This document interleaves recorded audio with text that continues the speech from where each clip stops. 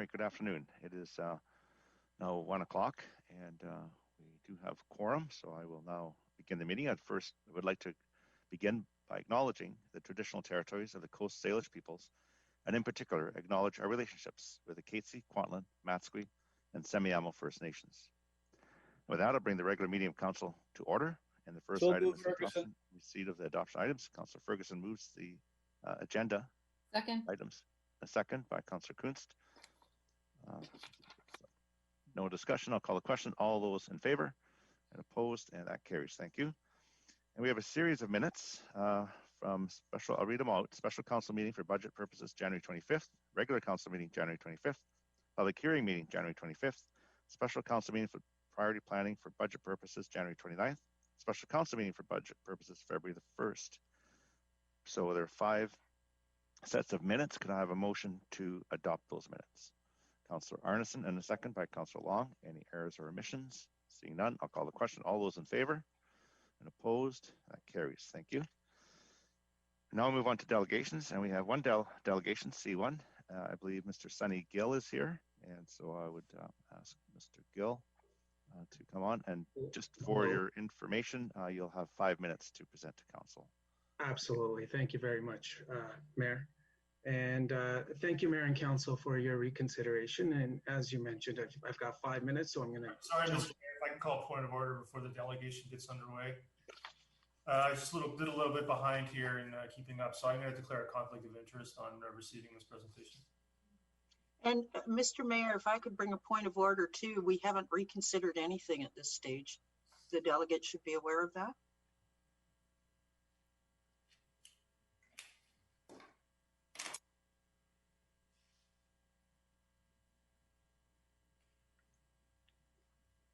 We can't hear you, Jack. Yeah, you might be muted. That's right. I'm just waiting for the clerk to put. There we go. Councillor Woodward, he's still here. Just wait.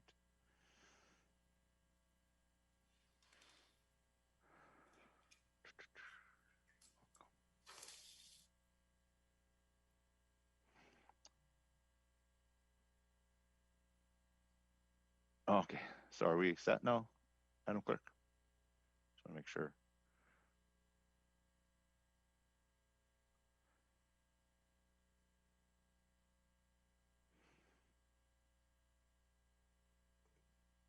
Okay, we're just, I think we may have we've lost Councillor Long. We're just on the Zoom land. We're trying to get him back. There he is. He's connecting back. I just got booted out, so I'm having trouble. You're back. I know. We're sending everybody out. All right, I think we're ready to go. So sorry about that, Mr. McGill. I'll let you begin. That's okay. Thank you very much, Councillor Richter, for bringing up that point. Thank you for allowing me to speak here. And I'll jump right in here. So we applied for a retail cannabis store in Fort Langley. We applied back in April. We applied in good faith, and our application adhered to all of the policies and bylaws of the township. In July, we held a public open house. I believe we are the only applicant in the township that held such an information session. And even to this day, our invitation can be found on the homepage of the Fort Langley Community Association. We have gone back and reviewed the recordings of all of the public hearings that involved cannabis retail. And after reviewing the public hearings for not only all the applications, but ours in particular, there was some discussion and dialogue. There wasn't a whole lot. So, you know, we understand what those concerns are, and we put together a plan to mitigate those concerns here. And it wasn't just ours. There were some concerns for other applications, and we wanted to make sure that we covered those on ours, even if it wasn't brought up here. So there was, you know, we did, for our application, it meets all the criteria from an objective standpoint, but there was some subjective issues that arose, and if I, Mr. Gill, if I could just interrupt you for just 1 minute, I wanted to discuss something with our clerk on Sure. just point of clarification. Just give me a minute, thank you. No problem. I'll go back to.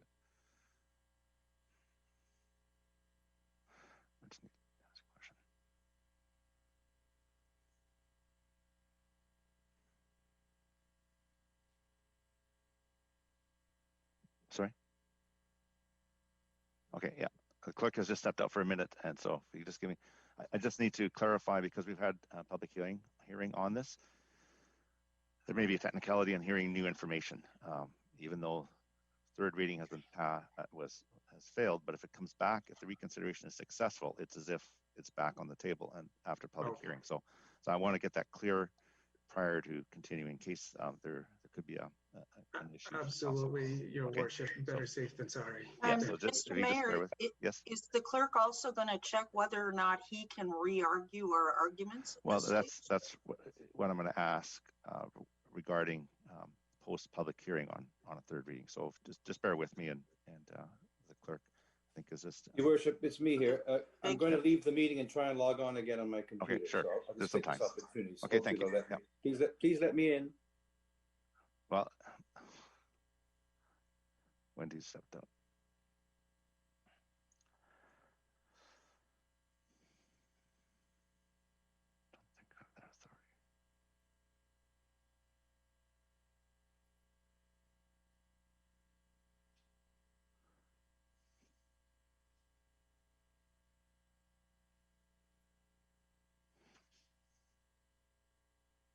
Okay, Council Long's gone out. He needs to be readmitted.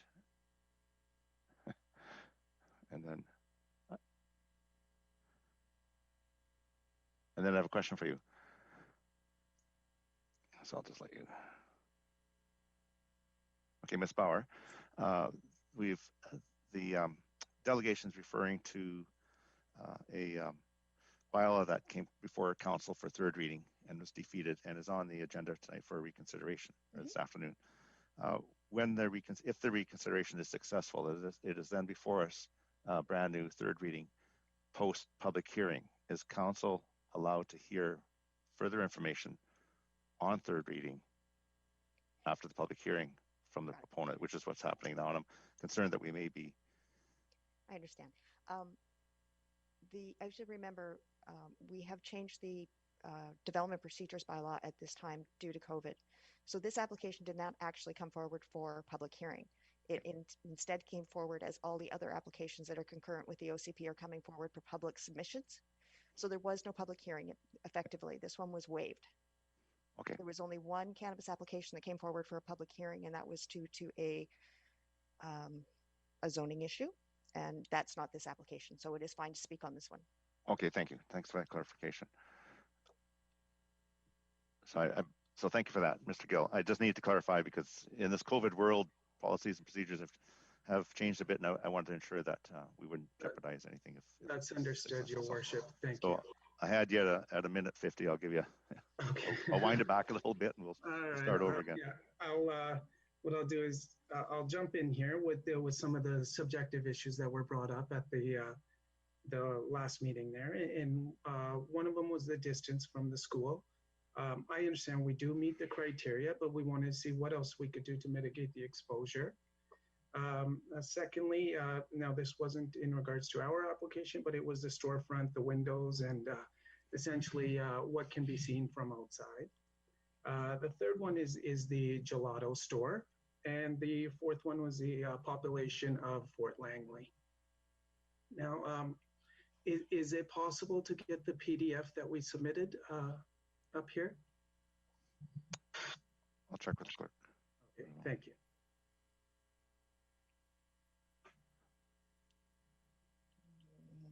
She's just working on it. No problem. I'll dive in so I'm not wasting any time here. When it comes up, you'll see the site plan there, and you'll see that there's 4 units, and the units on the west side. One of them is our proposed unit, and there was a vacant unit in the back there. Now, at the time that we did secure the lease, we did secure the lease for the rear unit as well, just in case there's a conflict and council felt that, they don't want any exposure to Glover Road. So we do have that as well. So site plan option A was the original, and what we've created is 2 alternate options. And one of them severely reduces the visibility to Glover Road. And the third option, it completely eliminates any visibility to Glover Road, to the sidewalk, to any other businesses. And it is only visible, the entrance and the siding of the building, any facade of the building is only visible to the back half of the parking lot. I believe we've got that option 1. That was the original. So this is just for reference, so we can see that the 4 units are there. Now, if we go down to the next one, this is if we were to amalgamate the units. The entrance is pushed back, by doing the amalgamation, the entrance would be pushed back 24 meters off of Glover there. And basically the front portion of this unit would be office space, so there would be no retail there. There's several screening measures in place, natural screening measures in place that we've put there. And basically what we've done here is the hardscaping and the landscaping at the front there to provide a natural screening. Include some paving stones, planters with hedges, park bench, lighting, bike parking, and e-bike charging. And the hedges there create the only visibility into the parking lot is the entrance there. And there's no visibility for the actual store entrance. And along the left side there, you can see the west property line. We would remove the chain link fence that is there and replace it with a nice cedar fence with the landscaping and shrubs in front of that.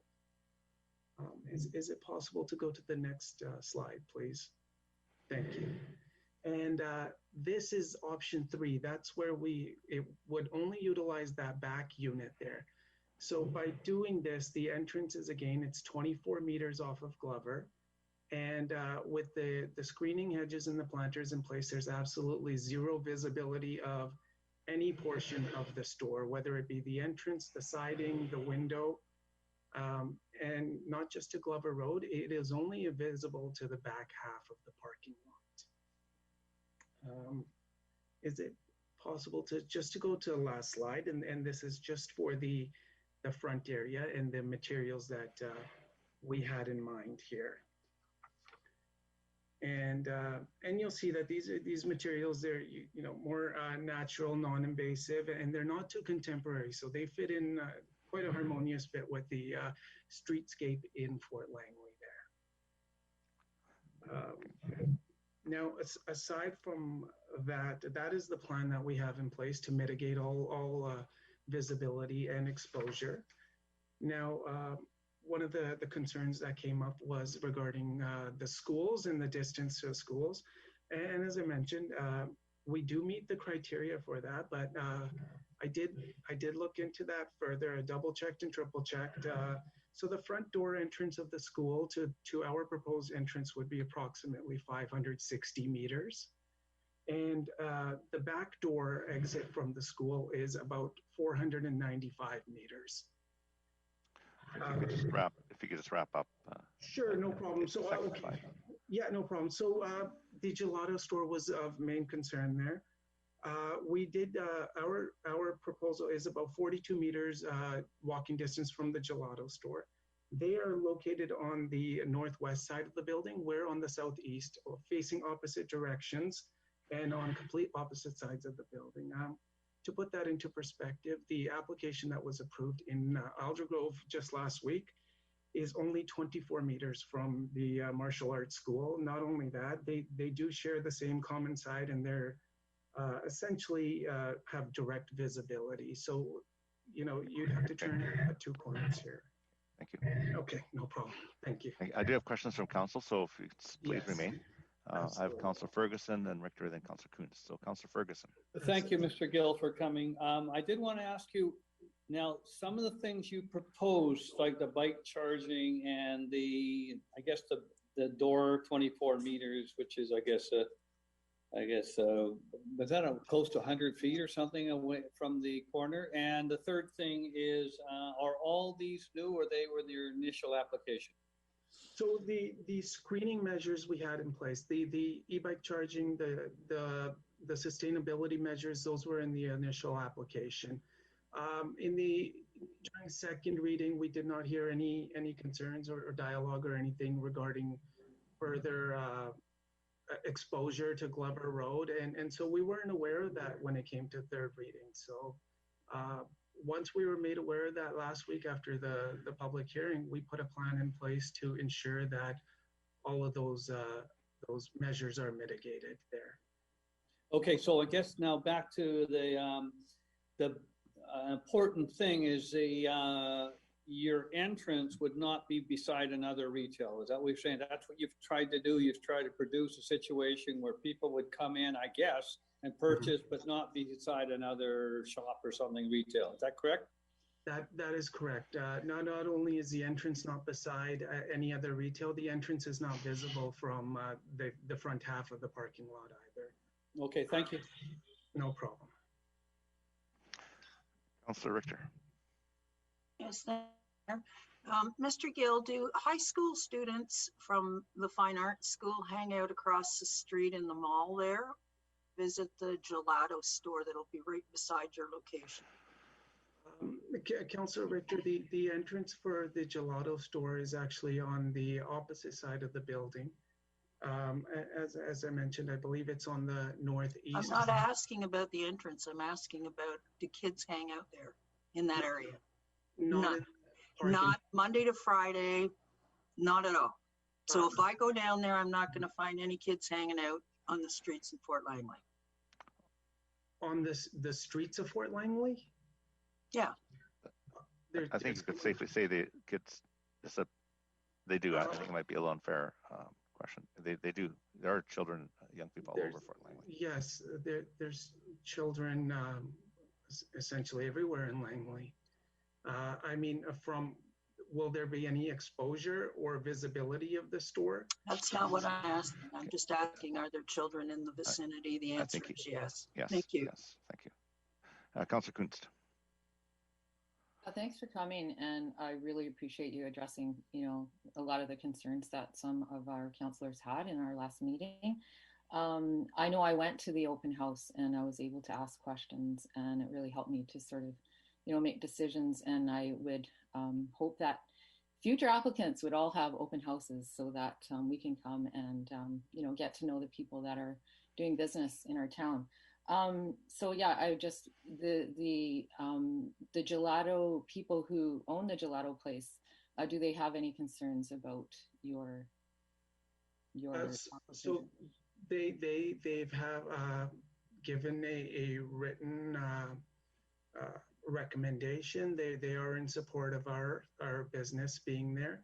Their only concern was any smoking on the property. However, LCRB policies declare that there's absolutely zero cannabis consumption on property. So that's something that will be strictly enforced. Okay, thank you. I think somebody has their speaker on, so. Yeah, there's several mics open. Sure, I'll ask those who are attending this meeting to just mute their mics if they're not directly speaking. Thank you. Thank you. Okay, Councillor Whitmarsh. Yes, thank you for coming, Mr. Gill. I had a question with regards to the church that seems to be fairly close to location, and your parking lot seems to be only separated by a small row of trees. I'm wondering if you have any comments with regards to the church, and if you've had any feedback from the church, being that it looks like it's probably only about 40 or 50 meters from your location. Yes. So if we look at the site plan there, we did have a plan to replace that chain link fence with a solid cedar fence with landscaping there. We have not had anybody from the church reach out to us.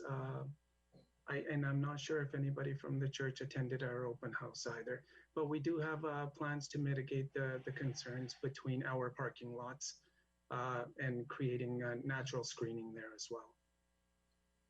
Okay. Also, Councillor Whitmarsh, I believe you had the question for another application regarding windows and transparency, and I can confirm that our windows will be opaque. There's absolutely zero visibility from outside into any of the interior of the store. Okay, thanks very much. You're welcome. Thank you very much. There's no further questions from council. Thank you for Okay, coming perfect. before Thank us. you so much. I appreciate your guys' time and attention. Thank you. Okay, so now we move on to Heritage Building Recognition Plaque, and excited to have Mr. Lanson here. I'm just going to bring up my report.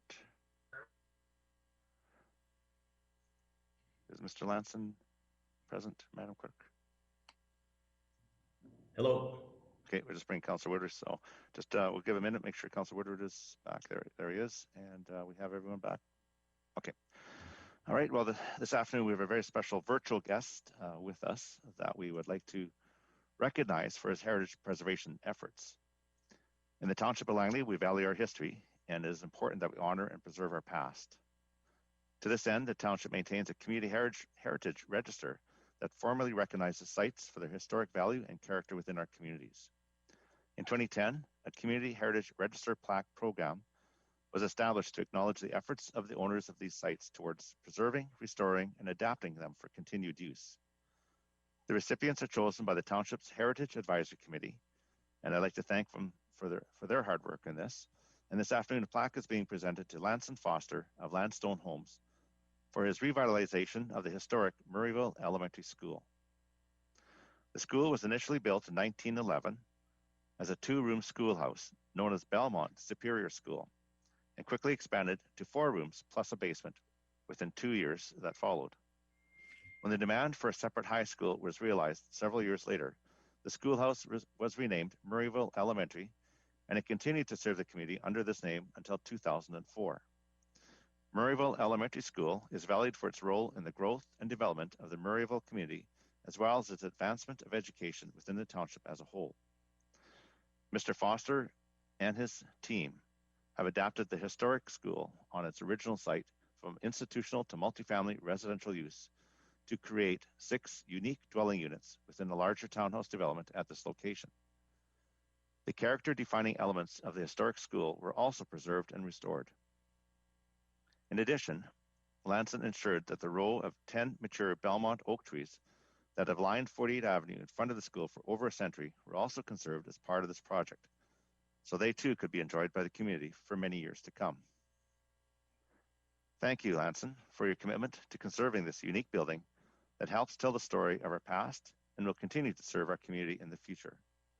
The plaque, which you can see on the screen, will be delivered to Lanson to recognize his significant heritage conservation efforts and to thank him for preserving this special and important place in the township. Once again, thank you and congratulations.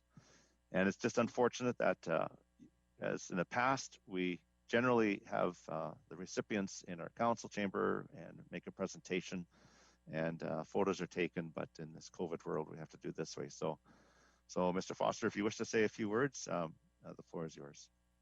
Well, thank you very much for the recognition. This project was a lot of fun. Having been born and raised all my life in Langley, I do really appreciate the heritage value in the buildings and whatnot. So this is, I guess, the second time we've been involved in something like this, but not to this magnitude. So it was a lot of fun and a privilege to be able to do so. So thank you. Thank you. I do have some questions from council. Councillor Long.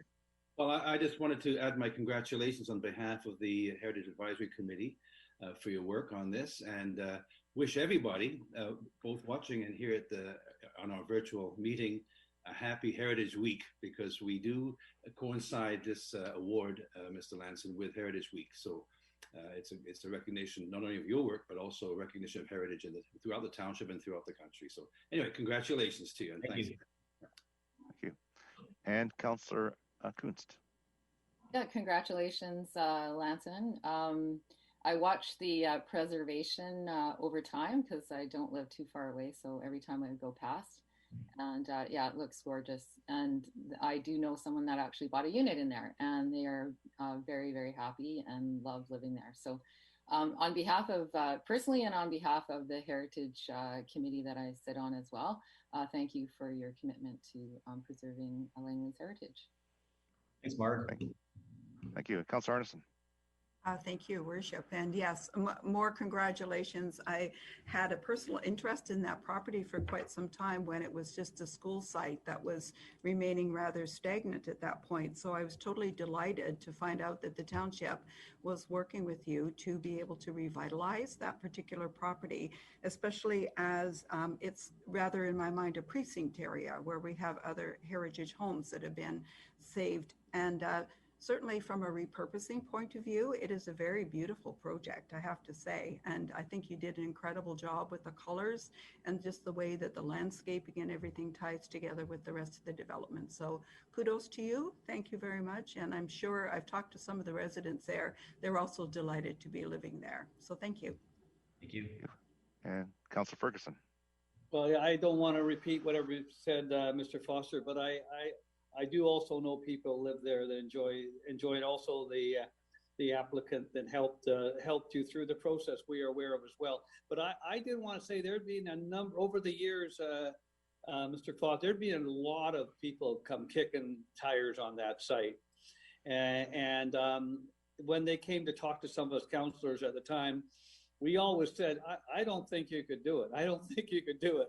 So you've been able to do something that an awful lot of people weren't able to do. So congratulations. And I think if you talk to the person that walked you through the application, I'm sure that he'll tell you as well. So well done. Super appreciate it.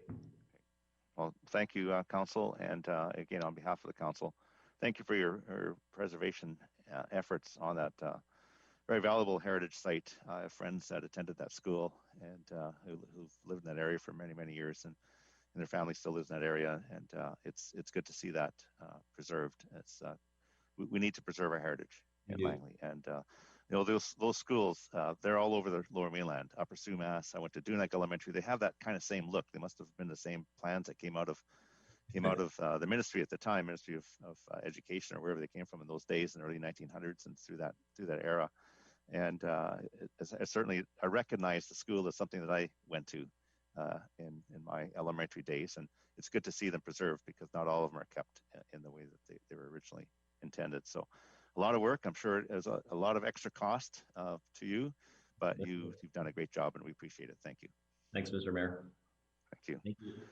Okay, so with that, well, that's the easiest presentation I've had to do. I didn't have to lift that heavy weight. So we move on to another presentation. And this one is by the Fraser Valley Regional Library. It's an update, and Mr. Scott Hargrove, the CEO, and Nancy Gamarich, Director of Finance of the Fraser Valley Regional Library, are here to provide an update. Welcome here. Thank you, Your Worship. I do have a short PowerPoint presentation. We have, I think it was actually, there's two presentations sort of divided up. We have an update presentation and then one specific to the role of Fraser Valley Regional Library in working with our municipalities on new library projects. So I do, Madam Clerk, do you have the presentation up or would you like me to share my screen? Oh, thank you. And Councillor Ferguson, if you could just lower your hand, I think that was from before. Thank you. It would probably be best if you shared your screen and that way you could scroll through. That'd be great. Thank you. All right. Bear with me just a moment. There we are.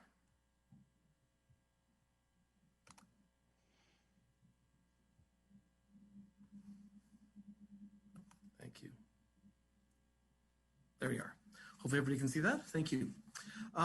So today I'm going to talk a little bit about three different things. First of all, the impact of COVID-19 over the last year, what it's meant for the business of running the libraries, and finally a forecast for the next year or so ahead, which, as we all know, has been a very unpredictable thing to get on top of. Our initial discussions on COVID-19 actually began in the middle of January. I think we had our first meeting at FURL on either January 13th or 14th, roughly 2 weeks after the announcement from the World Health Organization that there was an issue. Over the course of the next couple of months, we watched as the situation steadily worsened. We did our best with planning. And as with virtually all other libraries in BC, on March the 17th, we did close our doors to the public. There was not a formal public health order. We had to close because we weren't able to source things like plexiglass dividers and hand sanitizer at the time owing to shortages. So we weren't able to provide service safely in person. However, we immediately began developing virtual programming services and alternative service models for the various services the library provides. Our first virtual event, a virtual dance party, was held on March 27th, only about 10 days after we closed. This had originally been planned as a launch for a new collection of musical instrument simulators called Spectrums. And we had to quickly adapt the party to an online version with a virtual dance contest and the like. It went very, very well, and we followed that. Within about 2 weeks, we had virtual programs being offered every day, starting with about 1 per day, eventually getting up to 2 or 3 per day. Primarily virtual story times, but a few other virtual things as well. Similarly speaking, we leaped ahead with another item that had been on our strategic plan. We were able to accelerate development of our virtual library card by about a year to a year and a half. And we offered that very quickly at the beginning of the library closure. The library business, our circulation and such had accelerated rapidly in the weeks before we were forced to close. As at the start of the closure, we were averaging 100 new library cards per day. And even today, we're still averaging about 50 new cards every day. We do look at COVID-19 as one of the best membership drives the library has ever had. We certainly have thousands and thousands of new customers. On June the 4th, we launched FERL Express, which is FERL's version of curbside pickup. And so for this, our customers are able to place holds on items, and when the holds come due, they can come and pick them up in a contactless service where they can simply go out to the door, request their bag of holds, it's given to them, and they can walk away without having ever entered the library or actually had a contact with our people. This was extremely successful. As you can see, this is what the libraries looked like when we were first starting FERL Express. We had a massive backlog of holds to get through. In the first 2 weeks alone, we signed out over 60,000 items, all individually bagged, up to 10 items per bag, thereabouts, for our customers. The stories that came out of that were quite heartwarming, I'll be honest. We had one woman, for example, who had been locked up in her apartment for almost 3 months, 1-bedroom apartment. She hadn't been able to get out. Prior to that time, she had read over 300 books a year. And on her first day, she picked up 38 books that she had on hold. She described herself as the richest person living in her community that day. So stories like that have become very commonplace, but it's been very gratifying that the work we've done has been so appreciated by our customers. This is, as with any business, we've certainly found that the library business has changed substantially from what it was prior to the pandemic beginning. At FERL, we're known, I'm going to say internationally, for our playground collection, which is our collection of non-traditional collections and services. Things like our ukuleles, our birdwatching backpacks, telescopes. We were the first library in Canada to loan robots, our Sphero Spark Plus robots. And thankfully, we've been able to continue to loan those throughout the pandemic, despite the challenges of trying to get things into the hands of our customers. The other area that's been huge for libraries all over Canada in the last few years has been programming. And so in library programming, like story times, right here, you'll see this is a science experiment demonstration, obviously pre-COVID. It's been rising steadily for years, 5 to 10% increase in attendance per year for several years at this point. So this is something where we were very depressed to see what happened with the COVID-19 pandemic, and that we couldn't, of course, have people in for programmings. However, we've been able to work to develop all the virtual programs, and we continue to expand on those different programs to meet the needs, and they are very well attended. At this time, the programs we've had, we're just coming up to 250,000 views, and of course, most of those views are from 2, 3, or 4 people, family usually tune in to watch one of our story times. And we are definitely continuing to focus as much as we can on STEAM programming. And this is an area that has been a major focus for FERL in the last several years. STEAM is, of course, science, technology, engineering, arts, and math. And the program was developed originally when there was a recognition back in the 90s that less than 20% of spots in sciences classes were being attended by women. And so they made a concerted push to try to increase the visibility and attendance of young women in both science education and the science professions, which we continue to support to this day. So although our business has unquestionably changed, we were able to open to the public again on August the 4th, and currently we're open Monday to Saturday in most locations from 10 till 5. As of February 26th, we're going to be expanding Monday to Thursday from 10 until 6, which is in response to requests from our customers to be able to open a little bit later than 5 o'clock so that they can pick up their holds after getting off work. So we've been able to make that happen starting at 2 weeks just after Family Day. We remain extremely busy. While our physical circulation has declined slightly, our digital circulation, ebooks, e-audiobooks, streaming video, etc., has increased to offset it. Conservatively right now, our circulation is at least 90% and probably closer to 95% of our previous levels. It's a little hard to get an exact comparison because we've added new virtual services that count their circulations in different ways.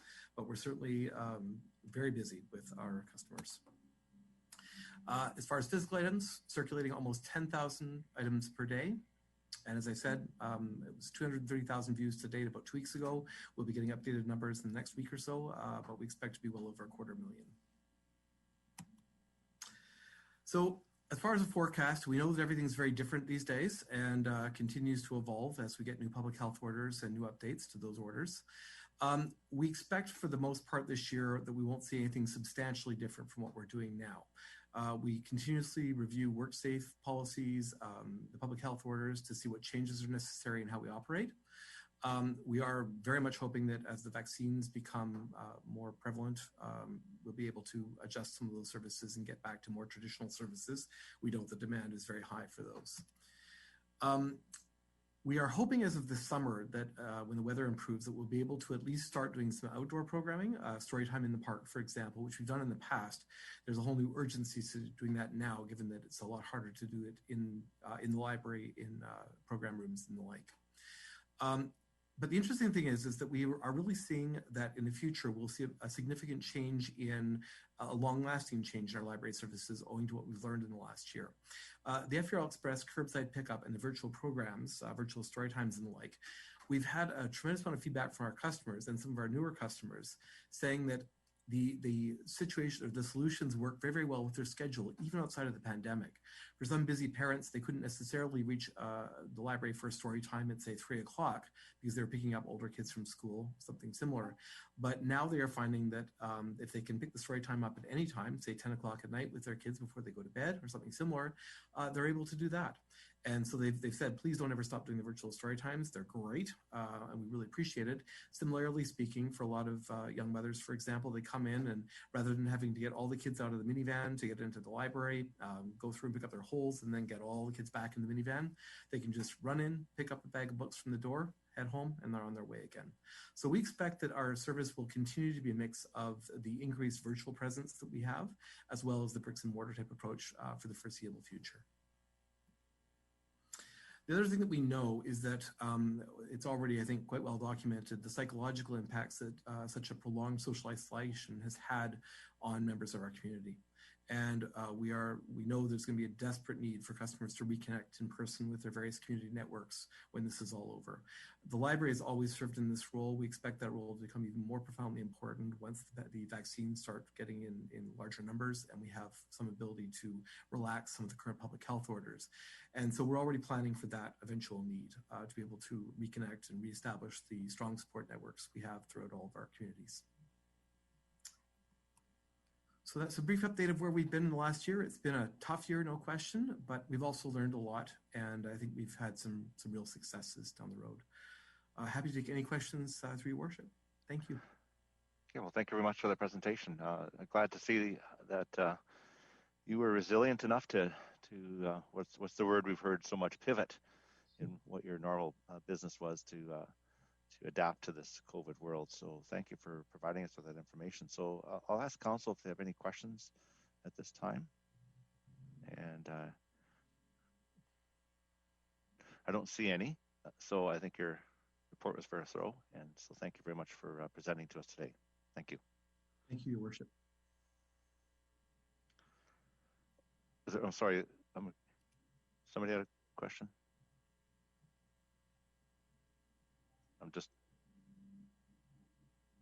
Oh, okay. Mr. Hargos, I believe there's a second presentation? Yes. Okay, sorry about that. Yep. Just was advised by the clerk. Thanks. So. There we are.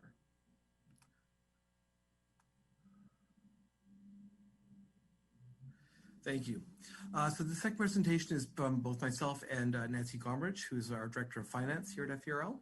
And it's specifically focused on our role in working with our municipalities to build new libraries, about community library strategies in general, and then some information about how FERL costs are shared across members and what that looks like should the township establish new libraries, as I know is being discussed currently. First of all, I'll outline our role in building new libraries. FERL works in partnership with our municipalities in a supporting role, not an advocacy role. So you'll never see us, for example, speaking in the press saying that the Township of Langley needs more libraries or less libraries. That's not our role. That role is firmly within the bounds of municipal staff and mayor and council to be able to determine what the library needs for their community are. Our role is to simply help you with our expert opinion from working years in libraries and renovations and new buildings, is to help you build the best possible library you can with resources available to you. With that in mind, we collaborate closely in partnership with the municipality to develop, first of all, an overall municipal library strategy, if such is desired. So this could be some sort of a plan for what library services you'd like to see in the community in the future, any increases or decreases in size or open hours or general collections, for example. We also work closely when a decision is made to build a new library or to do a major renovation on an existing library or move a library. Specifically to provide guidance to the municipality as to what services we think would be a good idea for that community based on everything from demographic analysis to projections to service opportunities, new service opportunities from new technologies and new collections, for example. In that role, we provide guidance to not just municipal staff, but often to architects, developers, and contractors. But very clearly, as I said, we are operating a partnership role, a supporting role. We don't give direction to those parties for obvious reasons. We don't want to, for example, initiate change orders for the municipality at a cost accidentally. So the role is always carefully defined with the architects, developers, and contractors that any changes or any instructions must come from the municipality. We're simply there to provide information and support. Moving on to community library strategies. It's obvious that any different community out there, whether across Canada or around the world, have chosen different library strategies based on what they think their communities need. And not surprisingly, those same strategies evolve over time as the community grows and changes. We always see everything from a greater percentage of seniors appear in a community over time to perhaps changing to more new families, depending on what other services, such as new schools, open up in the area. And so always libraries are focused on changing their structure and changing their support for the community as the needs change. For that reason, one of the most significant trends in new library builds is what they call flexible space. So you make a very flexible, welcoming space that can be adapted over the 35 to 40 year average lifespan of a building to be able to reflect those needs as the community changes. I know there's been a lot of discussion in the press, for example, about the Willoughby community area and potential new support for a library there. We certainly reviewed with municipal staff the growth projections for that area, and certainly there's a lot to suggest that a larger library might be a good idea. I should note as well that in support of that probably, both Walnut Grove and Muir Arneson libraries, which are close at hand, are very, very busy libraries. In fact, Walnut Grove in Fraser Valley Regional Library, of our 25 libraries, Walnut Grove is pretty much tied for the busiest library per square footage, along with one in Chilliwack. And the Muriel Arneson Library is second only to it within the township. They're very busy libraries. Your current strategy has been built on the neighborhood branch model, so having smaller libraries situated in different areas. A new larger library would fulfill a main library role. Main libraries in the context of a regional library usually provide more space for programming and community events. They may or may not have a larger collection depending on the preference of the community.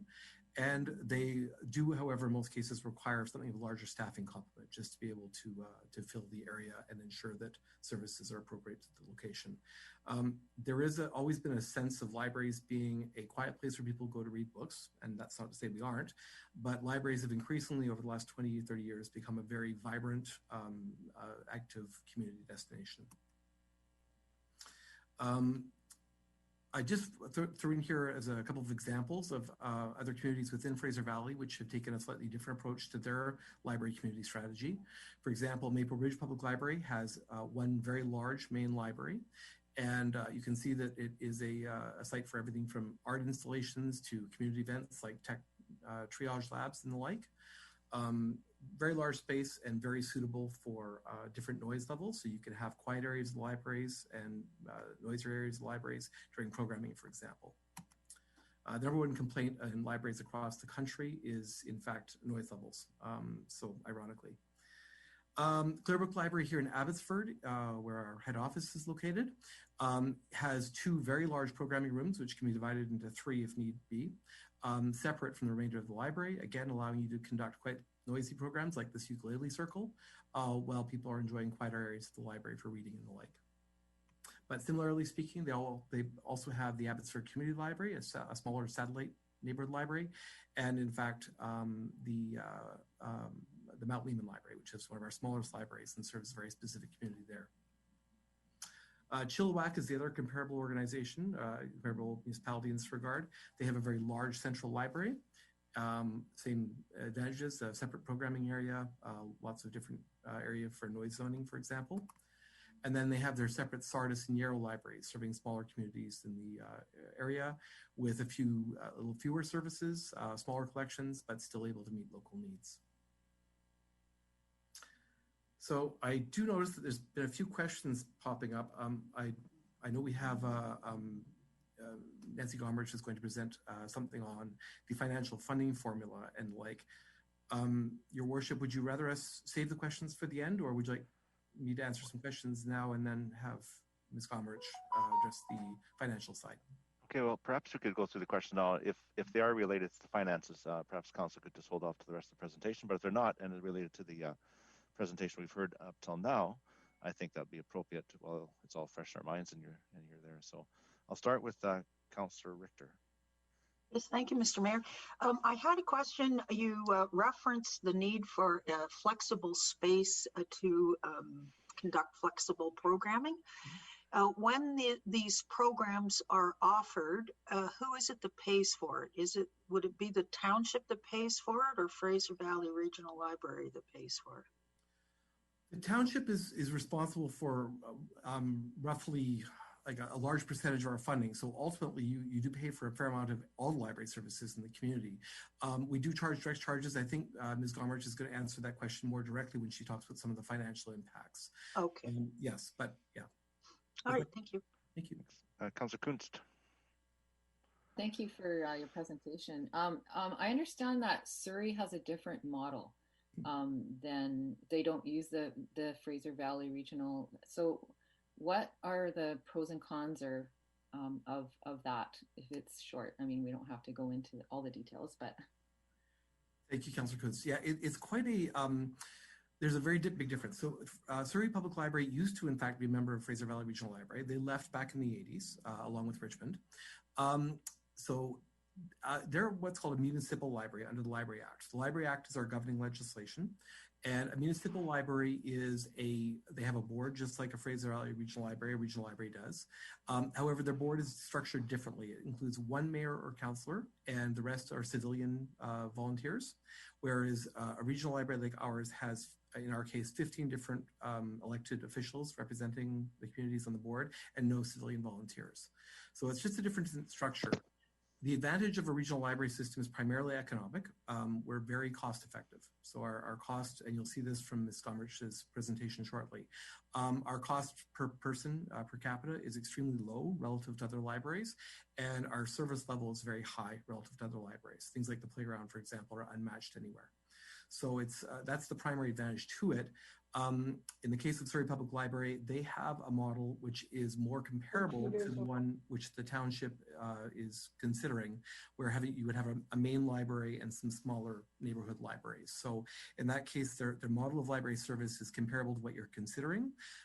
Having said that, their structure is very different in the Library Act. Okay, thank you. One last question. Is there a difference between a neighborhood library, a community library, and then satellite libraries? Is there are they sort of the same thing? I think they're relatively comparable. Sadly, they're all what would be called in the library terminology branch libraries, for lack of a better term. So they're sort of smaller libraries that don't provide, they don't have all the centralized services that would go with a large main library. So for example, things like human resources, information technology, finance, etc., which tend to be housed in the main library where there is one. At Fraser Valley Regional Library, we only have one of those, right? The administrative center here in Abbotsford, which houses all of those services, which is one of the main reasons why we're very cost effective. You are duplicating costs for different municipalities. Thank you. Thank you. Thank you. Councillor Ferguson. Oh, yes, thank you. I just wondered if you've got a paper. I remember a number of years ago you brought, or the Fraser Valley Regional Library brought a futurist in, and we had a discussion with a bunch of people that participated in the workshop. I was wondering if you have a paper, or you're developing a paper, or you already have it regarding future of libraries, and you know, that would be an interesting read, so to speak, for some of us in the future, because you know the cookie cutters of the past, or you know, and with COVID and everything, are changing, and that'd be something for future councils, including this one, to read and be thinking about for the future. I was just wondering about that. Thank you, Councillor Ferguson. There are a number of books and things written and are continuously being rewritten on that exact topic, the future of libraries and where things lead us. For example, we've seen that circulation tends to be relatively flat, as in we're not loaning massive amounts more books, but our role in the community has been increasing substantially. So that's the sort of trend that we're all watching and wondering about. If you'd like, I will see if I can find some good readings, and I can certainly forward them on. Thank you. Councillor Woodward. Yeah, thank you. Yeah, some really good questions from Councillor Coons. I had some of those similar, so I won't repeat those in regards to Surrey. But I did want to ask a question about, because I don't know a lot about libraries, so I'll just admit that right away. I don't use libraries. So again, as a result, I don't know a lot about them. So, but I did want to know, every library you showed us in your presentation was on the ground floor in a dedicated building. Do you know of other libraries, you know, that, you know, to serve 80,000 people would be on the second floor of that, what I would consider relatively small size for that projected population? Are there other examples of libraries on the second floor? There are. It is one of the least recommended structures for a library. For example, right here in Fraser Valley, we have the Pitt Meadows Library, which is on the second floor. And it moved from a ground floor library to the second floor. And certainly we saw a decrease in attendance after that. If you look at the number of people who attend libraries, they primarily are young families and senior citizens, both of which have challenges in getting to the second floor through mobility issues, either in the case of senior citizens, it can be mobility issues. In the case of young families, of course, baby strollers and the like. So we strongly recommend that libraries be built on the ground floor for just that reason. If you look at building one on the second floor, it tends to reduce the use of the facility. Yeah, so I mean, can you let me know what was the decrease in attendance that you saw at Pitt Meadows? What would be the general idea there? 20%, 50%? Off the top of my head, I believe it was 20%. 20%. Okay. I could verify that for sure to see. Yeah, so the least recommended form for a library is certainly, you know, of that projected population is interesting. Is there like a guide on the website that I could look for, a document that would have some of these recommendations on how to build libraries? Not on our website. There's a few books out. As I said, I certainly can recommend at least one book I can think of published by the American Library Association that covers some of these areas. What's the title? I don't need you to email me. Just what's the title of that? It's published by the American Library Association. I believe it's something like Library Building Standards, something along those lines. I'll see if I can find that. If I can, I'll have Legislative Services follow up with you. Please. Thank you very much for that. I had one other question, though. You mentioned in there that you know, the Township of Langley is doing a main library with smaller neighborhood libraries. Is that what you said? I want to make sure I heard you correctly on that. Certainly, all I've observed and discussing things with the municipal staff and seeing things on the press is that the township is considering the possibility of more of a main library feature, and so I thought, well, worth presenting. Okay, so but how would you define a main library? Would that be like more of a signature building, you know, dedicated ground level type service, maybe with some other community programming within that building? Or that would be more the idea of a main library, and then you'd have smaller libraries spread throughout the community. Is it simplistically, that's what you mean by that? Is that right? Very much. A main library is focused more on having greater space available for community events and community partnerships, for example. So you might even have a room put aside for genealogy services or something similar, whereas the average neighborhood branch wouldn't have that, simply wouldn't be enough demand locally for that.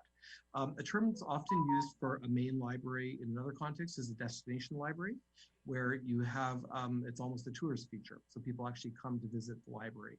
If you look at some of the very massive new builds in places like Calgary and Edmonton, well, for that matter, right here in BC, the Vancouver Central Library, of course, is a well-known destination. Yeah, of course, that would be an amazing library, of course. I mean, I don't think we're contemplating something like that, but I mean, it's interesting to sort of hear, you talk about it in the sense that, maybe, the population we're projecting, we might want to think longer term and talk about what you're talking about, which is the main library or destination library, and then say smaller libraries, like we have one in Fort Langley, which is the one I know the best, which is quite small, and I know quite a few people that use that. You would see something like that, maybe servicing 2,000 or 3,000 people, but what would be the typical size of a library to serve, say, 80,000 people or 100,000 people? It varies. We actually design sizes of libraries based more on services than on population size. Population size is a factor, but it's more a question of what municipality wants to provide as far as services are concerned. So if you, for example, had a specialized collection you wanted, we have to add more square footage for that. If you wanted to run, say, twice as many story times because there were a lot of small family or young families in the region, then we would recommend an increase in size for programming space. Okay, so it really comes down to the ambition that we're thinking about, or the vision that we have for providing these services in the community, and then you work backwards, not start with a certain size per person, right? You would think of a difference. So that's helpful.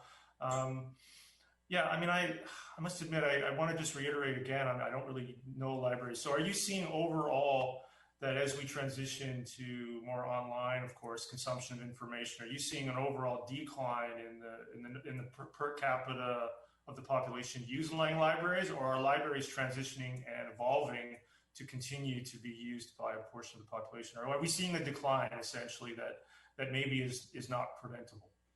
No, I can simply say we're not seeing a decline. Quite the contrary. Libraries have become more popular than ever. We have evolved our business immensely, particularly since the internet became commonly available back in the early 90s. Libraries are now generally technology hubs. We view ourselves as business development centers, frankly. We help people, especially in COVID-19 era, we help people to find resources, to retrain, to educate themselves in different areas if they're experiencing transitions in life. So that's a pretty major component of what we do as well. The other area that has been a growth area for libraries is supporting strong community development. So bringing different groups within the community together to work on common goals. Oh, and I appreciate it. I may have more questions on the finances, but I definitely appreciate the information regarding Pitt Meadows and second floors being the least recommended form. Thank you. Councilor Whitmarsh. Thank you. Thank you for the information, Mr. Hargrove. It's really valuable information, and I appreciate the questions that Council has asked. I had many of the same questions. Just for clarification, when you talked about second floor libraries, you're referring to libraries that are only on the second floor, not a library that has 2 floors, for example, correct? Absolutely correct. There are, we have at least one library, possibly more, at least one library that's a 2-floor library, Maple Ridge. Right. And a 2-floor library has a ground floor, so it's still accessible, which is great. We tailor the services available on the first and second floor so that the ones that are tailored towards young families, for example, are on the first floor, and more adult reading and fiction, for example, would be on the second floor with people who are more mobile, able to get to that. So a 2-floor library is absolutely workable. It does tend to have a greater staff requirement, of course, because you have to staff desks, for example, on both floors. Right, okay. Yeah, I've had some experience in the Maple Ridge Library and found the second floor to be quite valuable, particularly around renting of rooms and quiet spaces and that sort of thing seem to be very helpful. My question that I wanted to ask, besides the other ones, was with the number of satellite or community libraries you might have in a community, is there a differentiation between the different community libraries and what they offer? For example, you know, would a library in Brookswood offer different services and different things than maybe a library in Walnut Grove compared to a library in Fort Langley? And how is that determined? What is offered in the different community libraries that we currently have, and particularly if we have a main library, what separates the main library from the multiple different community libraries? How do we differentiate those? Absolutely. We do differentiate significantly between libraries, primarily in both programs and collections. So collections, Fraser Valley has, in fact, we originated this in North America. We have something called a floating collection. What that means is that if somebody borrows a book from Chilliwack and then returns it to, like say, Brookswood, that book stays in Brookswood until somebody borrows it from Brookswood and returns it somewhere else. The reason we do that is primarily to save money. It reduces the number of trips that our trucks have to make carrying books back and forth around. But the funny thing is it means that the collections tend to naturally aggregate where they're most wanted. So if there's a real demand for books on restoring old cars, for example, in an area in Township of Langley, then magically those books have end up there because people request them and get them delivered there. So it's not only do you have access to a million items in our collection, you can basically find them. They often show up where you want them just naturally based on other people in the area have the same interest. We do deliberately structure our programming around being able to meet local needs. So for example, if there's a healthy proportion of young families, we schedule more story times for an area. If there's a healthy proportion of seniors, we often schedule more genealogy programs because of course that's what that particular area likes. So we do tailor our programming to an extent from between different programs to meet local needs. The other thing that we find is when you have a model like we have in Chilliwack or Abbotsford where you have a central library, you can run larger programs that meet a broader array of interests because of course more people will travel there to see it if it's a bigger event, right? So we found that many large events, especially social cultural ones, for example, tend to be better suited for a larger library. A number of our communities, Diwali celebrations are very popular and very well attended in certain libraries, but we wouldn't hold them in other libraries because there simply isn't a demand locally for it. Right. Okay. So a destination library would sort of tries to be sort of provide something for everybody or provide everything for everyone, roughly. And then the community libraries are much more catered to that particular community. Is that sort of the model? Definitely. Along with, of course, the staff in the smaller community libraries being able to refer people. So if they say, hey, we don't have that here, but you might try going to this program next week at the main library. Okay. All right. Thank you. Councillor Long. Well, thank you very much. And a very interesting presentation so far. And I really like that example about how the books sort of migrate wherever. So I can think of some subjects that would fit that was the different interests that different communities have in different libraries. But you kind of we opened up the book here, let's say on the second floor concept. So have you seen the plans that are being proposed for Willoughby? I've certainly seen some of them. I've been working with municipal staff for a while now on various possibilities. Well, can you make a comment there? Because you sort of not automatically, excuse me, but you directly, when you were asked about the second floor, said, hey, that's not a good idea. That one's a bit of an anomaly, I think, because you've got to. It is. Yeah, so maybe you could comment on that because we're going to be moving into that decision soon, and I want to make sure that your comments are interpreted correctly. Yes, absolutely. So certainly the Willoughby Library that's proposed is definitely second floor, but the difference is that the main entrance and the parking area are in fact also on the second floor of the parkade. So those mobility issues are not a factor in that particular case. The designs that we've worked on so far certainly are, I'm going to say, excellent for what we've seen. We've had a lot of input and we've worked very closely with municipal staff on various different possibilities. All exploratory and all really interesting. It's a different design for a library, and I think what we've come up with so far is pretty impressive. So if I do say so myself, it's fun. So yeah, in that case, although it is a second floor library, technically it really is more of a first floor library given the location of the parking lot. And I just wanted to add that I did spend some time in Maple Ridge Library over the last several years, and it's great that it's such a multi-purpose room in many ways. So different events can be held there at different times, so it makes it very, very useful. Thank you very much. Pleasure. Councillor Arneson. Oh, thank you, Worship, and thank you, Mr. Hargrove, for coming today. I know it wasn't something that you discussed directly, but there have been a lot of questions regarding, I guess, the siting and destination versus neighborhood libraries. I wonder if you could speak to try and create a context for the type of libraries that are being considered now as an integrated component into our communities. So I'm talking about things like people being able to walk to the libraries, people having access, etc., because that seems to me that that's our planning model these days. So I just wondered if you had any insights about that. Thank you. Pleasure, Councilor Arnold, of course. So there's a number of factors that go into whether libraries will be used or not. And certainly situation of the actual site of the library relative to the local population is a pretty key one. It's a longstanding aphorism that 90% of people who physically in person visit a library come from within a 3-mile radius. I think that's slightly challenged by FERL because we do find that a fair number of people live, for example, in the township of Langley, but maybe work in Abbotsford or vice versa. And so a large number of them will actually visit a library in a different community because they go on their lunch break or something similar. But in general, proximity is a pretty good indicator about whether somebody will use a library or not. Certainly, the proximity of libraries to large numbers of high-density housing, so for example, things like condos, is certainly a strong indicator of use. The easier it is for somebody to get to the library, the more likely they are to use it. We live in an era of a combination of leisure and convenience, as in we compete for people's leisure time, and we want to make it very convenient for them to use the library.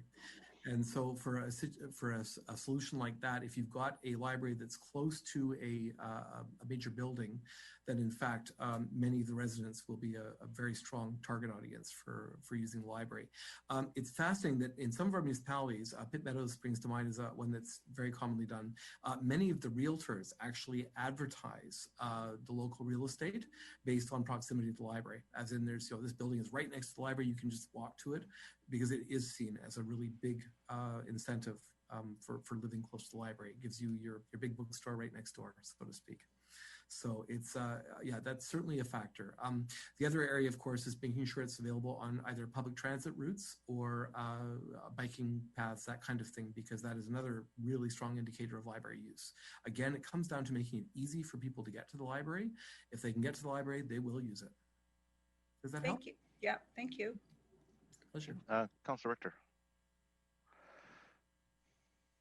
Thank you very much, Mr. Mayor. Yeah, going to the second floor thing, I was actually surprised to hear you say that a second floor was the least recommended form. And so I was going to ask why proposals around even having a library on a second floor would be entertained. But you've indicated that driving on the parking lot. Now, the location we're potentially looking at in the Willoughby area is very high density. So I would think there'd be more walk-in traffic to that library than drive-in traffic. So if there's more walk-in than drive-in, does the second floor library make sense? Given the area, that's certainly a factor. We put a lot of thought into that because for just that concern. So there is, of course, a ground floor lobby, which would allow people to be able to get up to the library relatively easily from the ground floor. So it's still accessible. It certainly is more accessible from the parking lot, second floor, but it is still accessible from the ground floor as well. Okay. So, assuming that there's an open blank slate of potential locations for a library in Willoughby, would a first floor library still be preferred over a second floor library? If you could pick any area, just magically any area in the Willoughby area, for example, or any other area, yes, the ground floor would always be preferred. Would be preferred. Okay, thank you. Now, you mentioned that circulation is stagnant right now. But there has been a growing community role. So I want to ask you, what are the core services of libraries? Core services of libraries are a combination of circulation for sure, which is, as I said, fairly flat. Stagnant was probably a bit of a loaded term, but it's fairly flat. But as I said, we've seen massive increase in programming. So this is primarily literacy-based activities. And by literacy, I don't mean just reading and writing, but literacy for things like mathematics, science, biology, etc. So we've seen growth of 5 to 10% per year in programming attendance up until COVID-19, of course, where things changed substantially. Quite simply, if we put more programs on, more people showed up. We couldn't fill. Up until COVID-19, we couldn't, quite frankly, fill the number of programs. Like we couldn't make enough programs. So that's a growth area. But we also provide a growing suite of digital online services. So of course, there's everything from streaming video to ebooks and audiobooks, virtual reference materials. So these are databases of highly peer-reviewed, fact-based information, carefully curated to avoid any of the really fake news type stuff out there. We also provide a lot of in-person community building services. So we are community connectors, for lack of a better term. Longstanding aphorism for libraries is that we aren't about to do something ourselves if it's not our core business, if we can instead identify the need and refer them to another community group that can support them. And in fact, we have partnerships with well over 150 different groups in our communities, everything from literacy groups to science organizations, that sort of thing. Okay, so the programming and the community connections, are they, it doesn't sound like they're traditional core services. These are new core services, or are they even core services? They're absolutely core services. And although some of the types of them are new, when I was a kid way too many years ago, I went to story time all the time at the library, right? Yeah. That's a very consistent, the actual structure of some of the programs has changed a little bit, but we have absolutely been doing programming for all the time I've been alive. Okay. And now I see a lot of tutoring going on in libraries, any of the ones that I visit anyway. And those tutoring services, are those provided by Fraser Valley Regional Library staff, or are they private? And if they are private, is Fraser Valley Regional Library getting some sort of a fee for the use of their space in order to conduct business? Not generally. So the way that we haven't seen as much tutoring in the last year, and in fact, it's one of the most commonly requested things for us. And very simply, we can't really sustain that in an era where in-person meetings are generally not a good idea. But in general, yes, tutoring has been, again, something which libraries have been ancillarily involved in. So the tutors use our space. They might arrange to meet at the library. In some cases, they can book a meeting room depending on the type of what they're doing and how many people they're working with, that kind of thing. But in general, it's more informal than that. And it's not being done by library staff. Okay, but they're, I'm assuming, being paid for doing the tutoring, but they're using public facilities to do it in. Technically speaking, yes, I would say that they're certainly in the same way.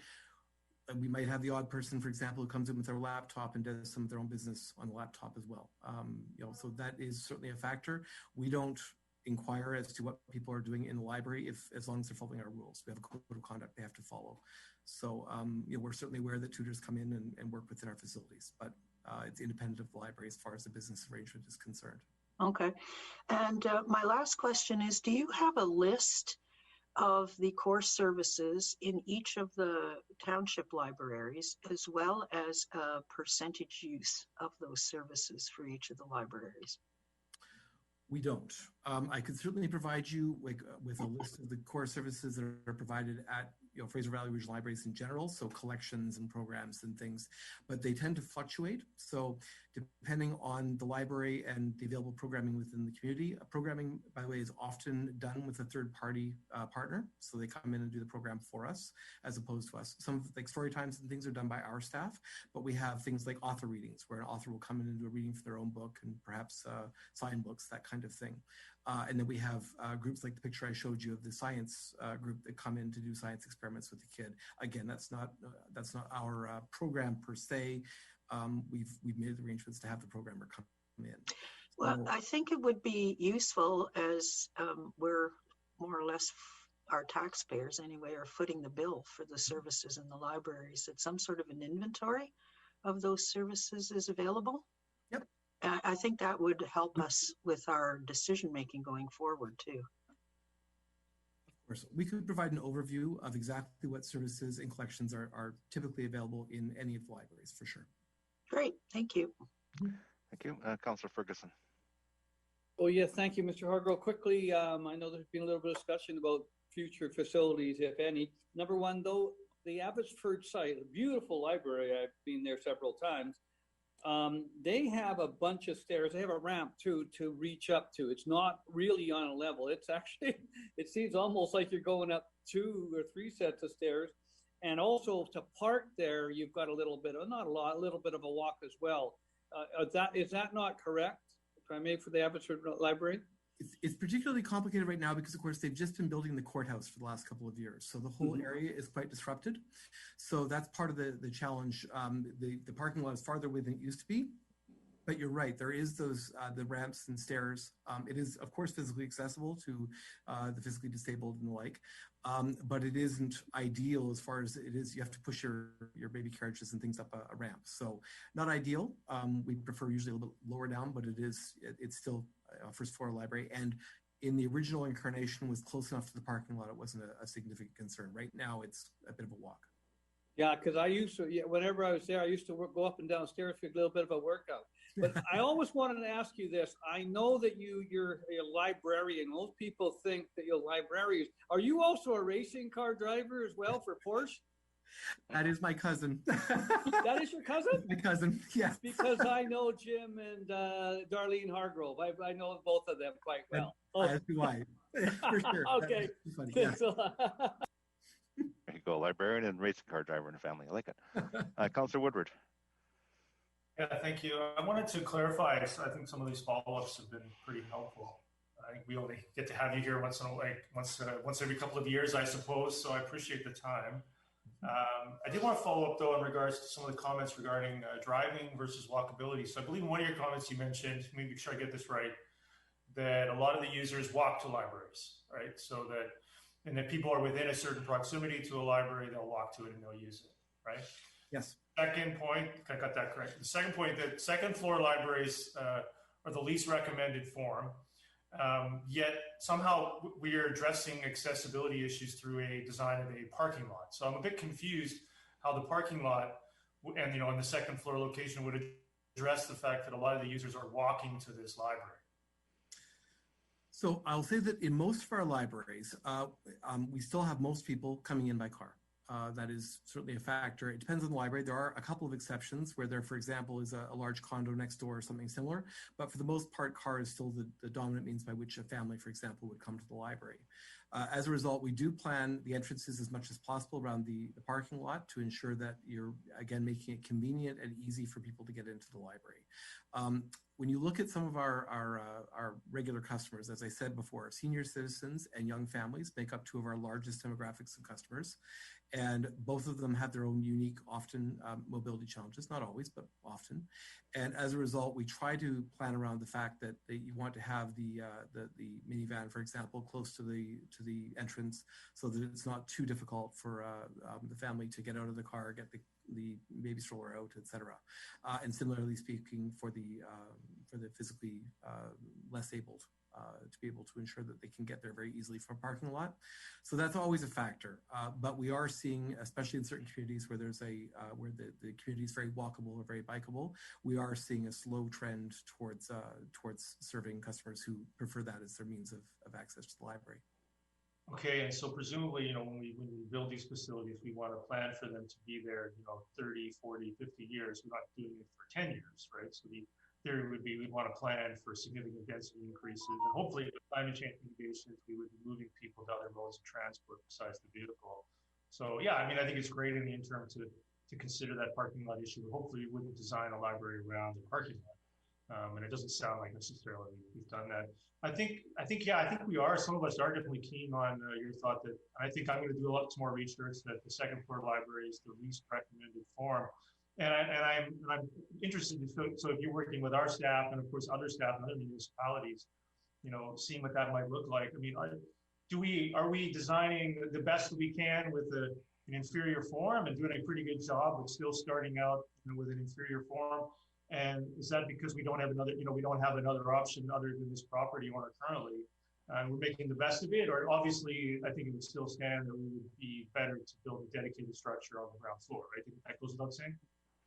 So I've been involved in roughly 15 major library builds or renovations. So I have, just the way my career's gone, I've had quite a lot of exposure to that kind of a project.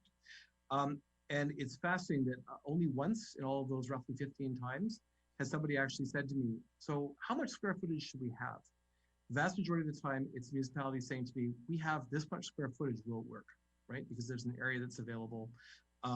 And the answer we've always given to that has been to look at the community and say, you know, okay, this might be a little bit too small, or this might be a little bit too big, or, you know, this is with an actually workable size, and here's how it might look. And then we sit down with municipal staff, with architects, developers, and we go through multiple iterations of any design to see what one works the best.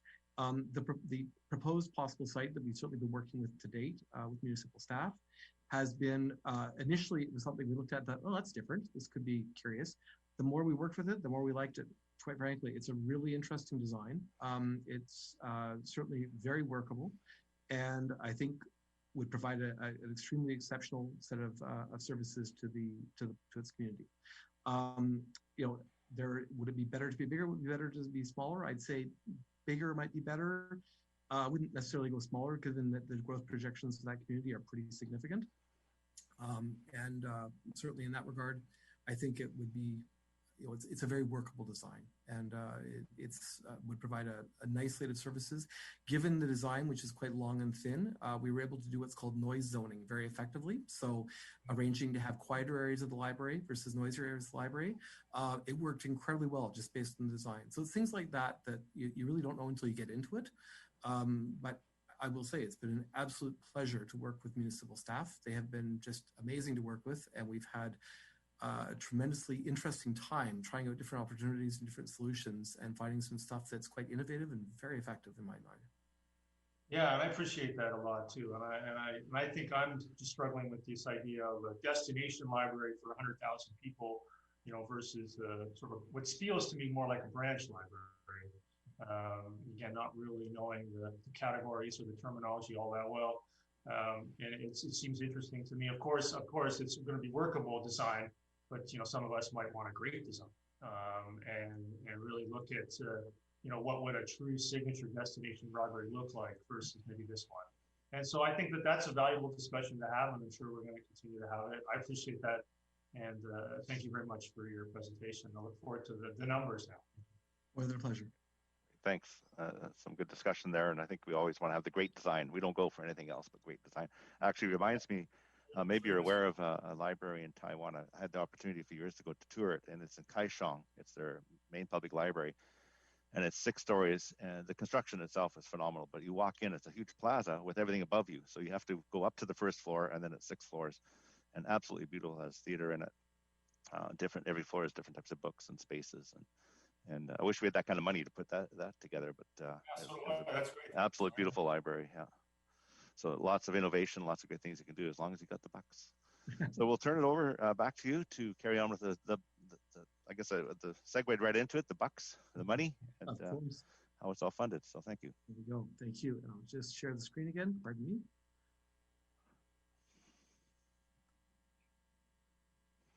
There we go.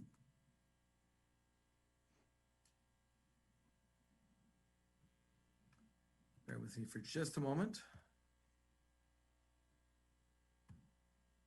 Good. All right, Nancy, do you want to just tell me where to go from here?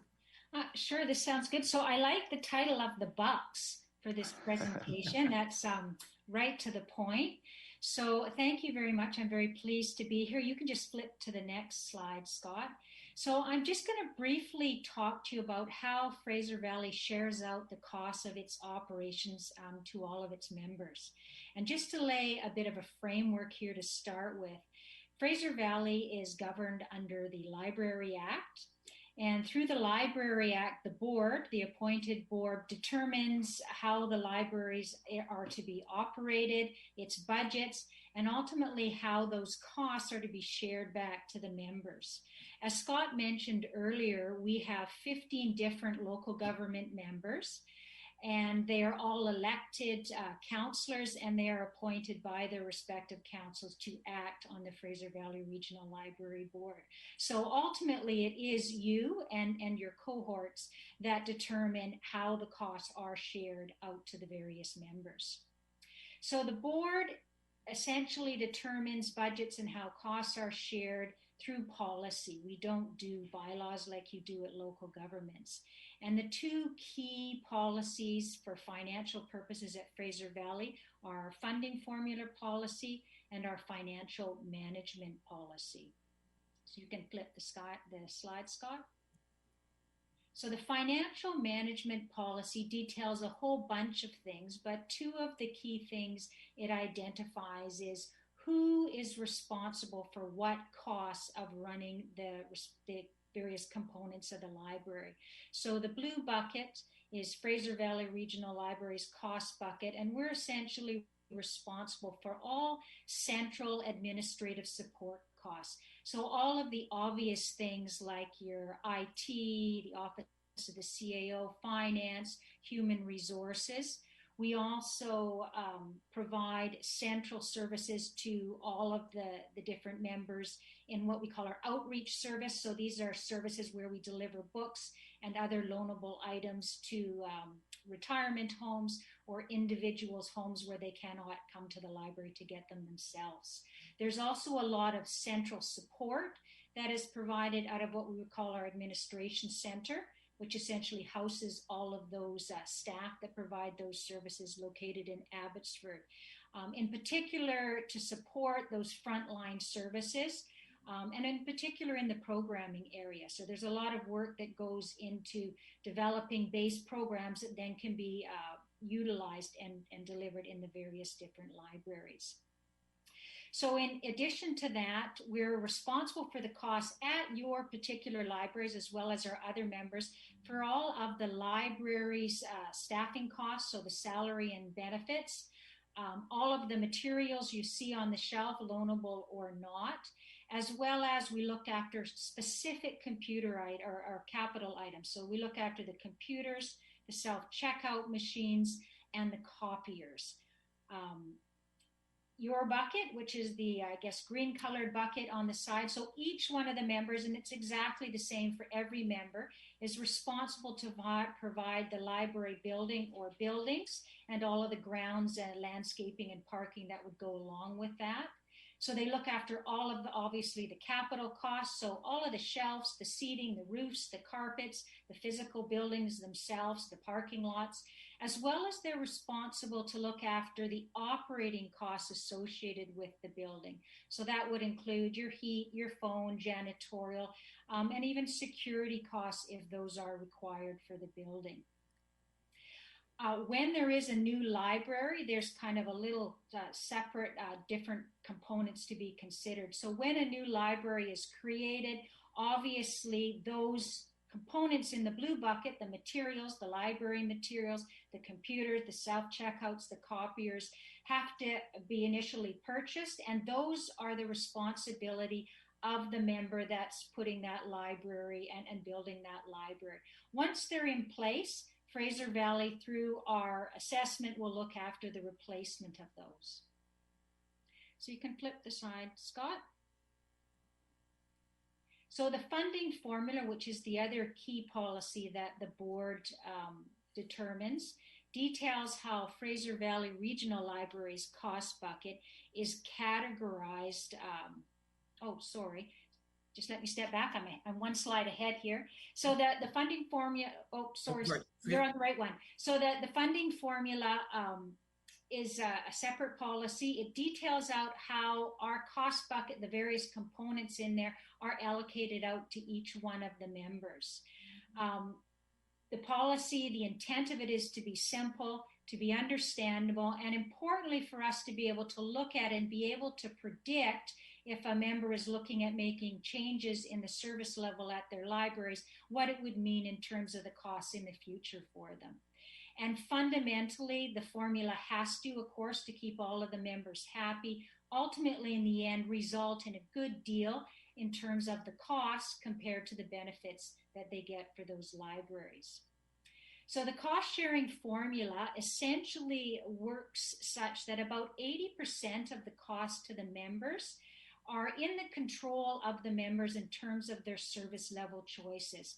So if a member chooses to have more libraries with greater opening hours, larger libraries, they will obviously drive more of the cost and have a higher cost for their libraries than a member that chooses to have less libraries, smaller libraries, or ones with lower operating hours. And the plus for all of the members, of course, is that we are the largest public library in BC, and those administration center or support costs, which compose approximately 50% of each member's total cost in terms of their assessment, everyone shares equally in the economies of scale. So our IT and the HR, central support services, etc. So the funding formula was last updated in 2013. And so far, it seems to be working very well. I think all members are generally comfortable with how it works, and it's achieving the results that we would hope that it would. You can flip the slide, Scott. So this slide details how the funding formula cost categories are allocated out to the different members. So there's, I guess, 6 different cost categories here, and they are allocated out to the members on different bases. So the largest component, the large blue one on the right-hand side, composing about 55% of a member's typical Fraser Valley Regional Library assessment, is the direct cost of running their libraries in terms of the salaries and benefits for the staff that work at those libraries, as well as essentially the office costs, so papers, supplies, programming supplies for local programs, that sort of thing. So those direct costs are compose about 55% of most members' assessment. The other costs are a component of those shared services, most of them delivered out of the administration center. So if you just kind of work from the bottom up, starting with the red section, our human resources costs are allocated out based on the full-time equivalent staff at the individual libraries. The IT costs are allocated out based on the number of computers and self-checkouts at a member's library. Our shipping fleet that moves around those books from library to library for our customers is allocated out based on the number of deliveries that occur basically throughout the year, but on a weekly basis. And then the rest, the last one up at the top with the orange. So a lot of our central services are materials purchases, so all of the library materials purchases, our outreach services, as well as the central support for programming and other frontline services. They're allocated out based on population. And then the rest of the budget, the lighter blue there, the 8.5% or 8.11%, that's essentially the administration or the overhead costs. So our Office of the CAO, Finance, and our Communication Department. So depending on the share that each member has of all of those other costs, they will get a proportionate addition for those central administration costs. So if you look, I've kind of covered a chunk of them there in the percentages are highlighted in blue. And that, if you add them up, adds up to about 80%. And that's where I had said earlier that it is really each member determines or has power over the cost that they pay for libraries based on their service level decisions about the size of their library. Their opening hours will determine their staffing, and then that will essentially drive the other costs there as well. So you can flip the slide, Scott. So this is the end result of the funding formula for the 2021 approved budget. It details out from top to bottom on a per capita cost basis the 2021 Fraser Valley Regional Library assessment. Generally speaking, what you will see is our smaller population libraries will have a higher cost per capita. So if you look down the bottom there, you have Hope and Kent and Pitt Meadows around the $50 per range per capita. And then you'll have the larger libraries moving up to where the township is, a lot closer to Fraser Valley Regional Library's overall cost and a lower cost. So in the $26 to about $34 range. And this is really important because we need to, in the end, be a good deal, as I mentioned earlier, for all of the members. So larger libraries, of course, would experience more economies of scale if they were to be on their own over what would be experienced by a smaller library. And these ending costs per capita essentially reflect that. And if you were to look at the assessment per capita for similar size libraries in terms of population, where they're not part of a larger regional system like we are, you'll see in most cases the cost per capita are higher. So it works out through Fraser Valley that essentially it's a good deal for everybody. And that, of course, is the objective of our funding formula. You can flip that slide, Scott. Okay, thank you for that. Sorry, I thought you said that was your top. I see yourself. Sorry, I was just that my phone was ringing at the inopportune time.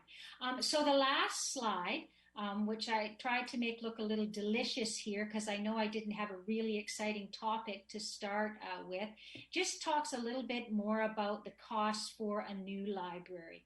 So if you remember on the earlier pie slide that we were looking at before, the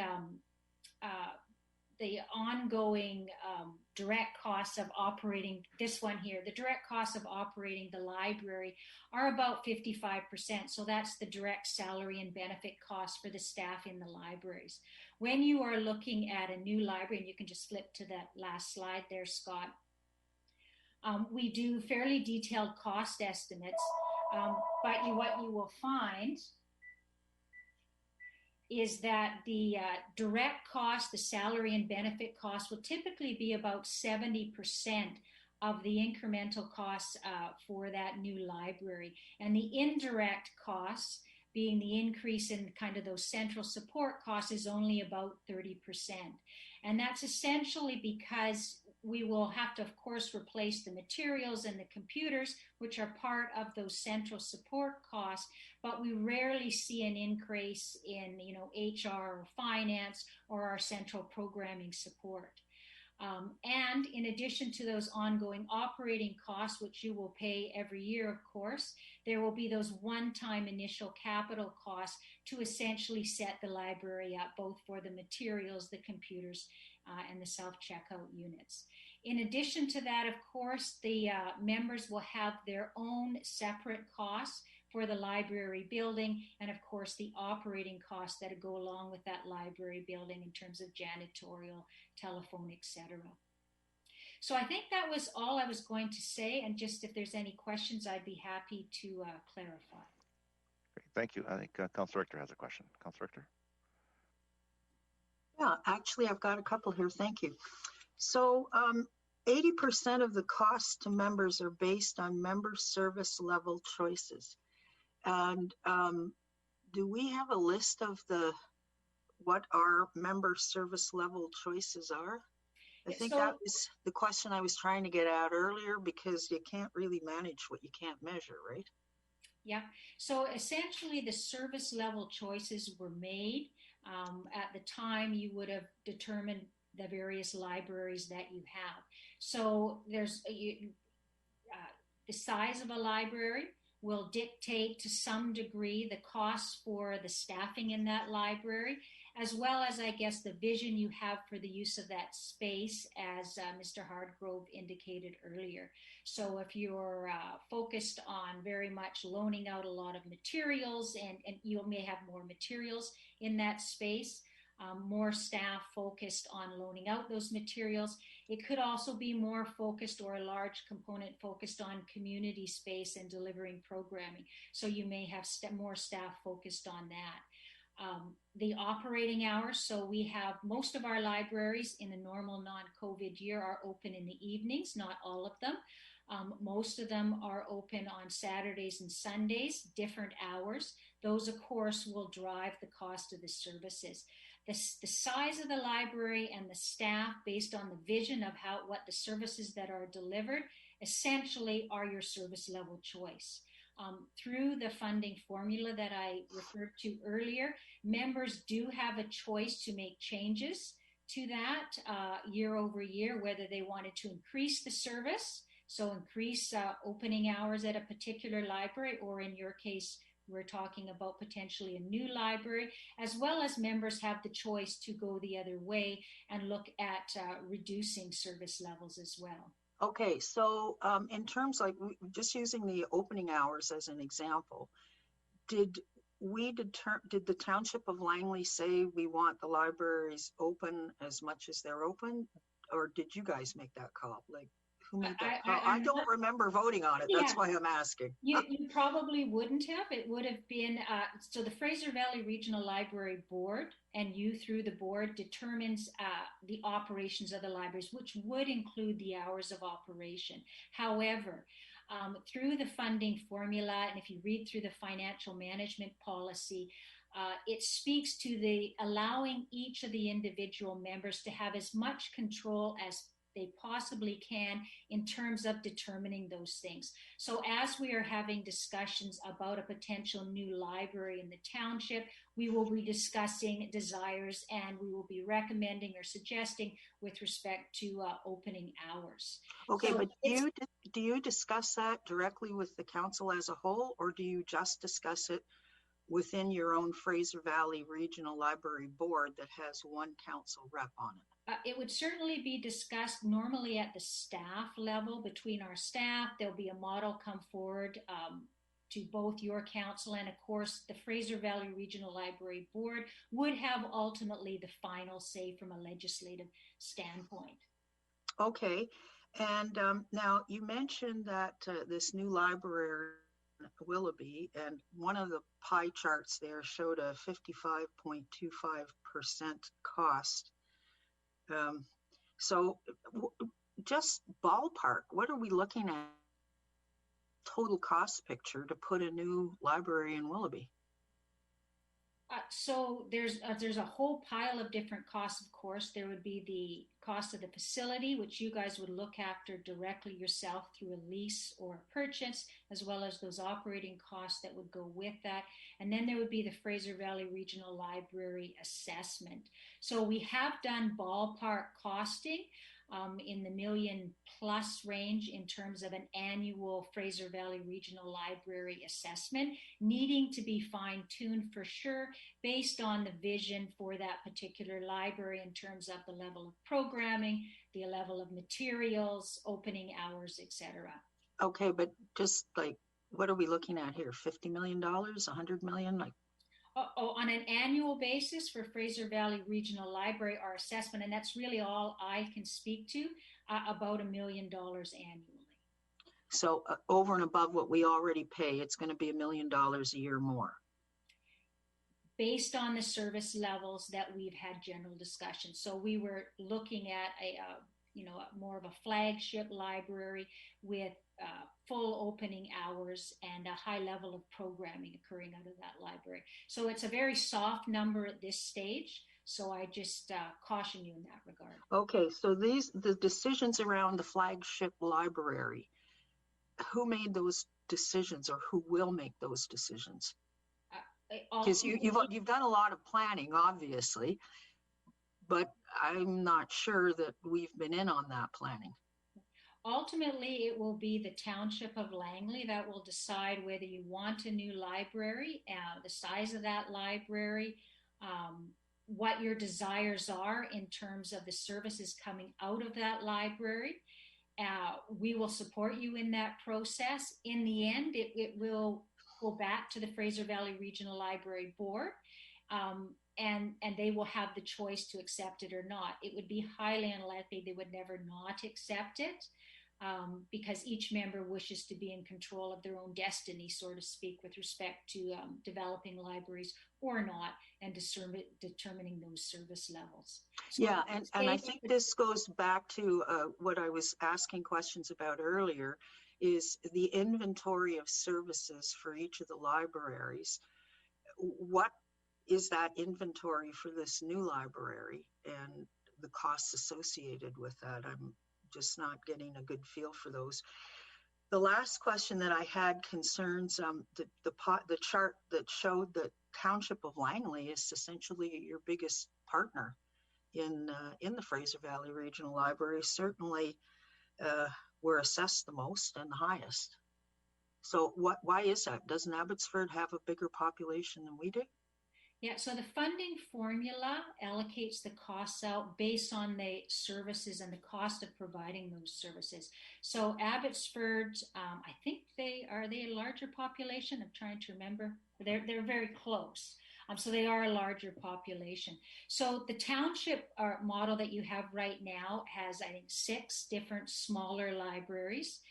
Typically, and in Abbotsford, they have 3, 1 larger library, 1 very, very small community library, and 1, kind of medium to small library.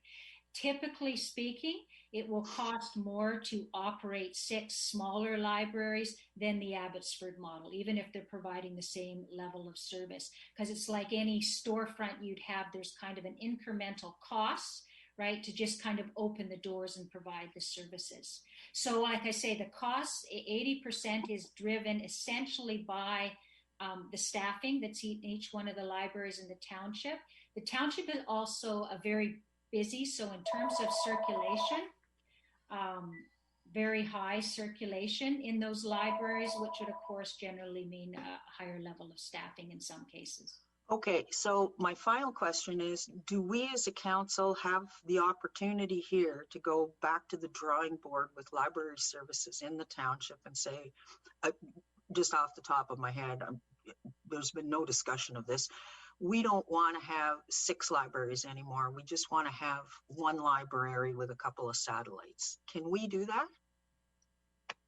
Absolutely. The township determines what libraries you want and how many you would have. Again, as part of the Fraser Valley Regional Library, as a member, ultimately it is the Fraser Valley Regional Library Board that will say yes or no. So say you went to something extreme and you said, we don't want any libraries. We just want in our rec center the ability for people to sign out books.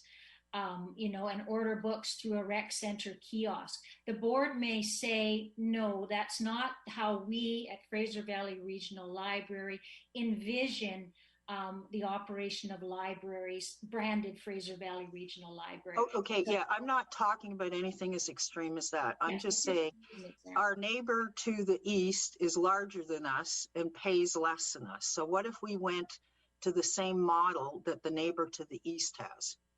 Can we do that? You absolutely can make those choices to move in that direction. I mean, it's a significant change in process, right? We'd have to go through, and ultimately, like just to reiterate, there would be the Fraser Valley Regional Library Board that would make the final decision in terms of, is that acceptable? And if they turn us down, what's our option at that point? I guess leave the board, right? There is the option to leave the Fraser Valley Regional Library. It is laid out under the Library Act, and it is a fairly complicated process, but absolutely that would be an option. Okay, thank you for explaining that. It gives me more perspective. Thank you. You're welcome. Thanks. Councillor Arneson. Oh, thank you, Worship, and thank you, Ms. Gumrich, for coming today. Oh, sorry, I'm going to put my video on so I can see myself. Thank you. I had a question. If you, because I know you've been with FVRL for a while, and this is probably not your expertise because you're on the financial side, but since there were some financial questions asked, and I thought that you did a fairly good job of generalizing about some of the costs, but would it be the case that if a community historically had made a decision to have smaller satellite libraries, that was something that likely became, I'm going to call it, entrenched in a community culture, for example, that you would look at that and say, okay, if I'm doing a cost benefit analysis, there's a cost to having a number of libraries, but on the other hand, there are some other issues that would be considered from maybe a social side or perspective that would encourage communities or aid them in considering just to carry on in that direction rather than just focus strictly on the actual levy cost per se. That's my question. Thank you. So I can speak generally to that, but absolutely. I mean, I'm speaking from a financial standpoint and what might drive costs up or down either way with respect to a library. But costs, while they are important, they are certainly secondary to making sure that the benefits that you are targeting to derive from any service, libraries being, of course, one of them, need to be considered first. And of course, there's a lot of social components and social benefits that come from having smaller libraries spread throughout the community and serving a variety of community. So Scott may want to comment more on this. It's more really his area than it would be mine, speaking from a financial standpoint. And I can speak a bit to the history of it as it's been told to me. So I've been with Fraser Valley for 15 years, and the decisions that were made regarding the small neighborhood libraries in the Township of Langley certainly happened well before that. But my understanding was it was a deliberate philosophical decision to try to ensure that there was local library support in throughout the entire region of the Township of Langley at different neighborhood levels. So that was my understanding. It was a deliberate philosophical decision that was made that way. Again, I wasn't here, so I'm just working based on what I've heard from my predecessors. Thank you. Councillor Whitmarsh. Yes, thank you, Your Worship. Really interesting information today. I appreciate both of the presenters on this topic. I wanted to ask, go back on the topic of member choices, and I'm wondering, on the member choices, is this something that is reviewed on a regular basis? Say every 5 years, there's a review of the choices that the members have made and whether or not they want to continue with that? So on an annual basis, we have a meeting with the kind of key staff at each one of the members. We call it a library services meeting. So normally we meet with your Parks and Rec director or whoever is the representative in that area, as well as someone in the finance area. So we talk about how the libraries are doing, how do they feel about the services, etc. We don't, and we might deal with any issues that are currently being experienced in any one of the particular libraries. We also talk about the budget for the coming year, any concerns they have with the budget, because some members do want to look at options to reduce and others are looking at options to enhance their library services. And we also talk about the future. So we try and use that as a time to say, well, in your Parks and Recreation master plan, what are you thinking about for the future? So we have time to think about it and also to make sure that we can be involved early in the process so that you get the most appropriate end product in the end. And in fact, know that we're there. So we touch base individually. Non-COVID times, we go out to the meet at the municipality or meet at one of the libraries. And if we have a new Parks and Rec person or finance person, we often will do a tour of the existing library so they can see how they're operating, how they're ran. Every year in the budget process, we involve both of those key staff. Every year as part of the budget process, early, usually in about April, May, we advise them that here's what we're looking at, what we think in terms of assessment change for the coming year. If you don't think you'll be comfortable with that, or if you'd like to make service level changes, please let us know as soon as possible. Let us know a target dollar value or what you're looking at, where you'd like to see some service increases, and we will cost that out for you in time for your council to have discussion before the budget has to be finalized. Now, obviously, that kind of timing, that's not for wholesale changes like a new library. We can be talking about putting in a new library, literally could be 2 or 3 years before we're starting to see it even move forward in that area. As well, at any time in the fiscal year, members can come forward and say, hey, we want to look at service level reductions, or we want to look at service level increases. And we have a process outlined to deal with all of that. The key thing I think to recognize is that Fraser Valley Regional Library as a library system has not a written down kind of defined, here's what our services are, but essentially a standardized service where we want to see those services offered in all of our libraries. So even certain types of programming. So we have programming for new immigrants, for example. And we did have one of our members say, I don't want that in my libraries. And the response from the board was, no, that's a standard program that's provided in all of the libraries. That being said, many of the programs that are offered are very specific to the community and the community interests. So it's impossible to write that down and define it. So ultimately, when a member is looking at changes, they will have those discussions. We will work with them. And before a final decision is made, it always will go back to the Fraser Valley Regional Library Board, typically as part of the budget process, but outside of that, when it perhaps is a more significant change, for their consideration and ultimate stamp of approval. I might add in as well that ultimately we do continuously reevaluate all of our programs. So for example, if a program is not being well used or well attended, we stop doing it and we look for other alternatives. So other thing, it's a process of continuous evaluation. Okay, so so is there like a sort of where you would do a I don't know, a full review of a particular community's services? Like, is it, is there a 5-year review that's done on the Langley Township member services and what we provide, and then recommendations made and external stakeholders asked, that sort of thing? Or is that kind of review process not really done? I don't think there's been something, at least at this stage, set up on kind of a 5-year or 3-year basis. But like I said, I've been with the library now since 2014.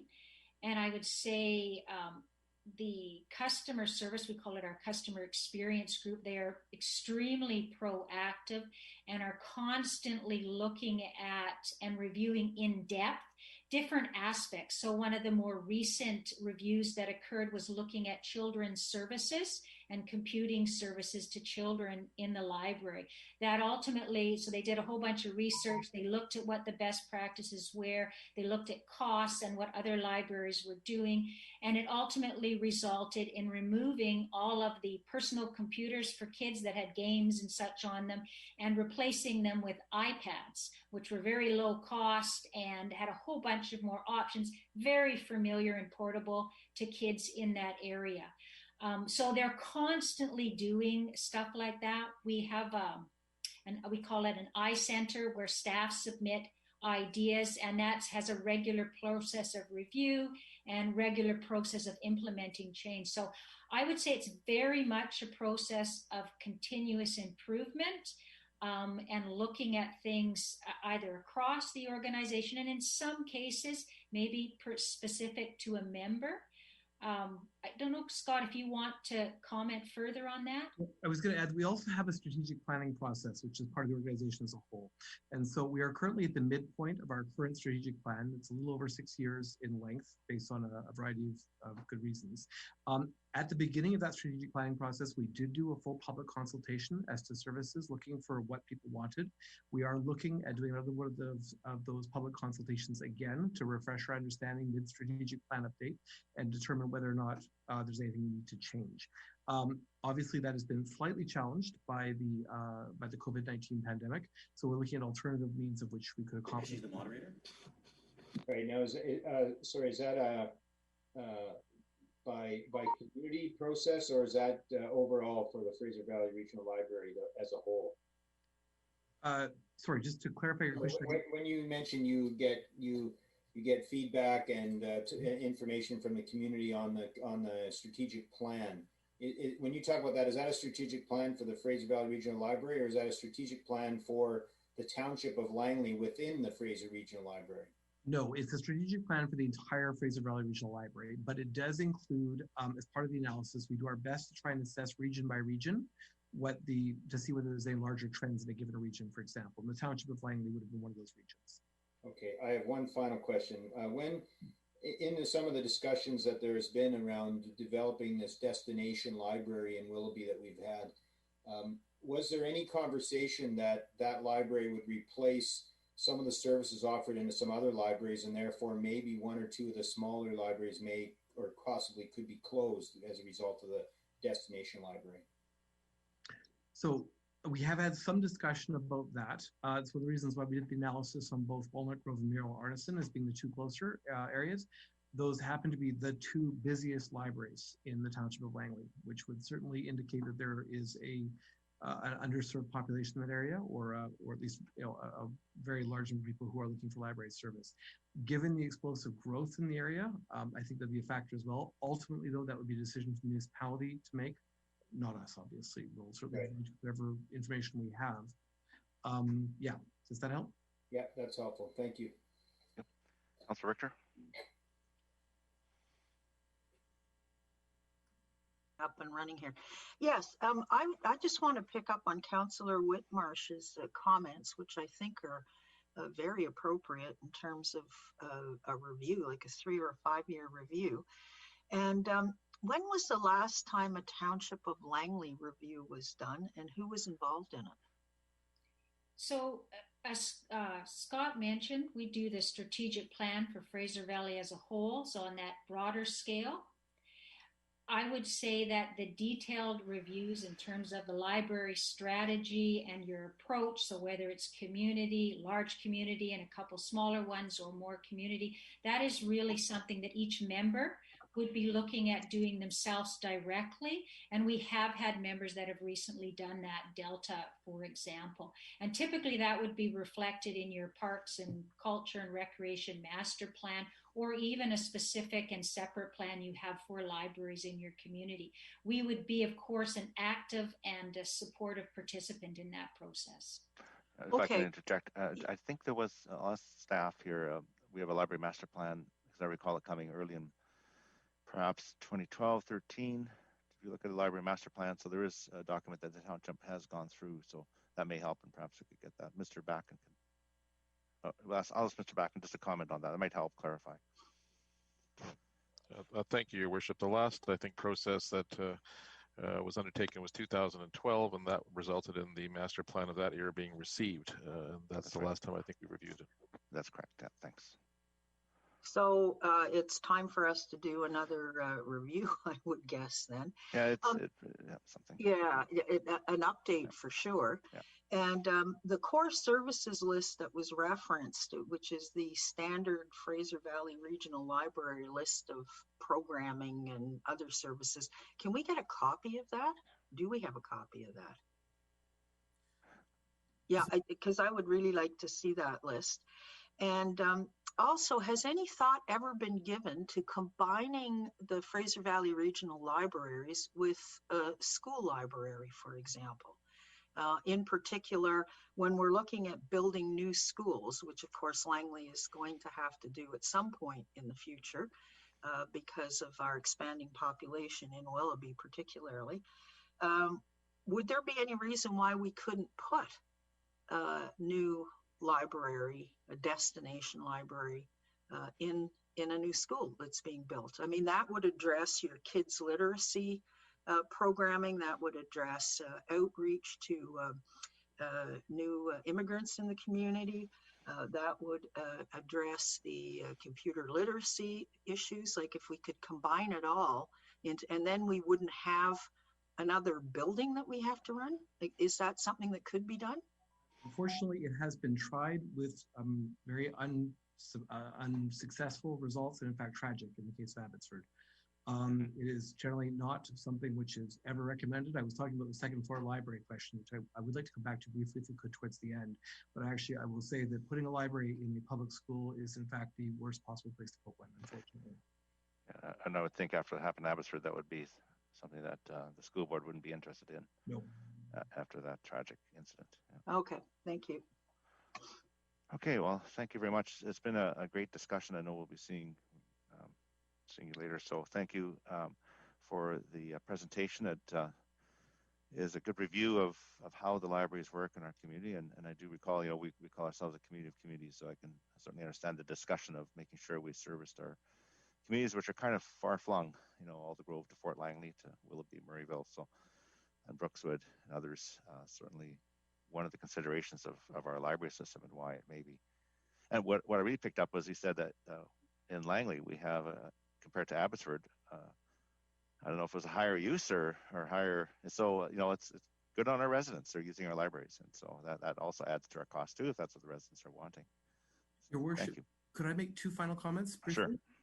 Yep. Just to say that I know there's a lot of discussion, more than I expected, on the whole question of the second floor library. And I just wanted to be quite clear that even though this is technically the proposed site that we've looked at so far, that although it is technically on the second floor, given the proximity of the parking lot, it really is more like a first floor library. Okay, great. So I wanted to make that clear. The other thing, I just wanted to respond to Councillor Woodward's comments to simply say that our goal absolutely is to build not a good library, but a great library. And everything I've seen so far of what we've done with the work we've been spent on planning on this site, this has the potential, if realized, to be a really great library. So I just wouldn't want to let that unsaid. Thank you. This will be number 16. All right. Well, thank you for your presentation. Thank you. And thank you for having we'll us. get back to you. So we'll move on to our next presentation. And that's the 2021 draft budget, a continuation of the presentation by staff. And there's a report that is it's been circulated to council and provide some options. I'll ask Mr. Backen to introduce the report, and perhaps we can have some discussion and then work towards direction to staff. Thank you. Mr. Backen. Thank you, Your Worship. Ms. Sandra Ruff will be actually just updating us. As you will see, this is really the same format as we've been going, I think, for 5 or 6 sessions.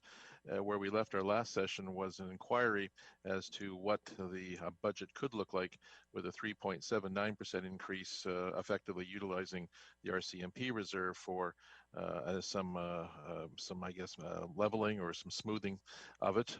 The second request was for a 3.99% increase, and what that would look like without using the RCMP reserve. And then what we've done with that, as Sandra will show us, is we think that could be achieved, the same result of the 3.99 at a rate of 3.92. And we've interjected with a 3.89% middle ground that represents utilizing existing resources and a slight addition to the paving. So just before Sandra begins, what we're looking for, keeping the end in mind, is some for direction from council with the various options we've looked at. And again, this is I think this is the 6th session we've had a chance to go through this, but looking to see what council would like us to bring back with a more robust and full budget package. So ultimately, at the end of it, we'll be having a suggested recommendation and be looking for council to say which of the various options we've looked at from the beginning would be an appropriate way to bring back a more robust package. So with that, over to Sandra. Councillor Long, did you have a question before we go to Ms. Ruff? Oh, no, Your Worship. I just wanted to be on the speaker. Oh, okay. Okay, great. We'll wait till the end. Thank you. Thank you, Your Worship. The first slide is just a recap of where we have been, which is similar to the slide we had a presentation for last week. On the bottom, due to the issues regarding or the questions around the RCMP numbers, I put the number of RCMP that we have budgeted in each one of the different models down at the bottom. So we started out with the 3, we moved to the 2, we removed them all, and then we went to a 5 model with various funding formulas. So the starting point of the budgets that we sent out in the presentation on Friday were really the January 18th model, where we have no new officers for this year in the base budget that we start from.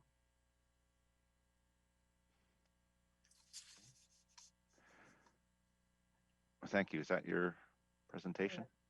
Okay. So I will turn it over to council, and I'd just like to start by thanking staff. Oh, sorry, Mr. Backen.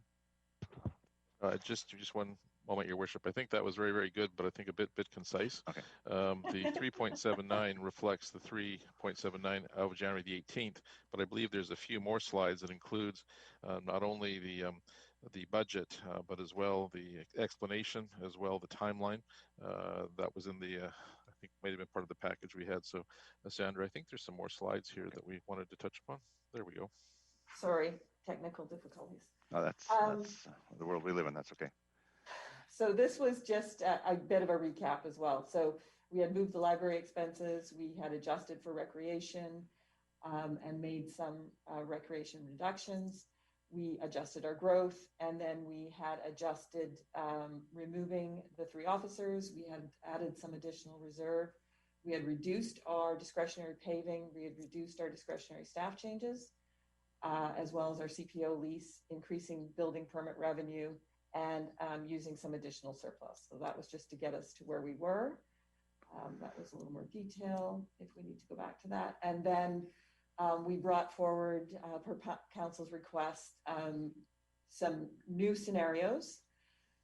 So there's scenario A, B, and C. Scenario A has the, again, starting with the January 18th budget, we added 4 RCMPs starting October 1st, which would be when we can first get those officers likely. Scenario A uses funding from the RCMP reserve to fund those, which results in a 3.79% budget.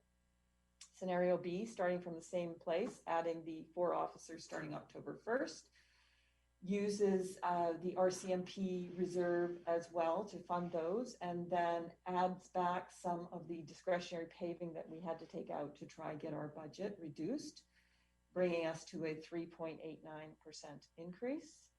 And scenario C adds the officers in with no offset funding, giving us 3.92%.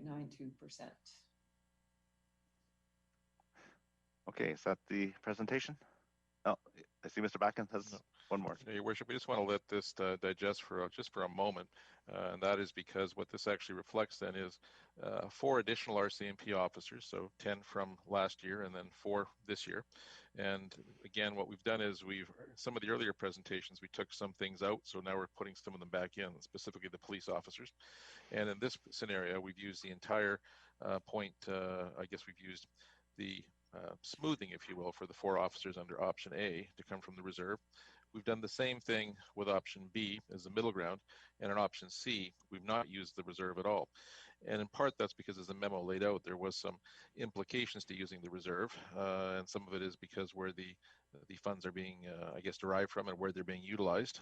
Part of the funds are being recovered for the potential increase of RCMP infrastructure, such as the detachment or such as the precinct or even a CPO.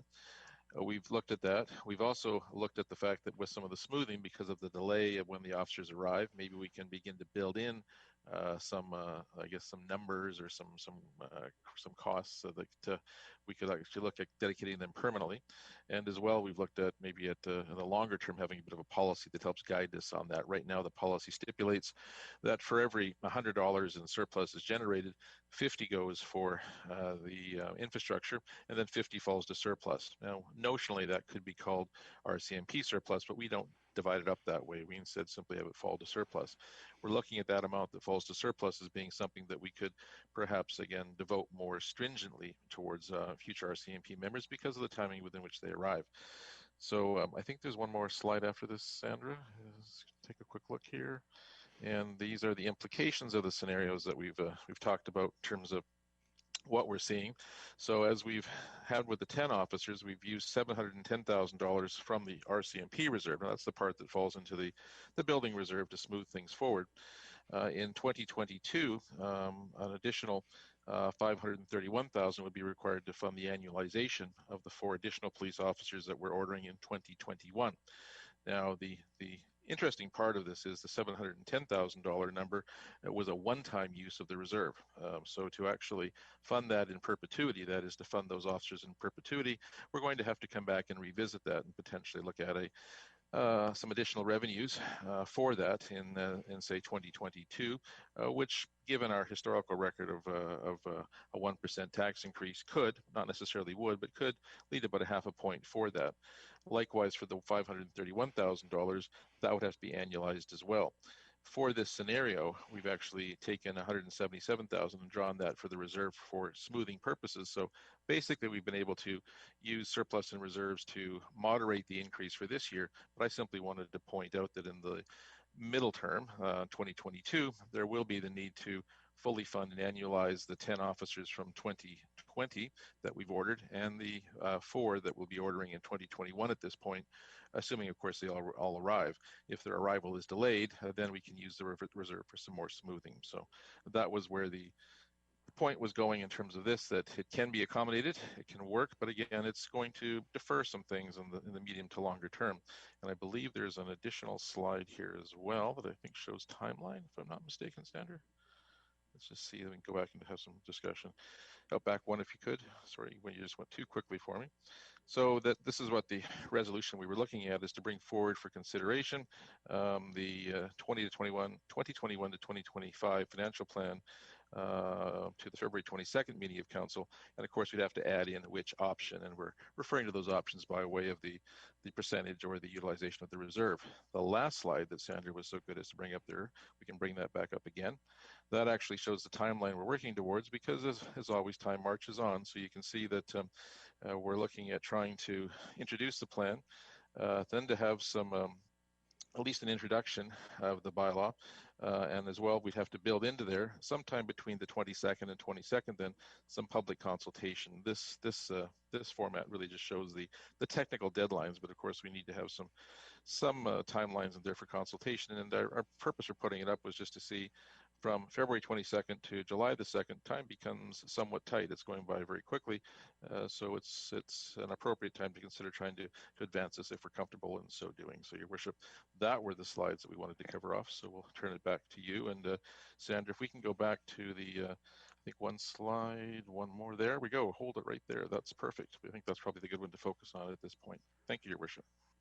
Great, thank you. Thank you for that presentation. And as I was saying before, I first want to thank staff. I mean, it's been very accommodating. Council's had quite a few meetings, and we've come in on Friday afternoons and extra Mondays to really work through this budget and make sure that we can provide the funding necessary to continue our services in the Township of Langley, but do it responsibly. So I really appreciate Council's time. It's been a lot of, like I say, some extra time we've put in, and staff's time for really listening and bringing it back. I've got a couple of questions, and I know last year there was, with COVID, we deferred some items to, kind of reduce the tax implications, not knowing what the future would bring us. And so, we do have to address those in this budget for sure. But in looking forward, I'm looking at option C, and that's 3.92.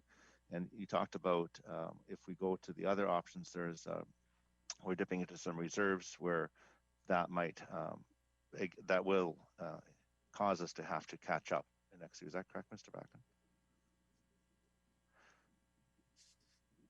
Yes, Your Worship, but I should be cautious. What we're dipping into the reserves for is really for October, November, and December, 1/3 of the year, to fund that. So in these options, just to be very clear, we're not funding the entire amount, and there probably isn't really a good reason to do so, because if we did fund the entire amount, a greater portion would fall back to surplus. But let's run through that scenario, because it's very important. Whether it's 3.79 or 3.89 in this chart, we're using roughly, I'm going by memory, $177,000 of the RCMP surplus to smooth that over on the assumption the staff will arrive by October of this year. And the last number, the 3.92, we're not using any of that surplus. But whether or not we use the $177,000 or not, in 2022, we're going to have to deal with the issue that the base budget, the amount to fund what will then be 14 officers, has to be phased in.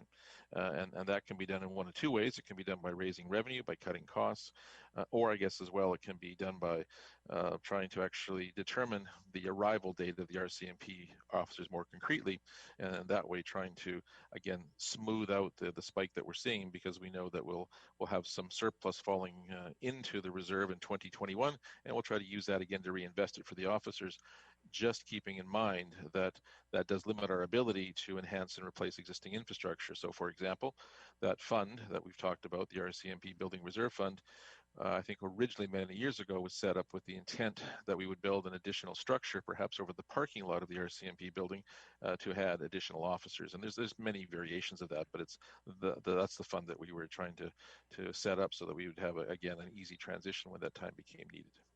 Thank you. And one more question on the paving. There was a reduction in, over the last several years, we've been ensuring that there's been funding for paving. We know our roads, we have a lot of roads in Township of Langley, and some of them in desperate need of repaving, and that's part of that budget to try and increase that. So I know we went down. Now option B shows a 0.1% putting back in, but that's still below what we had done last year. If you could just maybe give a little more detail on what that was last year, what our goals were each year to put in, what we dropped down to, what the 0.1 would bring us back up to. Certainly, Your Worship. So our goal is actually to increase the amount allocated to paving by $500,000 per year. So we'd like to see that continue to rise and increase and increase and increase. And that's because we have a lot of issues with some of the more rural roads, or the roads that are not classified as being collectors or arterials, but are called local roads. Their condition is challenging, I guess, in some areas. And I think Council's heard some of those examples. And while a bit of a different topic, the condition of Old Yale Road comes to mind. That's more complicated, though, because of the fact it has a road replacement issue associated with it. But that gives you just a sense of what we're trying to achieve. This budget actually only calls for $250,000 of an increase, so not 500,000, but 250. When we're tweaking it by the 0.1%, in those circumstances, I'm going by memory, but I think that might be adding about $140,000, maybe I'd say probably $100,000. So that may take us from the 250 to the 350 mark. That's all it really achieves. It doesn't put us back in line with our original amount, but it puts us back a little bit more, and that's why we put that there, just as something for Council to consider. And again, there's many variations, but we wanted to try to have a middle ground between the 3.79 and the 3.92. Good. Thank you for that explanation. It's helpful. So I'll go on to questions from Council, and then perhaps we can look at some direction. Councillor Long. Yeah, Your Worship. I mean, I wanted to try and get something on the table, and I would prefer that we start at scenario C, because that's the only one that I could possibly support. I mean, we had a lot of discussions about dipping into reserves, and I'm happy that staff gave us this memo that talks about some of the dangers of that. And I just recall over the many years, in the 20 budgets or so that I've been involved with, that dipping into the reserves can be characterized as a fool's game, and you're going to have to pay back somewhere along the line when you do that. And I might add that the memo also points out that our reserves are not in that strong condition at the moment. So dipping into them, as bad as it is in principle in my mind, if your reserves are down, that's even more reason not to be dipping into it. So I'm very, very much opposed to using any reserves for operations. And I'm supportive of scenario C, and I would like to put that on the table when it's appropriate. And I think that we should be moving forward on that. And it's come in at the number that we've asked for, even slightly less. We said 3.99, here we're at 3.92. And as much as I'd like to do some more paving, again, I don't think we should be dipping into reserves.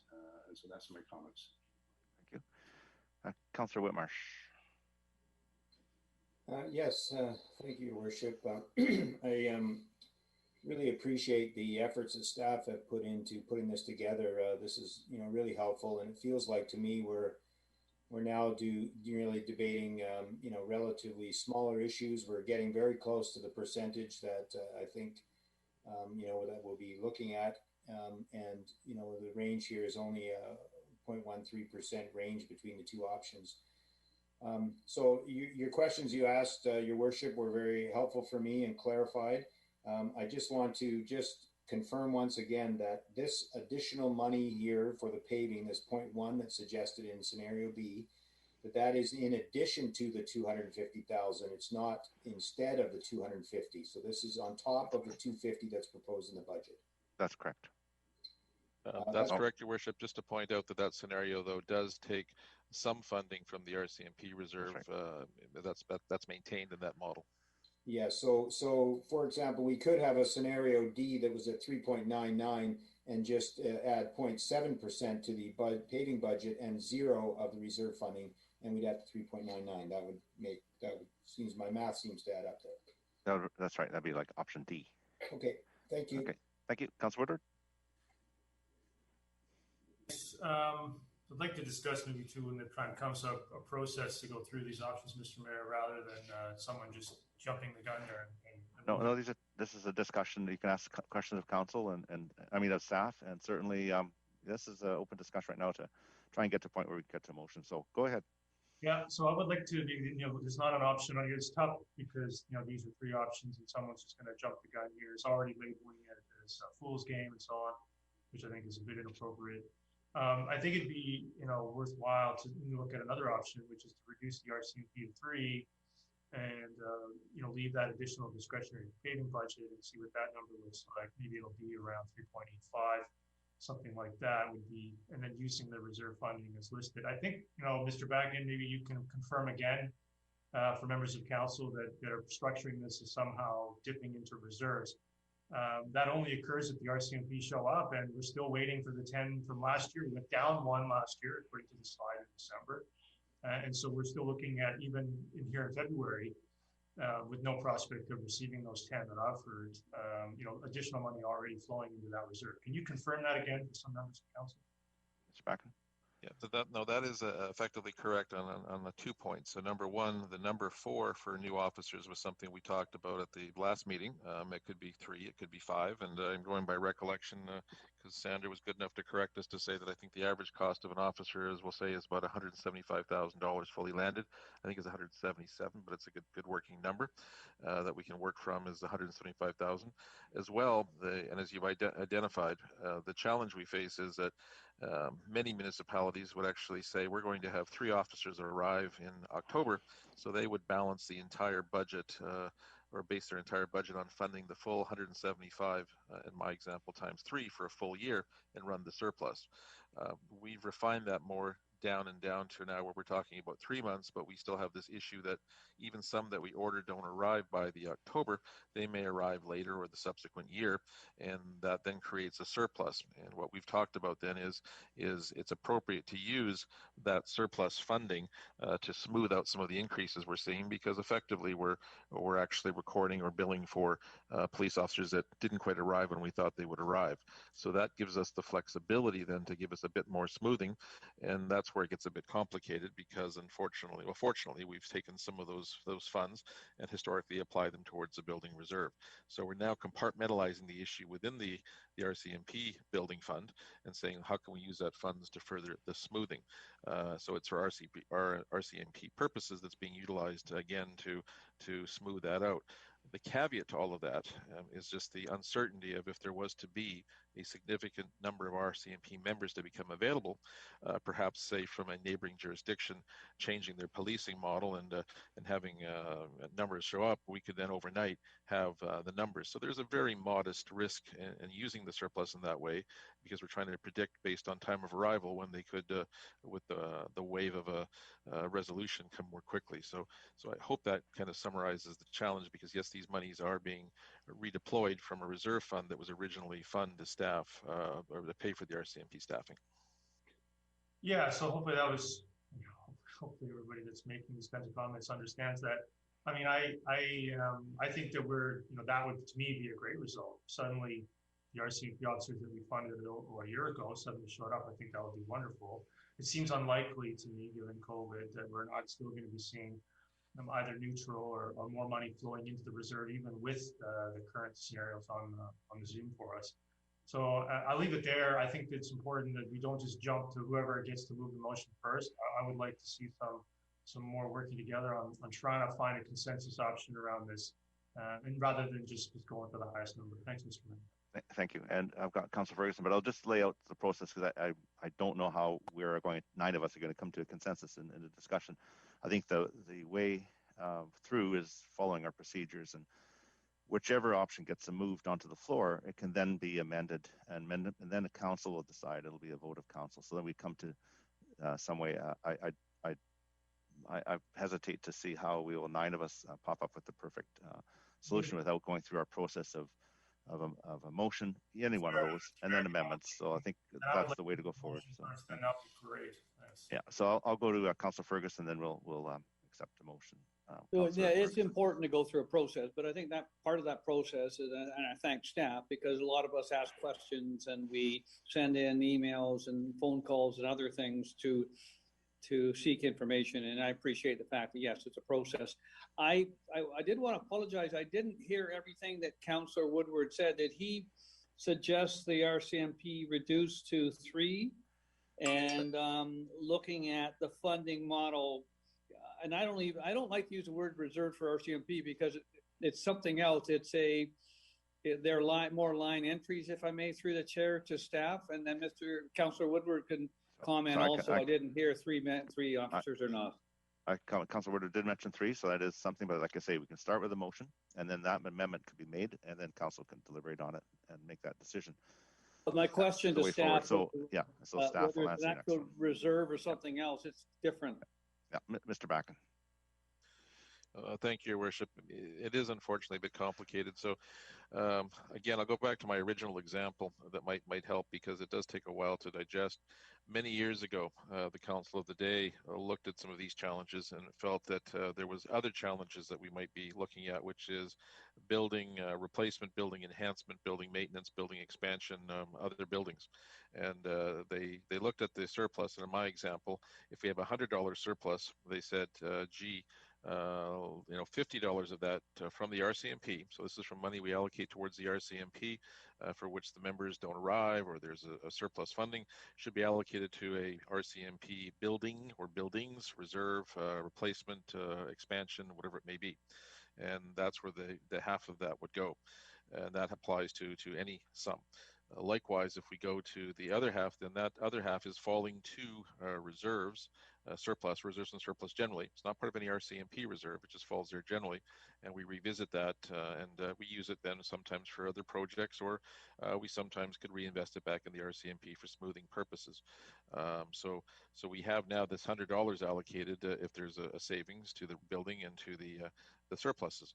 What we're looking at as we continue to refine things and refine things further is, well, can we then take some of that $100 and instead of letting it go to building or to surplus, can we reinvest that in the RCMP to smooth out any increases? So as I mentioned, if it's costing, if we have 14 or 15 officers, that could easily be a 1% increase in taxes. Then how do we smooth that out? Well, we use some of those funds until the members actually arrive, which means we then have to defer or wait to a later date to actually build that into our base budget because we still have to pay for them in perpetuity. Any funding from any of our reserves is one time and isn't self-replenishing. It's only a rate that say is built into an increase either from user fees or from tax rates that is self-replenishing because it goes on in perpetuity until, of course, we're given other direction.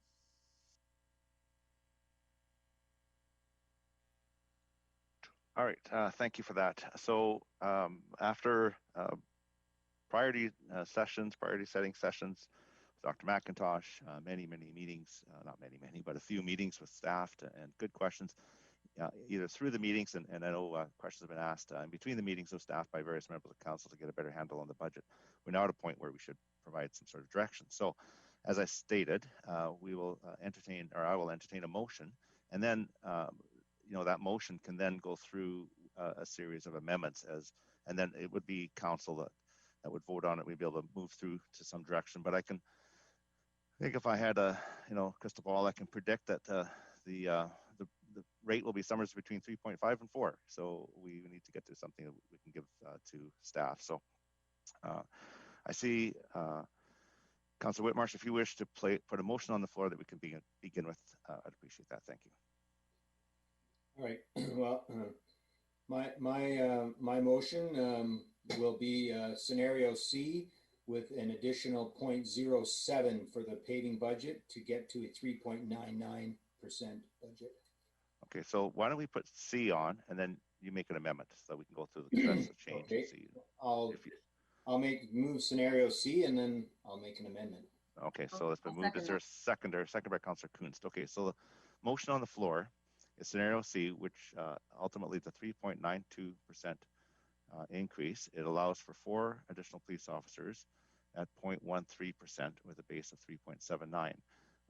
No use of reserve funding and no additional discretionary budget. So at this point, Councillor Whitmarsh, you wish to make an amendment? Well, yes. I will, or one of us will. I will make the amendment to additional discretionary paving budget by 0.07. 7% additional paving. 3.9. Okay, so that's been moved by Councillor Whitmarsh and seconded by Councillor Long. And is there any discussion on that amendment? Councillor Whitmarsh, go ahead. Yes, thank you. Yeah, I mean, I think, as I said, I think we're all, well, can't say all, sorry. I think we're close in terms of our discussions around where the number is going to be here and what we can provide. I'm supportive of the 4 police officers. We've talked anywhere from 3 to 5 on an annual basis. I do think that we already are using our reserves in some other ways, possibly for RCMP building and those sorts of things. I think we have to be careful about continuing to look at reserves. And I'm also a big proponent of the paving budget. I do think it's still even too low, but at least it's an addition on top of the 250 that we had proposed. I do look forward to getting back to the 500 on an annual basis. I think that's important for us. But during these COVID times, I appreciate the challenge in the budget. So 0.07, which I think is maybe $50,000 or $60,000. So we'd be adding about 300, 310 to the paving budget this year. And so that's why I'm supportive of this. Okay, thank you. Councillor Richter. Yep, I will not be supporting this amendment. I think a 3.99% tax increase is totally unacceptable this year. And I'm just not willing to saddle the tax-paying public with that kind of an increase. Thank you. Thank you. Councillor Woodward. Yeah, I mean, I think who doesn't support more RCMP officers? Who doesn't support more money for road paving? I mean, I think we're facing challenges in both those areas. I think you just round it up to 4. I mean, this is a bit of a game at the 3.99. It's pretty obvious what's happening there. This feels like a change for the sake of making a change. Doesn't really, to me, accomplish all that much. I do think we're creeping to the point where the straw breaks the camel's back here on the tax increase, and it's a tough year for everyone. So I don't support the amendment. I think 4 RCMP is great. I think either scenario A, B, and C had a lot of logic to them. And I just feels like a change for the sake of a change, and I don't support that. And too bad it wasn't me who got to go first, I guess. Thanks. Well, I went with the hands. Councillor Long.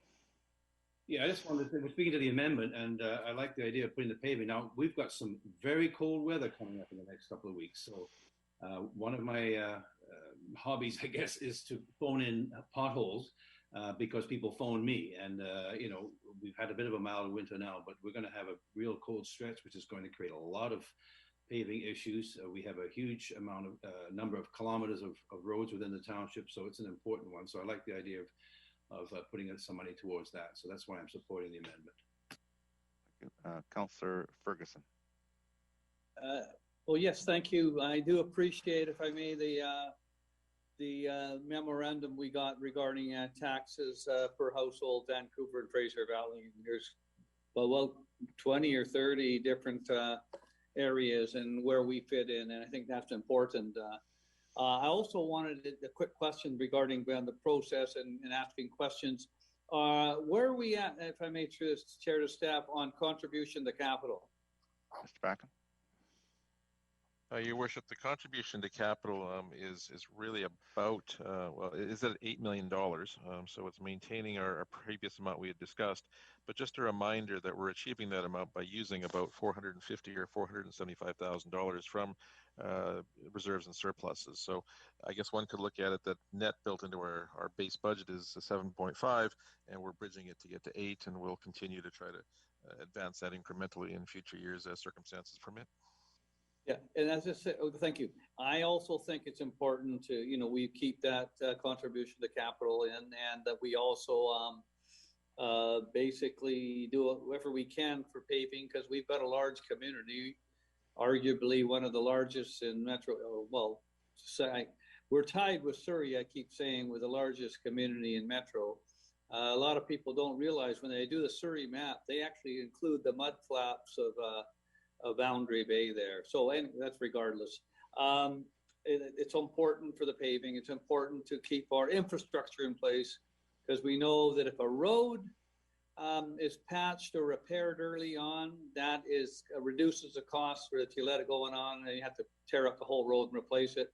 That's one. Also, we understand with the COVID and the challenges with people in our community, that's a challenge, but we can't fall behind. And that's why it's also important to compare what other communities are doing as well. Those are real challenges we're up against, but we have to do the best we can. I guess if we were following other scenarios, we'd be going 5 and 6 and 7 like other communities have already said they're doing. Those are just my comments, Mr. Mayor. I think it's anywhere between 3.5 and 4% I can live with. Thank you. Councillor Kunst. Yeah, thank you. Yeah, I'm in support of 3.99, or maybe it's 4. for one, I know that we often get told that we're not thinking, further ahead into the future. So I just want to make sure that we're also, maintaining the roads that we have. Roads are, probably one of the most important things that we have here that we need to take care of. And as well as our RCMP, we have a growing population, and we know in the last month the kinds of things that have been happening in our neighborhoods.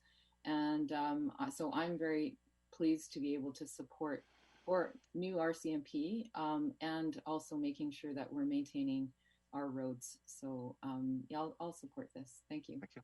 Councillor Davis? Yes, thank you very much.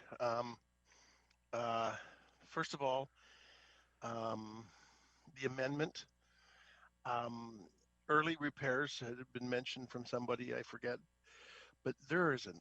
We have so much roads in this municipality that I don't think, and I think we're very close to these three scenarios, very close. Can't say no to safety for the policemen. I don't know if maybe we're just playing, because if you go 3.8 to 3.9, we're just playing around. But when it comes to the roads, we have, I think, correct me, Mayor Froze, it was 500,000 when we first put it in. Yes. That's not enough for the township to begin with. And I agree with Mayor Kunst. We have to keep up on the roads, but it's like a Band-Aid when a full cast is needed. But we have to keep at it. We have to keep the potholes filled, and so it's like I say, we manage it because once that money's gone, we prioritize which potholes are filled. But it's meager. But I will support this, but I don't know if I think maybe we're just playing around here. It's so close. Let's, as Councillor Whitmar said, we're so close. We're right there. Let's just move this along to get this to public. And I think I'm going to support the amendment. Thank you. Thank you. Councillor Arneson. Thank you, Your Worship. And just to chime in, I'm also going to support this. I don't think it's really a moot point or that we're just sort of playing with small percentages here. I think the principles really are fairly clear when you're looking at what the budget is and the implications. So I do recall from past council discussions around budget that we had tried to set up more robust funding of our road infrastructure funds, and it's been problematic just because I think we have so many competing interests, which certainly haven't diminished over time. But I think it's an important consideration, as others have said, because in fact, the longer we delay and don't address those problems, the more expensive they become. And I think earlier in a different discussion, Old Yale Road was addressed as a problematic situation, which is very true. And in fact, if something had been able to be done some time ago, might not have the budget attached to it that it does now. And just a final comment, I think, yeah, it's a budget that's got increase in it. But to me, when I look at that, I think that last year, out of consideration for COVID and the uncertainties and the challenge to businesses and residents, we actually took quite a percentage out of the budget, and it has to be accommodated in some way. So as much as I would like to say, let's have a 0 or, very low % increase, I don't think fundamentally that we can do that, because we have two things. We have a community that needs to be maintained in a growing population. And between those two pressures, I think that we have to do the best that we can and be reasonable and prudent and keep providing the monies that will support those two situations. So I'm in favor of this amendment. Thank you. All right, thank you. So I'm going to go to the question, but I just want to make sure we're clear on the amendment. The amendment was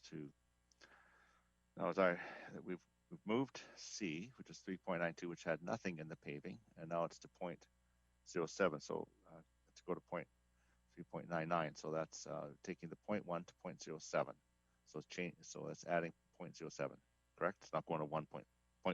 That's right. Okay, just want to make sure we're all clear. 0.07. So I'm going to call the question. All those in favor? And opposed? Opposed. Councillor Richter is opposed. Any else? I can't see hands. And Councillor Woodward opposed. Okay, thank you. So now the motion is at 3.99 with the addition is scenario C with 0.07 under additional discretionary paving budget. So I'm going to go to Councillor Richter. Yeah, I just saw an article recently, I believe it was in the local paper, with regards to the township having received 7.09 million in both Canada and provincial funds as a result of COVID. I know that we got 5.47 million in provincial funds. Did we actually get money from the federal government, and did we actually get 7.09 million? I'll have to ask Mr. Back, and I haven't heard unless they combine the city and the township, but I'm not sure. They may have done that. I think what might be the confusion is the percentage rates versus the money received. I'm going by memory. The township's receipt was from well, it's in the amounts, first of all. It was 5.46% by recollection, which I think was $7.5 or $7.6 million. And that was, as I recall, funded from the provincial government, not the federal government. The federal government isn't funding, I don't believe, directly. I think they're funding through the provinces with some of their contributions, but that was my recollection of the letter that we received. Okay, so we actually did get an additional $7-point-something million from other levels of government for this budget. No, that's correct. As you may recall, we had that discussion in the early days because we estimated the, I guess, revenue and costs from the rec centers was about $8 million over the year in terms of lost revenue and increased expenses. So it came close to making us whole, but wasn't quite there, but it was certainly very positive. Okay, well, that's another reason why I'm not going to support a 3.99% tax increase. We just got $7+ million from other levels of government to help us with this budget. We should be living within our means, and putting a 3.99% tax increase is not living within our means. So I'm not supporting the amended motion totally. Thank you. Thank you. Councillor Woodward. Yeah, thanks. I'd like to move another amendment here. So it's an interesting option B. I mean, I think it's hard to argue against RCMP officers and road paving, as I said. Now that it's adopted by council, I mean, I would like to add back in the use of RCMP reserve funding of 0.13% for 3.86, sorry. I'll second that for discussion. I'd like to speak to that if I may, Mr. Mayor. Yeah, so yeah, just want to be clear. So basically we're just adding the 0.13 use of RCP reserve funding into this motion. That's clear. Okay, thank you. Go ahead and speak to it. Thank you. It's been seconded by Councillor Richter. Because it was originally moved an amended option C, right? So yes, so this is the process. Yeah, go ahead. Yeah. Well, I think that was in both scenarios, in 2 of the 3 scenarios, and I think it's pretty valuable. I think it creates that 4th RCMP officer, you know, rather than, I feel like I'm shopping at Walmart here with the 3.99. You know, I just find it a bit of a game, and I would prefer to settle in on an option A and a B. You know, by the consensus I think we're getting to is to keep that use of reserve funding. I know that some here are very adamant against that, but it's actually a very healthy reserve compared to some of the others. It's going to get more money into it this year, and I think that comes down to, you know, roughly where we started, around the 3.8 to 3.9. I'd like to stay in that range, so that's the rationale. Thank you. Thank you. And I'll just speak quickly. I too, I'm not a big fan of using reserve, but this year is a little bit different. And I know as long as, when I ask those questions of staff, is just to ensure that we all understood that there is a consequence that this may have to come back. But I am, because of this year, in favor of Councillor Woodward's amendment, knowing all of the facts, but, you know, the council will have to address this in future years. So again, I hate to see reserves go down, but we will have to look at how we replenish them once we're past this more difficult time than I ever expected to see. So thank you for that. So I'm going to go on to Councillor Whitmarsh. Yes, thank you. Yeah, I appreciate all the input here. I don't think we're playing a game. I think we're trying to keep the tax rate below 4%. that's pretty clear. That doesn't make it a game. We're trying to discuss what's the best pathway, and I guess, you know, for me, I'm uncomfortable with using the reserves for this purpose. We already are using them. I recognize it is healthy, but it seems like both last year's budget and now this year's budget, we're looking at ways to delay decisions and moving them on to subsequent years. And at some point, we have to stop doing that. At some point, we have to decide to manage our budget the way it is and not keep pushing things forward. So for me, I'm gonna choose not to support the use of RCMP reserve funding to keep the budget line down. I think, again, it's not a game. We're all trying our best to stay below 4, and whether it's at 3.89 or 3.99, I think we'll see where that lands. But I'm not going to support using the RCMP reserve. Thank you. Councillor Ferguson. Yeah, Mr. Mayor, yes, I agree with you, and the motion put on by Councillor Woodward, but I did want to, I've said it before the other motion was put together. I have to ask staff again. I know you explained it, Mr. Backen, that I really don't see the RCMP as a formal reserve. I see it more of a funding envelope, a line entry, or whatever you accountants call. The reason why, I remember Mayor Albert said at one time that taking money out of the reserves was like a fool's game. That would mean a park and recreational reserve where we've got, say, $10 million for a pool or another recreational facility in the future. We took $1 million out of that and used it to reduce taxes. That's what he meant. Can you help me out, anybody on staff? Mr. Backen.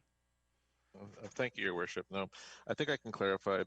Unfortunately, it's a bit of a municipal finance lesson, so you may doze off on this, but conceptually, there's two types of reserves. There's the statutory and the non-statutory. The statutory are the ones that are set up by statute, and when the money flows in, it's very difficult to reallocate or take it out, and using that certainly would be a fool's game. The other one is really just a general fund where we set up our own accounts within that fund. And that means that the council has a much broader discretion to move funds around it. So what are such things that we could have in that? Well, we can create a paving fund. We can create an RCMP fund. We can create various funds where we account specifically from a certain source the money flows into.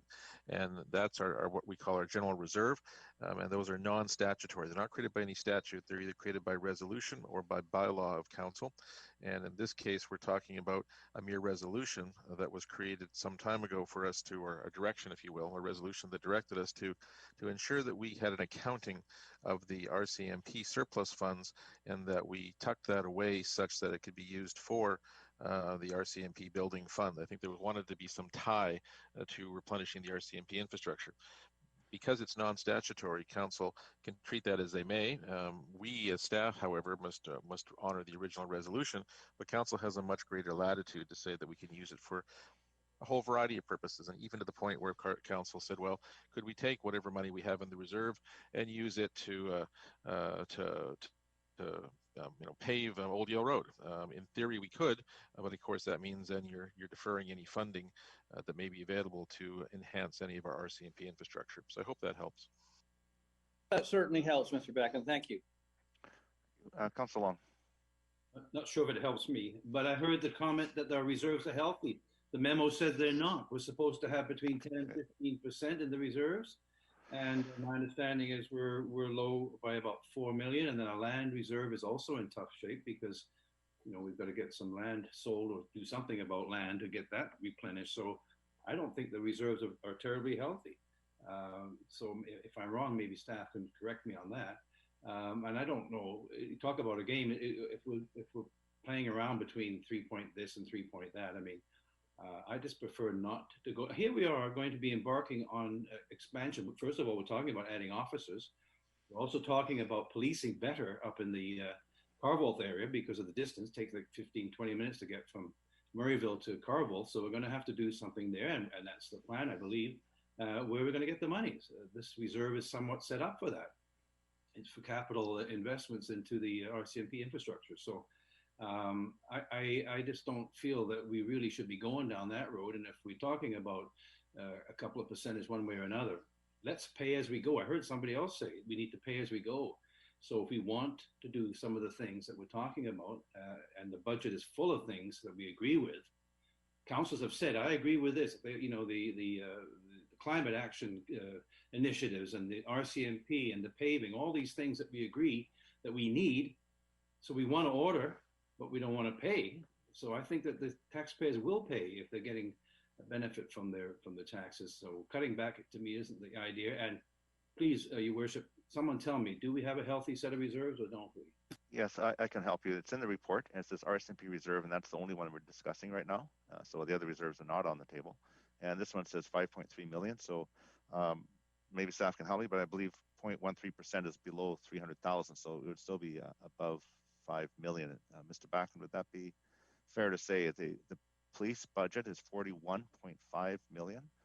And last year, the contribution to this reserve from transfer surplus was 1.1 million. So really, we're looking at something below the 300. I'm thinking 0.13. If you're looking at the million, you're looking at $130,000, $150,000 transfer out of this reserve. So percentage-wise, it's quite small, and that reserve is healthy. Mr. Backen, do you have anything to add? That's correct, Your Worship. Just made one comment about last year's 1.1 million. That was the number, but remember, we've dedicated some of that to smoothing for when the new officers do arrive. So I think we've allocated about 700 plus up to maybe 300,000 or 400,000. So it's a moving target, but it's not likely to go up from the base amount. So it's my only point. Thank you. I just wanted well, Your Worship, then okay, so that helps a little bit, but it's still, if you look at the overall reserves, and I know you're saying we're only talking about RCMP, but when we look at the reserves in general, we're not in that great of shape. The other thing is, it says in the memo, and please also like some clarification, if we do this, we're going to have to pay something back later on. We're going to have to increase the base budget somewhere along the line to make up for it. So isn't that a matter of pay me now or pay me later? There's always that. I think Mr. Backen explained that. So I'm saying we're not talking about millions. We're talking about 150,000. Councillor Kunst. Yeah, I had a question. Now, as Councillor Woodward had said, we would eventually be paying that back. Would that happen this year? Did I understand that correctly? No, Mr. Backen. No, I think the reference is that the money will flow back into the reserve when we reach a point where we can determine with some accuracy when the RCMP members will arrive. So there may be a year where we budget for, say, half the amount, but we only have to expend 1/4 of the amount for the full officers because we know that's coming. That was one comment.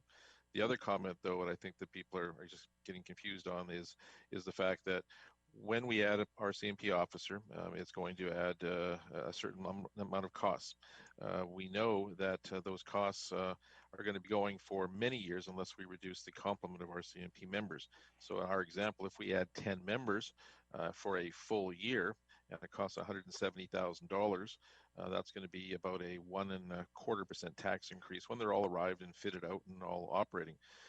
What we've done so far is we have not built much of that into the base budget. We have simply used reserve to smooth that because, frankly, we knew that they were not going to arrive in the first year. If they were going to arrive, it was going to be in October. And with COVID, the 10 are being spread out a bit more. The same process will work for the 3, 4, or 5 that we choose to add.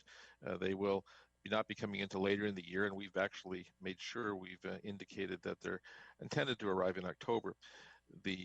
That again provides us with more room, but again, the following year in 2022, we'll have to pay for those 4 officers in full, or 3, 4, or 5 officers, wherever we end up. The challenge is in this whole process, and just being very cautious here, is that at some point we may have a number of RCMP officers that arrive because of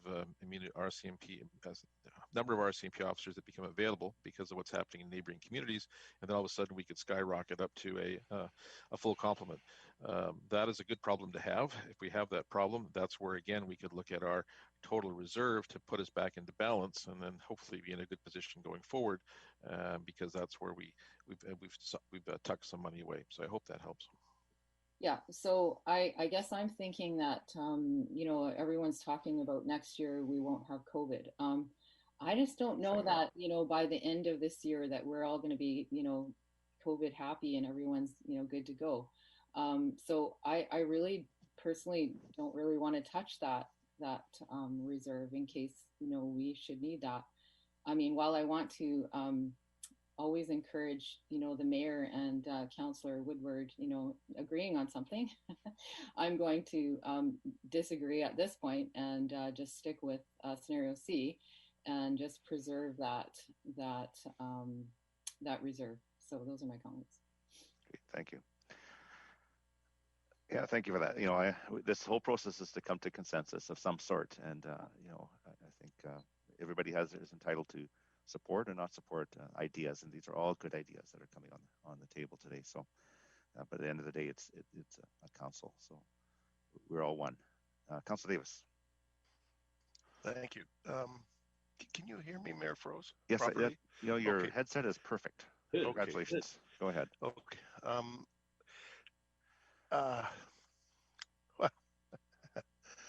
I'll just put my face on there. Okay.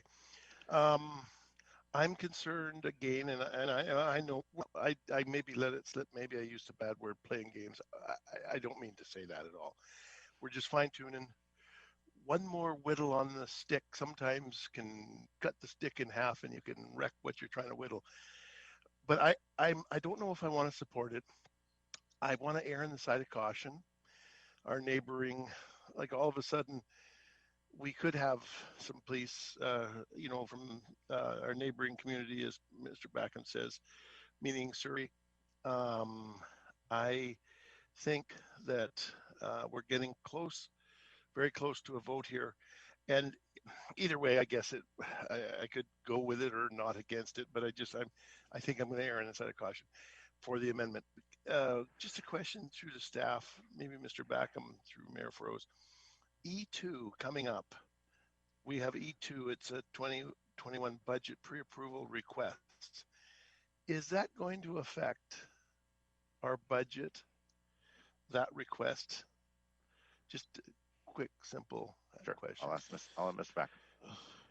I think the practical answer to your question is no, but I have to give you the theoretical answer because it would have to be yes. And why I say that is, if you think of it this way, we have a budget of, I can't remember, $150, $170 million in total.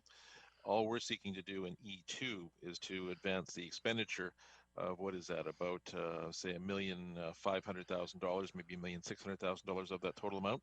So unless there's a risk of reducing the overall budget down to something below that, which is theoretically possible, there's no practical risk in so doing. It doesn't affect these numbers, but it does affect your flexibility somewhat in going forward. Okay, thank you very much. I'm ready to make my vote. Thank you. Councilor Richter. Sorry, I didn't realize I was coming up so quickly. Yeah, I'm going to support this amendment, not because I agree with 3.86, but because 3.86 is marginally better than 3.99.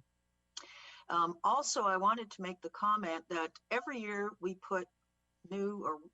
when we put police officers into the budget, we never get them, and then we end up rolling the money that we put into the previous year's budget into surplus and reserves.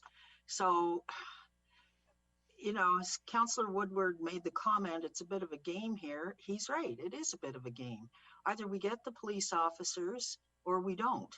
And if we're not going to get them, still don't understand why we're funding even more than the 10 we funded last year.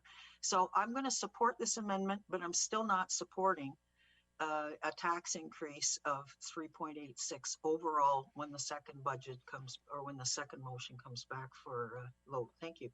Thank you. Councillor Whitmarsh. Yeah, thank you. Just a question through to staff. We have a RCMP cost right now is $176,800. How are we adjusting for increased cost? Next year an RCMP officer might be 182. The year after that might be 186. But we're putting in the budget 176. How do we adjust for that on an annual basis? Is our budget automatically adjusted for that, or does that additional amount, do we pull that out of the RCMP reserve when we need to cover increased cost for an officer? I'll ask Mr. Back, but I believe it goes on the 5-year plan as we move forward. But Mr. Back. That's correct, Your Worship. Each year, we look at what we anticipate that the RCMP rates will be, and we build that into the numbers that we present to you, the council. So in this case, if we think that it's going to be up 2%, then we've built that in. Now, that's the first part. The second part, those council's aware, back in 2016, the RCMP effectively were entitled to collectively bargain. So the members themselves have not had a increase in some time. We expect there to be an increase coming at some point. So what we've done is we've also built into the budget some contingent amounts that allow us to sock those monies away so that when that does come to fruition, it doesn't in and of itself trigger a significant increase. So if from 2016 to 2021, there was a 1% increase for the RCMP members through their collective bargaining, just as an illustration, rather than be facing a 5% hit when that comes to fruition, we're setting that aside in our base budget and trying to use that funding to go forward, so to ensure that we can again smooth things out. Okay, and if we didn't anticipate enough, we would then have the RCMP reserve as a way to counter that in a given tax year. Correct, and that in theory could either increase it if we underestimate or decrease it if we overestimate. That's completely correct. Okay, thank you. Thank you, Councilor Woodward. Yeah, thanks. Okay, I'm gonna try to remind. I try to bring this up over and over again, but some members of council just don't seem to want to hear it. So, for example, in what do I have here? From 2020, end of January, the total non-statutory reserves, what I have here, what I was provided with at the time, was 29.8 million. That was at the end of January in 2020. Then I asked for the same document mid-December. Non-statutory reserves after adjustments had gone up to 35.1 million. So we had increased, in the COVID year, 2% budget, our non-statutory reserves had gone up over $5 million. And somehow we're playing a fool's game, and we're rating reserves, and we're doing all these, shenanigans. And, so I think with the balance of my colleagues, I think are pretty balanced in their comments, and I appreciate those. I think what this is trying to do is just move away from 3.99 and use an option that was in a couple of the scenarios as it is and get it down to that 3.86, not 3.9, not a few others, 3.86. And I think that to touching that reserve, the RCMP reserve alone went up from 4.6 roughly to 5.3. And so, I would ask Councillor Davis and a few others to really support this amendment, because we're not rating reserves. We're not playing a fool's game. We're not, it has nothing to do with the land reserve, and these other things. I mean, this is really that reserve went up hundreds of thousands of dollars. So, and it's probably going to go up hundreds of thousands of dollars again. So I think the amendment's reasonable and balanced and a good idea. Thank you. Thank you, Councillor Ferguson. Yeah, I mean, I think that I'd actually ask all councillors to take into consideration. It wasn't something that I dreamed up or other members of council dreamed up under scenario A and B. That was presented to us by staff. So there seemed to be some confusion. I even know when I was talking with other councillors prior to the meeting that they didn't understand the budget or the reserve system. Well, I guess there's a lot of confusion on a lot of things, not just RCMP, not just. But anyway, I think I talked and I asked an awful lot of questions, and scenario A and scenario B were put there by staff. And I asked, I really hope that other members of council asked as well, because there seems to be a lot of confusion. In fact, if you want, I can send out a test for every council member to see how much you knew about it. But the thing is, these were put forward by senior staff, and I think that a scenario, they got the 0.13% moving forward in a COVID year, as you said, Mr. Mayor, makes sense. We don't do it every year, but this year makes sense. Thank you. Thank you, Councillor Kunst. Yeah, I was just thinking about the fact that next year we may not have the federal or provincial grant that we got this year. So I guess that's in the back of my mind, and I know that Councillor Richter has stated that as well, that we used that this year to help keep our taxes down and used it for helping out with our recreation and all that kind of stuff. Through your worship, to Mr. Bakken, what would the impact be next year of not having that grant be to, this scenario, this budget that we have this year, next year? Mr. Bakken. Thank you, Your Worship. Unfortunately, it's a very complicated question because we're trying to then to foreshadow the impact of COVID and the recovery therefrom in terms of what it's going to do to our recreation centers and our other programs generally, our other programs and infrastructure generally. So what we do know is what's happened in the past. In the past, we did see about an $8 million adjustment, and we received a grant for, we'll say, roughly $7.5 million of that dollars. So that was a help. Next year, I think it's fairly safe to say, and this year in 2021, we're not likely to see such a grant. So we've built into our budget numbers through our programs increased costs and decreased revenues. And I think those totaled to approximately, and we could actually do the math, but about $5 million. So in theory, that means we're still, from the previous year, about $3 million to the $3 million light. Now, what we're thinking is that partway through the year, at some point, we'll begin to see an increase in activity. The vaccines will take into effect, and we'll be able to increase our revenues again. So it's very much an educated guess to determine when we'll begin to see revenues climb, and when they do begin to climb, how much they'll begin to climb. And that's really our challenge, because if they climb more quickly, we'll be fine. If they climb more slowly, then we'll have a deficiency or a deficit we'll have to try to make up. And at this point, we are consistent with other communities in our projections and forecasts.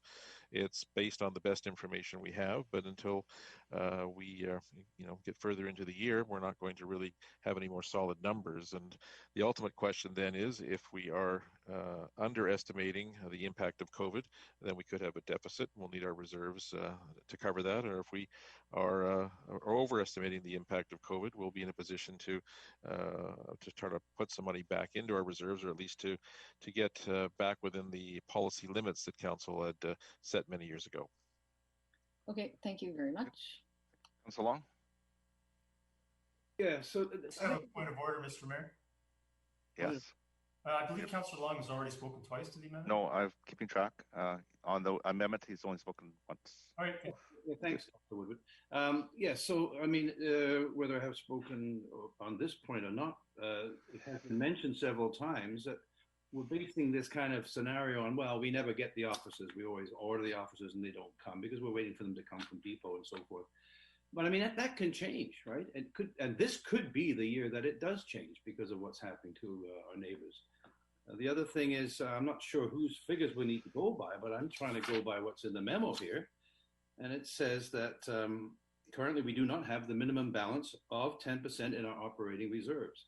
So I hear all these other numbers of multi-millions of dollars here, but it says here, overall reserve status in the memo that we just received, that it's helpful to review the larger portfolio. The total value of the unappropriated non-statutory reserves is approximately $30 million.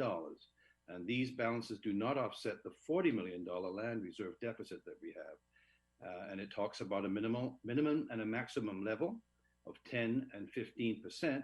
And it states that we're well below the 10. Anyway, I appreciate the other comments from other councils that, this could be another lousy year coming up. We don't know what's coming down. So going on the erring on caution with using our reserves, I think, is important for me. And I think the 3.99 is a reasonable amount. And so that's why I won't support the amendment. Thank you. Well, thank you, Councillor Whitmarsh. You have spoken twice, so I'm going to be going to the question soon. I just want to thank Council. I think no matter what happens, we're making a decision as a Council, and certainly as a philosophy discussion here on some, one side or the other, and all points are valid. So whatever we decide, hopefully we can move forward as a Council. So I'm going to call the question. All those in favor of the amendment of adding the back end, the 0.13 use of the RCMP reserve funding. All those in favor? Aye. I'll support it. And opposed, if I can hear your names. Opposed, Councillor Kunst, Councillor Whitmarsh, Councillor Long. I don't see the whole screen. Who else is opposed? Arneson. Councillor Arneson. Anybody else opposed? Davis. Oh, I haven't heard from Councillor Davis. Okay, so that's 5 opposed. So the motion fails. So now we're back to the main motion at 3.99%, and that was adding the paving of 0.07. Is there any further discussion? I will call the question. All those in favor? Oh, Councillor Woodward, you had a question. Sorry, Councillor Woodward. Just before we call the question, Mr. Mayor, can I get this clarified? Because I guess it frustrates me a little bit. I admit that you know, that there's this confusion between statutory reserve, non-statutory reserves, and operating reserves. So can we get this clarified again for Councillor Lance Method?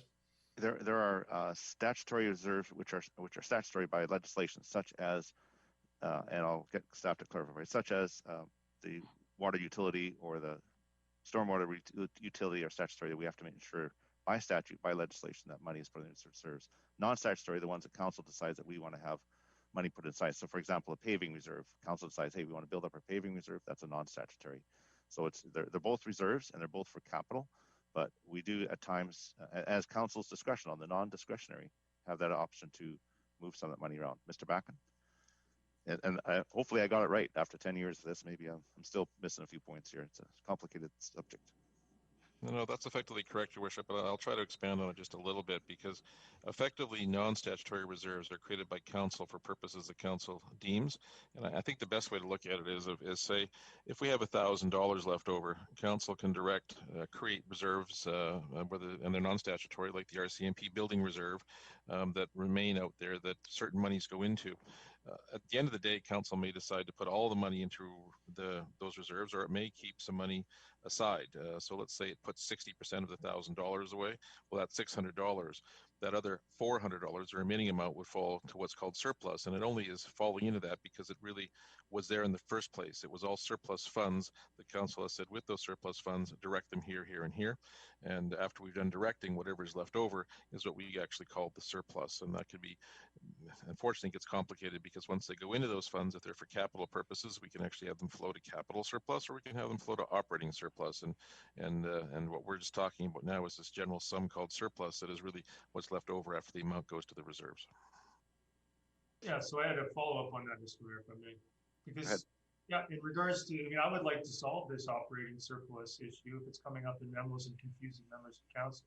I think that, that really the issue is that no one's contemplating that I'm aware of using non-statutory reserves to solve the land reserve issue. No one that I know of is contemplating using non-statutory reserves to deal with the operating surplus issue. I'd be quite happy to address those, but it didn't come up that I recall until the last minute when somebody tried to use the reserve for a small amount. So I think, for me, I think that we'll leave it there. Council's made its decision, as you've said. I appreciate your support on that, Mr. Mayor. But in the end, I really just don't like the optics of 3.99. We're not shopping at Walmart here. And I think that, that's really obvious what that's about. And I would have preferred that we didn't have done that. Thank you. Councillor Ferguson? Walmart would be 3.98. So is it Councillor Long or myself? Councillor Ferguson, go ahead. Oh, yeah, that's an example right there, Mr. Mayor.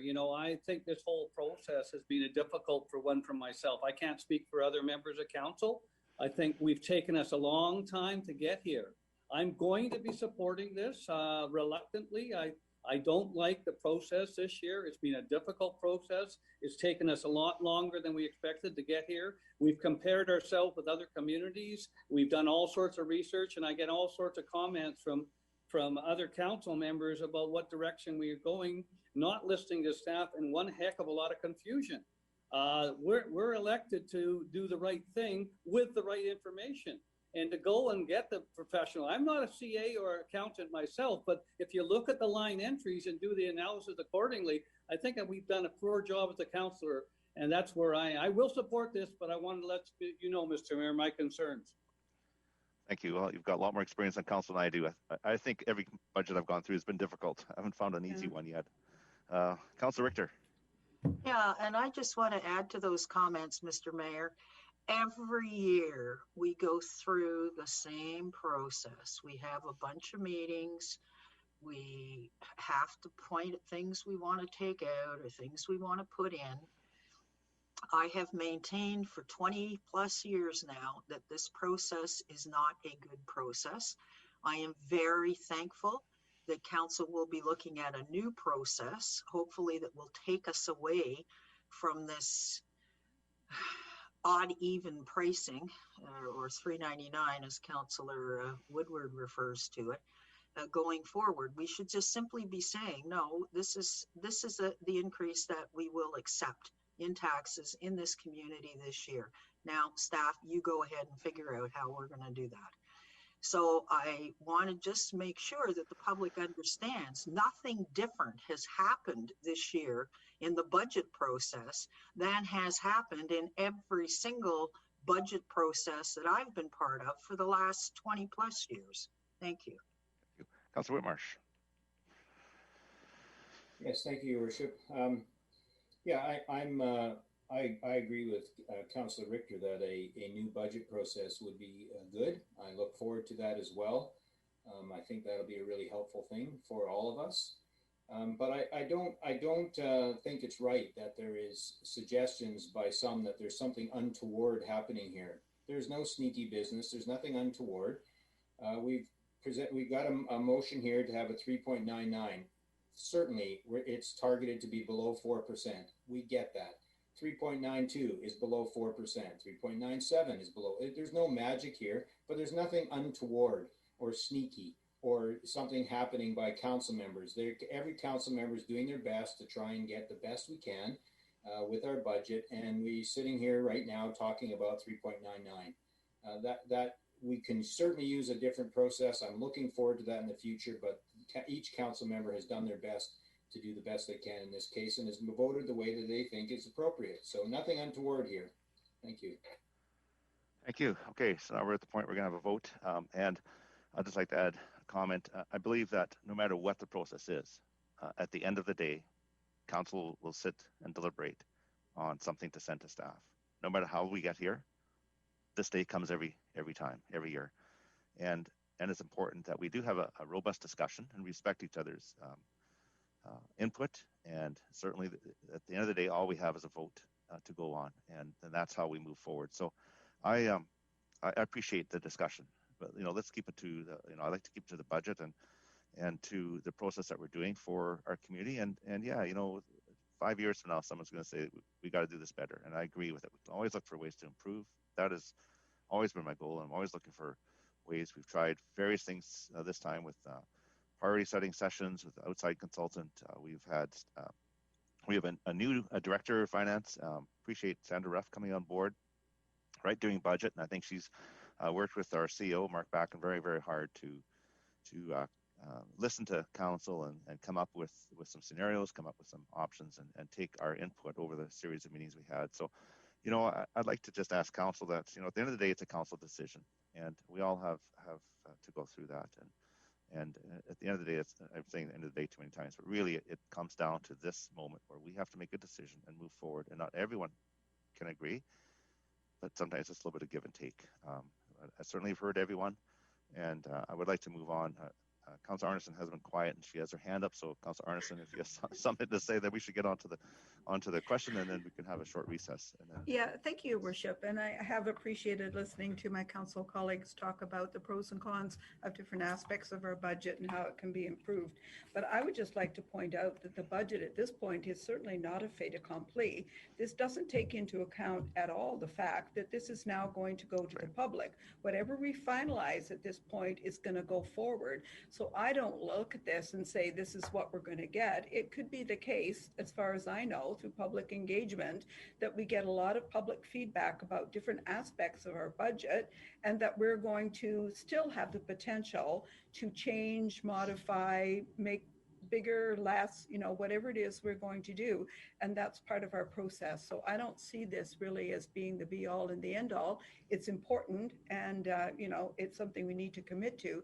But I do think that we need to recognize that this is not the budget in its final state. So I just want to make that comment. That's correct, but it is a big step.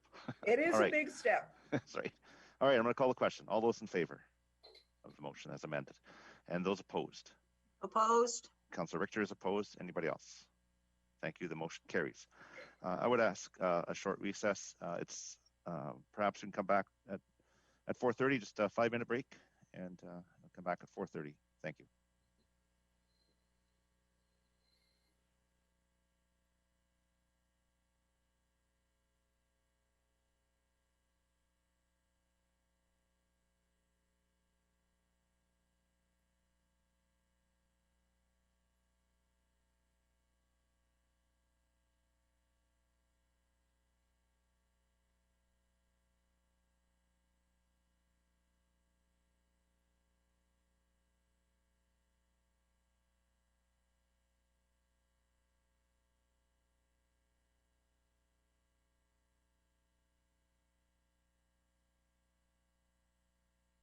You can just put your cameras on so we know who's in attendance. We'll stretch your legs, 7th inning stretch.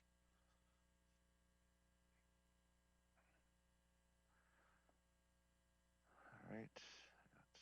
Councillor Long is back. Councillor Woodward. Councillor Ferguson. There he is. All right. I think we're all here. Okay, great. Thanks. So reconvene the meeting. We got through D3. We're on to reports to council. E1 is the UBCM Poverty Reduction Planning Program, and it's a grant. So by approving this grant, then the money comes in, the work gets done. By not approving the grant, then there's no work to get done. So it's a grant available just to do this work. So could I have a motion to put that on the floor? Councillor Arneson, a seconder. Second. Councillor Richter, question?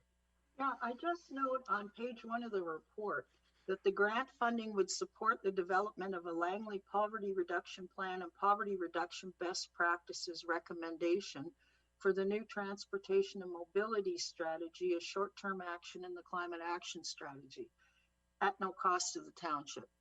So I agree that we should get these grant monies and have a look at it, but I'm very concerned that what will come out of the grant monies will be a number of what could be expensive additions to the transportation plan. Do we have any indication now which way this plan is going to go as a result of getting these grant monies? Thank you. Mr. Seffi, are you available to answer? Yes, thank you, Worship. I do not know specifically the direction that the consultants' analysis of best practices might be going, Your Worship, but I can I guess advise council that this will be very much a work in collaboration with other parties, including the Fraser Health folks, as well as the school district, as well as our I guess neighboring municipality of the city of Langley, and NGOs, non-government organizations in Langley. And it's actually a partnership, a task group, I think it's called, that is working under the umbrella, if you will, of the Langley Poverty Reduction Task Group of the Healthier Community Association. So I don't know the outcome of what they will be presenting in terms of best practices, other than just assuring council that the study itself will not be imposing any additional cost on the township, and that any recommendations that will come forward will obviously be presented to council for consideration or approval. Thank you, Mr. Safey. I would just like to make a note that staff be very cognizant of any potential provincial downloads to the township as a result of this study going forward. I'm okay with making changes as long as they're going to pay for them. Thank you. Good point. Thank you. Okay, I'll call the question on E1. All those in favor? And any opposed? That carries unanimously. Thank you. Move on to E2, and this is a budget pre-approval request, and this is for a dump truck and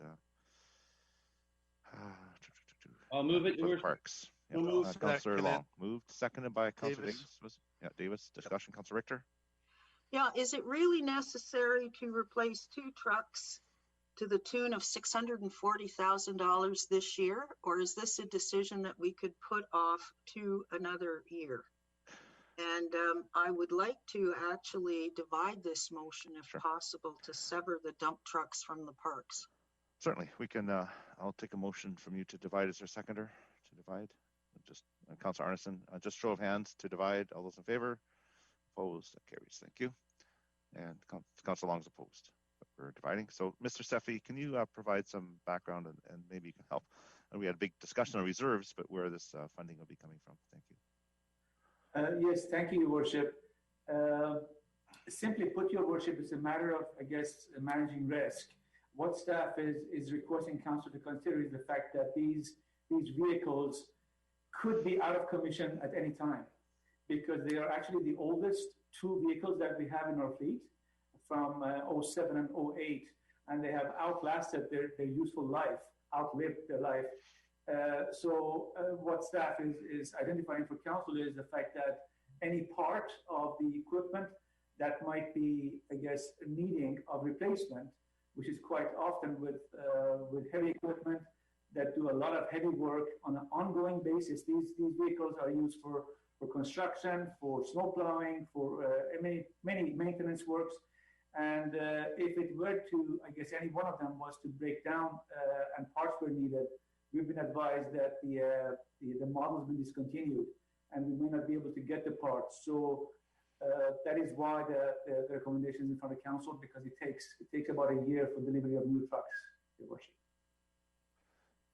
Thank you. Councillor Davis. Thank you. Yes. Yeah, they're Sterling chassis. But my question is, why do we have to spend? Why do they come from across the line? Everything's, well, probably everything is going to be assembled there, but like, can we not?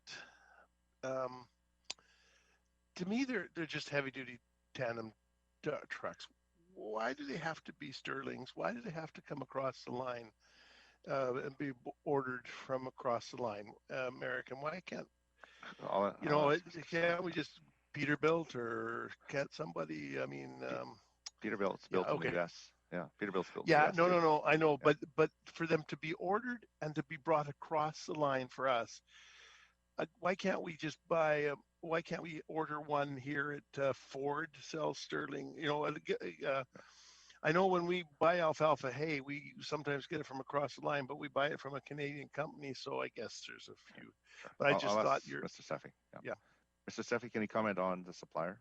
Yes, thank you, Your Worship. The fact is, Your Worship, that we go through a very extensive process to make sure that we have the best equipment at the best price.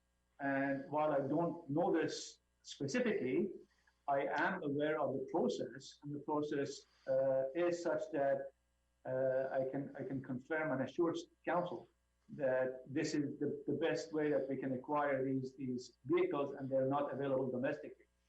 That said, Your Worship, they are not Sterling. The Sterling ones are the ones that are no longer in operation. They've been decommissioned. They're no longer available. So these will be not the Sterling chassis. They will be different models. Okay, thank you. Councillor Kunst. Yeah. Do we lease or like rent equipment if we need it from people in the community, like contractors or whatever? Mr. Back. Or sorry, Mr. Steffi.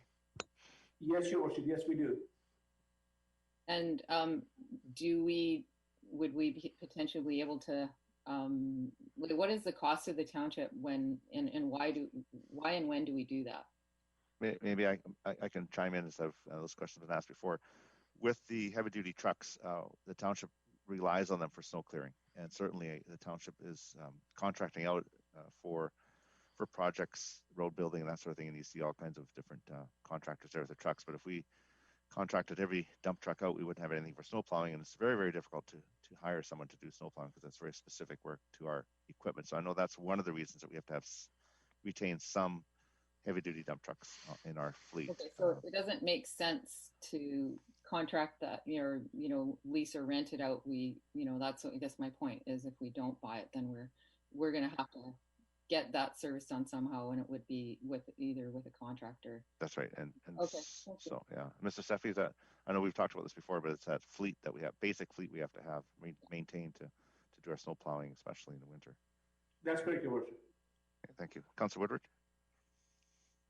Yeah, thanks. I'm satisfied with the rationale in the report, Mr. Mayor. I just wanted to clarify the division. So we've moved the two recommendations, but so we'll be voting on 3 separate motions rather than 2. Is that correct? It's the dump truck Southwest neighborhood plan and that council. So yes. Okay, so I just wanted to let you know, again, and still until I get some of these things clarified, edge on the side of caution, declare conflict on the 3rd motion. Okay. All right. Okay, thanks. So I'll ask a question on number 1, the dump trucks. All those in favor? And opposed? Opposed. Councillor Richter is opposed. That carries. This number 2, the parks. All those in favor? Opposed? Carries unanimously. Councillor Woodward will step outside. Virtually outside. You can stay in. Okay, 3rd one, I'll call the question. All those in favor? And opposed? It carries unanimously. Ask Councillor Woodward to come back in.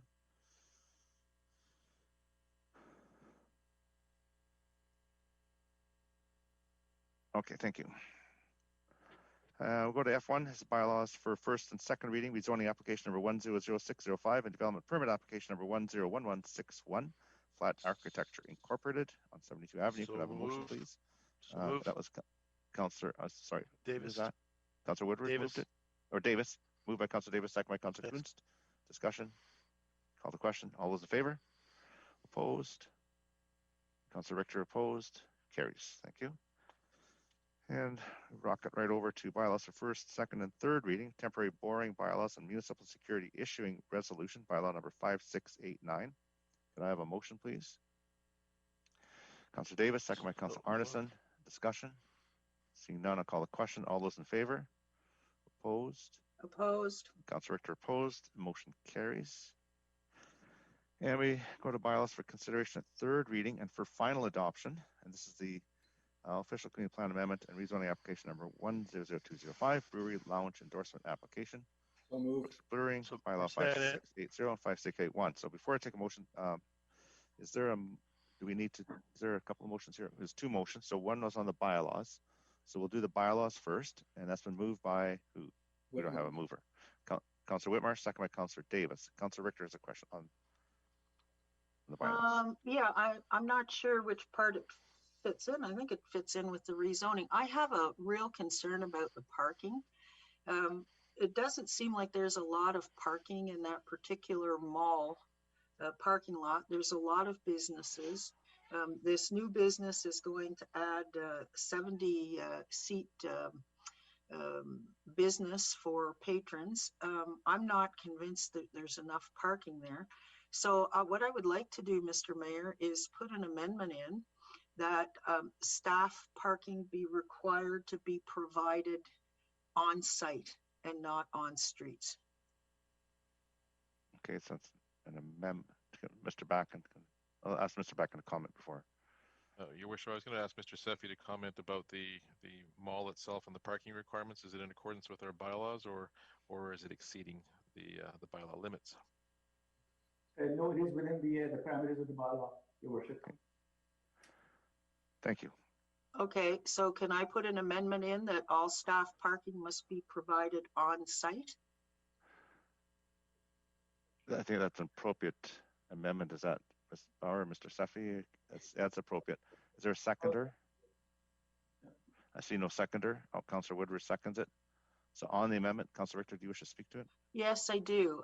I think that we received a delegation from a member of the community immediately adjacent to this location, already citing issues with long-term parking that's occurring on the street instead of short-term parking. And a lot of that long-term parking is running 8 to 10 hours, which goes more in conjunction with staff parking as opposed to customer parking. So I just want to make sure that the staff parking for this business will be located in their approved parking spots on their site plan, not on the streets. So that's what the intent of the motion is. Thank you. Councillor Davis? I'm concerned that would they have any? It's a mall. Maybe if there's a back entrance, but I'm concerned that yeah. Like, I don't know, is there a rule or is there a regulation in that mall that says you've got 4 parking spots? And maybe a question to staff. Can we do something like that? I understand where the intent's going, but and it's a good idea, but they don't. Sorry, go ahead, Frozen. Sure. Staff advised that the parking in the bylaw does fit with the parking regulations in our bylaws, so they do have sufficient parking on there. Mr. Seffi? Yeah, thank you, Worship. And the parking requirements in Township zoning bylaw, Your Worship, go beyond customers and visitors. They include what might be considered necessary for the staff based on the type of business and the type of commercial use. I think the concerns stem from the comments from, I guess, the members of the public who had stated that they had, so this is indirect, right? This is very much indirectly conveyed to council that based on what they perceive to have been, or based on what they were advised by some people who had parked on the local streets, some of the merchants within the mall had advised their staff to not park within the parking lot, but rather in the streets, so that they could allow more parking for their customers. So this is, I think, what may be triggering the requirement that is currently being discussed by council. That said, Your Worship, while I think technically it may be possible to make that a requirement, as I guess the instrument that we typically would use would be a covenant document that would be used in such a case. I think the enforcement of it may be a little bit challenging because of the fact that we wouldn't have the ability to identify staff versus, I guess, customer cars, or we'd have to, I guess, rely on the merchants themselves to police and enforce the requirements. Councilor Ferguson? I think that Mr. Safey somewhat helped us out with that. So is this, I'm going to ask the same question again, but maybe a different way. Mr. Safey, I believe there's parking around the back for staff, I believe. But if I may, is this really something we can enforce? This amendment, if I may, through Chair again, ask you again. Yeah, I think Mr. Seffi said it'd be very difficult to enforce for us. Mr. Seffi?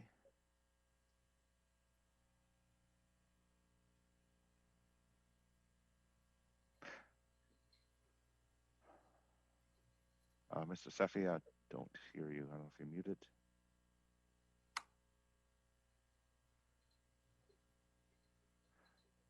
Yeah, but he did say it would be very difficult for us to enforce, because and then staff, they don't necessarily drive to work. They'd be parking the cars everywhere. Now we're telling them they have to park the cars there. Okay, thank you, Your Worship. I was trying to find it. I was trying to find the unmute button while sharing my screen as well. Are you able to see, Your Worship, the screen? Yeah, yes, we can. Thank you. Yeah. So this is hopefully helpful for council. It shows the, I guess, the front area of the actual parking area of the subject site, and this is the rear view of the building. I don't believe I have any pictures of the surrounding streets, but when you look at, I guess, this would have been a typical weekend, or a weekend, I guess, not a typical weekend, but this would have been taken on a weekend by staff. There appears to be not so much of an issue of parking, because there are vacant spots available. With that, Your Worship, yes, it is a question of enforcement that will be a challenge for staff. Great, thank you. Councilor Long? Yeah, I think what we're trying to do here is address the concern that the delegate came, and she had an issue with some people parking in front of her house, nothing to do with this development. It just was an issue she had. She thought maybe this would exacerbate it. So I don't think we should be adjusting this bylaw to address her issue. Perhaps we can dig back and find out her address and send bylaws over and make sure that, maybe there needs to be a sign put in front of her house or something like that to dissuade people from parking there. But I don't see how it's completely, I mean, it came up during the public hearing on this issue, but I don't think that the two are actually linked. So I don't think we should mucky with this. Thank you. Thank you. Thank you. And it is public parking on the street. Councilor Arneson? Thank you, Your Worship. I appreciate the intention. As I do recall, there is some concern about the parking. I guess I would like to echo, I think, what Mr. Safey is saying, but in different words. It's really a civil matter. And in fact, if you have a parking lot like this, I've seen some of them where they start to designate, if there's a problem, they have designated parking for certain businesses in order to make it more fair and equitable. I'm just wondering, through Your Worship, to staff, have we ever considered, aside from the area around the hospital, having permit parking for different residents. Because I know that if it gets to a certain saturation point, and it is frustrating for people, if they happen not to be able to find parking, that's one of the remedies that could be used. So I'm just wondered if we've ever considered that. Mr. Sefi? Yes, Your Worship is the quick answer, and we continue to assess that. As would be the case with anything else that we look at, it's really the operational cost of not just initiating such a process, but also operating and maintaining it in long term. That would be the challenge that would require additional resources that we don't think is warranted at this stage, Your Worship, but subject to council direction. Thank you. Thank you. Councillor Kunst? Yeah, I wonder if we could maybe reach out to the Brookswood Business Association and just, have them remind the businesses that, this might be an issue. I know I go up there all the time. I always find that there's lots of parking in the parking lot. So, but maybe they could, remind the businesses up there that some of their employees might be parking in behind the grocery store, which is where I believe this lady lives. So, thank you. Certainly we can take that. Staff can take that direction, maybe through our economic development department. Councillor Richter. Yeah, well, the problem is that, as Mr. Safi has said, if we're going to put parking zones in, then we have to enforce those parking zones. And that's going to put an additional stress onto township bylaw officers to be assessing and policing or enforcing neighborhood parking as opposed to business parking. My amendment is intended to make sure that the onus is on the businesses to provide their own parking in conjunction with their business, which I think is a fair resolution all the way around. Thank you.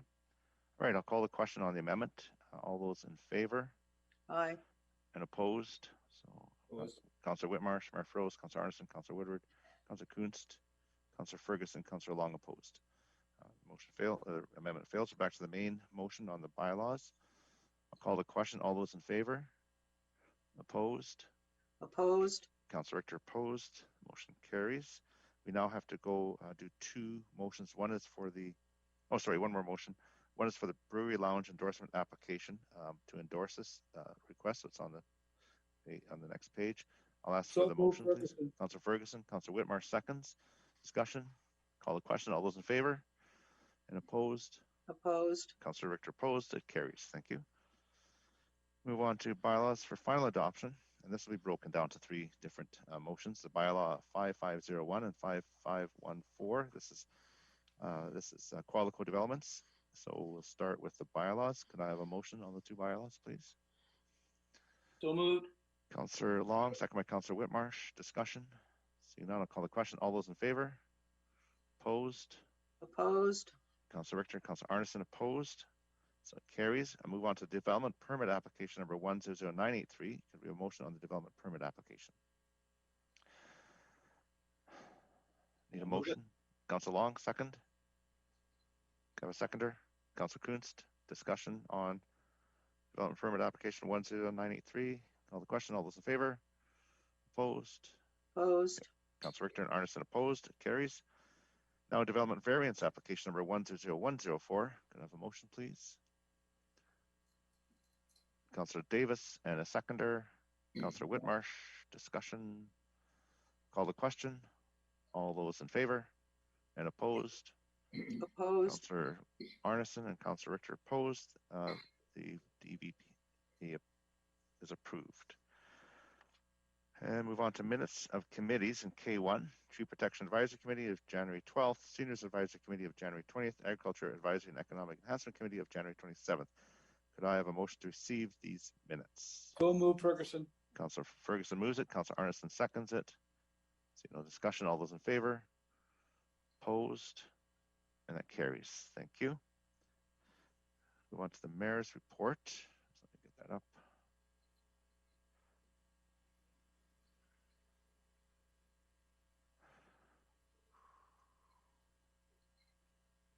Just got some slides to put up. I'll wait for that.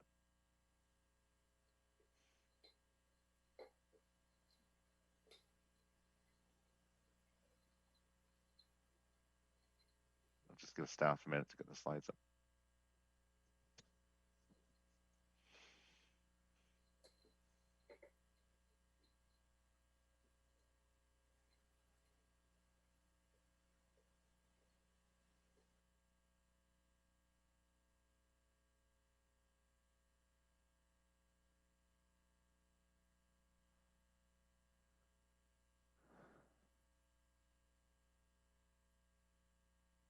It's an evening of technical difficulties.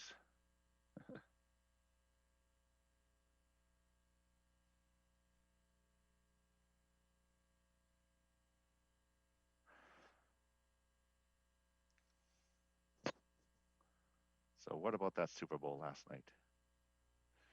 There we go.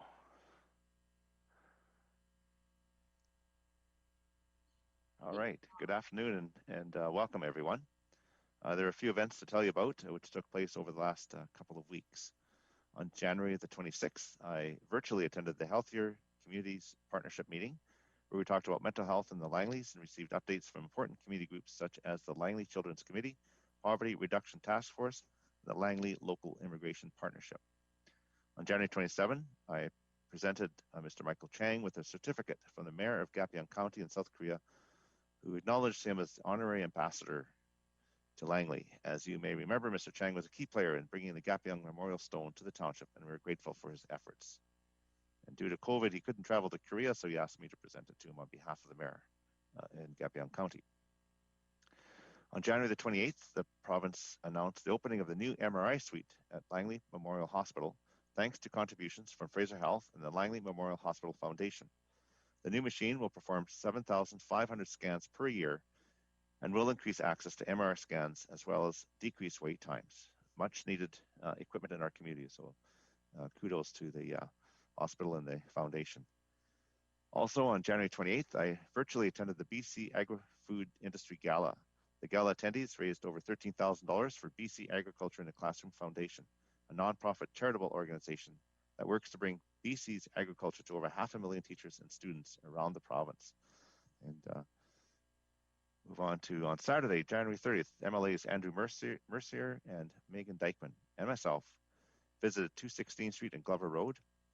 In partnership with the township, the province will undertake $2.8 million in intersection improvements that will make this intersection safer and more accessible for vehicles, cyclists, pedestrians in our community.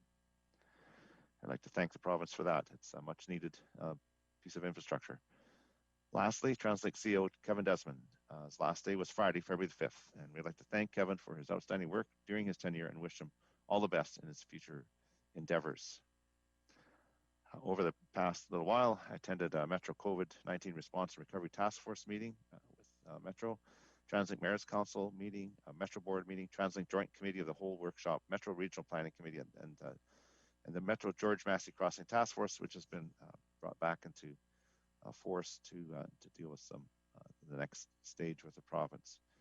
Councillor Ferguson attended the Metro Indigenous Relations Committee, and Councillor Long attended the Metro Electoral Area Committee, and Councillor Richter attended the Metro Board meeting with me virtually.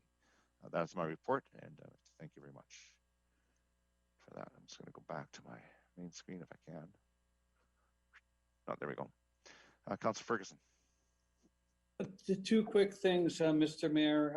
I did want to say that, you know, they did interview the outgoing CAO of TransLink, Mr. Desmond, and he did talk about the accomplishments and the fare gates and the running the lines and the efficiencies and the riderships. He talked about a lot, and it is nothing short of a phenomenal achievement. But they also asked him, Mr. Mayor, and I think this is something that we in our community have to keep thinking about, asked him, you know, what did he regret?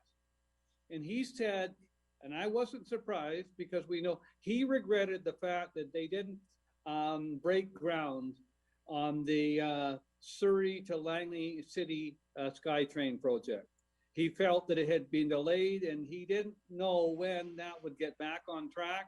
The planning is in place, but that was one of his biggest regrets. And I did want to let you and the people know that. That's the first thing. The second thing is that the Indigenous Committee were very happy with the township's motion and your acknowledgement tonight as well as last meeting of we are on the territories of the Indigenous peoples. And also Chief Baird, who's also a director at Metro Vancouver, said, it's an acknowledgement, it's respect. He said something simple, and they appreciate it. It was something simple, he said, and I wanted to bring that to your attention as well, Mr. Mayor. Thank you. Thank you. Appreciate that. And yes, and I think we'd all like to break ground on that SkyTrain, but it's going to be coming fairly soon if all the stars and moon are aligning the way I see them aligning, and hopefully we'll have that soon. But soon is a long time in this world. Councillor Arneson. Thank you, Worship. And just for council and public information, so I just wanted to say that the dementia-friendly action plan that's sponsored by the township and the province is funded their efforts. The Seniors Advisory Committee and Task Force, we have a save the date for the dementia-friendly virtual forum. That's on Tuesday, February 23rd from 12 to 1 o'clock. And there's information online for anybody who would like to register. So on behalf of myself and Councillor Ferguson, I wanted to put that out there. Thank you. Thank you. Thank you very much. And, as one more announcement, I should mention the province has announced to make some improvements at the 216th interchange, merging back onto the freeway. And so it's good to see that the province has recognized that there are some issues even after it's built and designed, but they're going back in there and spending a couple $1 million to just make some changes in how vehicles merge back onto Highway 1. So some good things coming our way. Thank you. All right, so now I'm going to move on to items from prior meetings. And Councillor Woodward, you have requested that the following motion be brought back for reconsideration. So at this stage, you'd move reconsideration. Yeah, I'll move reconsideration. Thank you. Is there a seconder? I'll second for discussion. Councillor Richter seconds it. So on the reconsideration, I'll call the question. All those in favor? Aye. And opposed? Councillor Long, Councillor Arneson, Councillor Davis, Councillor Whitmarsh opposed. So it's on the table. So it needs to be. So I'm just going to a little bit of process here. It was for first and second reading. So if it's moved for first and second reading, if council wishes to vote it down, then this is the time to do it. Probably the best way to move it away. Councillor Woodward moves first and second reading. Is there a seconder? Councillor Kunst. To be sure that passed. So there was 5 in favor of reconsideration? Yes. Yeah. So basically, first and second reading is on the table. I kind of think I can predict the vote here. So we'll move on fairly quickly. Councillor Richter. I'd like to speak to it if I may. Oh, sorry. Go ahead, Councillor Woodward. Yeah, no, I just want to make it clear to everybody. I'm a bit surprised reconsideration is so controversial. I'm not reconsidering this to vote in favor of it. This is one that seemed to have been lingering and didn't come forward for third to get a definitive decision of council. And I'd like to give it a definitive decision and a definitive no. I didn't want it sitting out there with the residents unclear whether the proponent at some point in the future was going to come back and suddenly appear for third reading. That's the goal here. The goal is not to reconsider it, to approve it. I want to make sure that this is covered in the media, that's very clear, that any residents that are watching it is very clear. That was the mechanism. There were 2 options presented by Legislative Services. One was a little complicated. This one was procedurally the easiest as I perceived it. And the idea here is not to approve. So I don't support it. I don't support it at this location. I haven't voted in favor of any cannabis applications. I'm certainly not going to vote in favor of this one. So I think that's just, as long as that's very clear to everybody, and hopefully it's not a 5-4, because I want to remind everybody that we did vote this one down once before, and then when we reconsidered it and brought it back to life. So hopefully the circle, that I'm on a merry-go-round here. I'm in endless groundhog day on this one, and I'd like it to be finalized. Yep. Great, thank you. I appreciate that explanation. So this is one that hasn't come to third reading. It may be just stalled. It may never come to third reading, but now it's back for first and second reading. So we have the option now to through a proper process to either approve or deny. But I think I certainly am not going to support it. So, Councillor Richter. Yeah, I just wanted to get clarification on what exactly we're voting on here, because we voted on first and second, and then we brought it back for third. No, this one never came to third. It never came to third. No. But did it failed passed. First and second? It carried. First and second was carried. Okay. So, yeah. So we're going to vote now whether or not to approve first and second. That's If right. we So it's don't approve first and second, then this application is just off the table, period. That's correct. Okay, thank you. Thanks. Councillor Kunst. Yeah, I knew exactly where Councillor Woodward was going with this. This one is not one that I would consider a very good location at all, and one that, you know, a lot of residents were really upset about, because as soon as they see that this is for that we're even considering it, at least in my opinion, they think that it's going to happen. So so I'm glad that we can just, you know, put this one to rest and make sure that the residents around that area know that, you know, this is not going to happen. So those are my comments. Thank you. Councillor Long. Well, I guess it depends on how the vote goes. In my opinion, this is a poor way of dealing with it. The process is, I guess what we're really doing is, somebody asked, Councillor Richter, what are we doing? You're rescinding first and second is what we're doing. No, we're not actually. We're actually voting on first and second. It's not a rescinding. It's reconsideration. And now you're going to rescind it, or attempt to, or vote on it again, I suppose. That's right. But really, the fair process is they got first and second, as all of them did, or many of them did, and they have an opportunity to come for a public hearing type meeting, which is not a public hearing anymore with COVID. Put all their facts on the table. We hear from all the public, and that's when we make the decision. And you know, whether I would support it or not, I don't know. I never will know, because we didn't go to public hearing if this vote goes down now. But I don't think that's the way to deal with it. I think, in fairness, they received first and second, which means that they have an opportunity to come to third, and that's when it would be the appropriate time to support or defeat it. So this, to me, doesn't seem fair. Okay, fair enough. Not that I would support it anyway. Yeah, that's fair enough. Councillor Woodward, I think we move on to vote pretty quick on this. But I mean, I certainly think being lectured about the fair process on cannabis retail is pretty. Okay, point of order. I'm not lecturing anybody here. Okay, Please, this is Councillor Long, Councillor Woodward. Why don't we just go to vote? I think it's obvious where this is going. Let's call a question. I agree. Thank you. Yeah. Councillor Arneson Whitmarsh, did you have something new to add, or can we just call a question? Yes, I had a Okay, Councillor Arneson, you wish. Thank you, Worship. Yes, I had a question, and this may be procedurally okay to do, but I had a question of clarification to staff. So I thought I heard originally that the application was withdrawn. Is that the case as to why it didn't move forward? I don't believe this one's been withdrawn. Staff are nodding no. It's still there, but it has no action's been taken at this point that we know of. So it's not been withdrawn. It's still active with then. us. That's right. Still an active application. Yeah. Okay. Okay. All right. Thank you. Councillor Richter. Yeah, and that just goes to the point I think that Councillor Long was trying to get at. What we are doing here is rescinding first and second, because it passed first and second. It just never proceeded to third. So by rescinding first and second, we are prohibiting it from proceeding to third. So perhaps the motion should be corrected to read rescind first and second.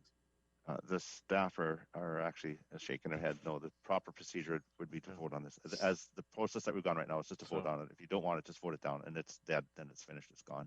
They can still reapply. Anybody can reapply, but it's gone. So I was going to call a question. Oh, Mr. Back. Sorry, Your Worship, because we've laid the foundation, we should deal with it. The challenge with rescission is it means that the application is rescinded as if it never occurred. That means, in theory, the application could be submitted the next day, the next week, the next month. By going to actually reconsider the motion, it's now alive at first and second reading. And if it's defeated at first and second reading, then the matter is at an end. It would have to be a new application. But the new application, by recollection, can't come back for 1 year. So it concludes this application. It would be a new application, whereas rescission would mean it as if it had never occurred, and it would cause a different path for us to go down. So they're very similar cousins, but there's a bit of a subtle difference between the two. Thank you for that explanation.